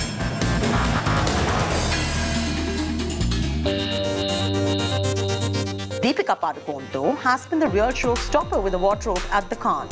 Here's Deepika in a dramatic fuchsia outfit by Ashi Studio. Her sheer white lace gown by Zuhair Murad was quite the statement too. Her dramatic looks have been one for the history books with the 2019 Peter Dundas outfit with a larger-than-life bow and on-point makeup. And how can we forget the original greatest of all-time trendsetter, Sonam Kapoor, right from her Anamika Khanna outfit to a power tuxedo by Ralph and Russo. While Priyanka Chopra pales in comparison, she did have quite a bridal moment in George's Hubeka gown. Huma Qureshi stole the show in 2019 at a Gaurav Gupta ensemble. But the Bollywood winner is most definitely Deepika Padukone in a lime tulle dress. She left the French Riviera speechless in a Giambattista Bali work with excessive tulle. She paired it with a rose pink headband scarf, dewy makeup and smoky eyes. Fashion romance will again be in the air at Cannes 2022 and all eyes are now on who wore what when. In New Delhi, Chaiti Narula for India Today. Ukrainian director Dmytro Sokolitsky-Sobchuk criticized Cannes Film Festival for including Russian director's movie Pamphir in its lineup for premiere. Here is the complete story for you. Ukrainian director Dmytro Sokolitsky-Sobchuk has criticized the 75th edition of Cannes Film Festival for including a Russian director in its lineup as the debut filmmaker's Pamphir was shown at Cannes' Director Fortnight.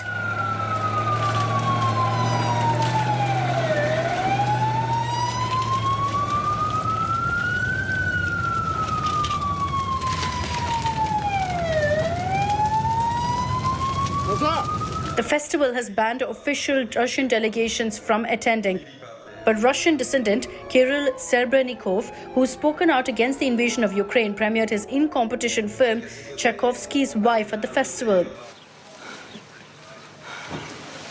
Sobchuk described the sensation of being in Cannes while his country fights against a Russian invasion as alien. He is, when he here, he is the part of the Russian propaganda, and they can use him like they citizen. Everything what's happened here, it's something what not belong in Ukraine. The peaceful life, the fly on the sky, fireworks, etc. We have opposite reality. Set in the forests of western Ukraine's Chernivtsi region, the Sobchuk directorial Pamphir begins with the return of a father, Leonid, to his family after months of working in Poland. A church fire attributed to Leonid's son, Nazar, forces the father to take up a quick smuggling job, angering the local contraband boss. With references to Greek tragedy and the Bible story of Abraham and Isaac, Pamphir's story of fighting for redemption has resonance with the ongoing conflict. Bonsoir à tous et bienvenue au 75e Festival de Cannes.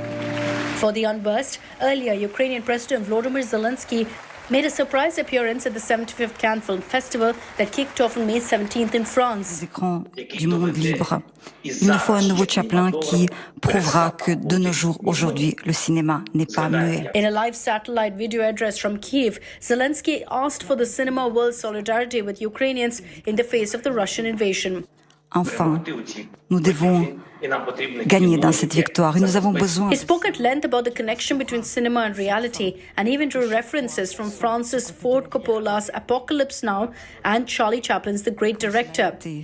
De tout temps, ce serait avant tout. Quoting from Chaplin's 1940 movie, Zelensky said, "The hate of men will pass and the dictators die, and the power they took from the people will return to the people. And so long as men die, liberty will never perish." He further added, "We need a new Chaplin who will demonstrate that the cinema of our time is not silent." Zelensky also emphasized that the future depends on cinema, and while concluding his speech, he even received a standing ovation. Entertainment Bureau, India Today. With this, we'll halt in for a quick breather, but don't go away. We'll be back soon.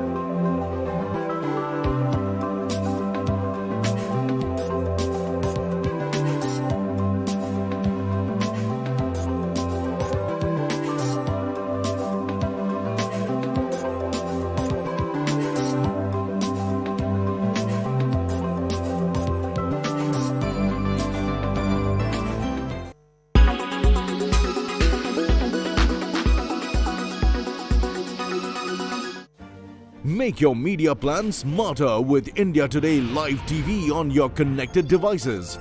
Amplify your brand with 100 million smart internet viewers. To advertise, mail us at sales@aajtak.com or call 9999892171.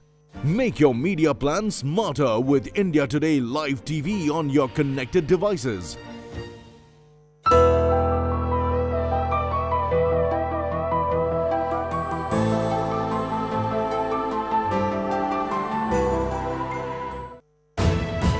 You are watching India Today.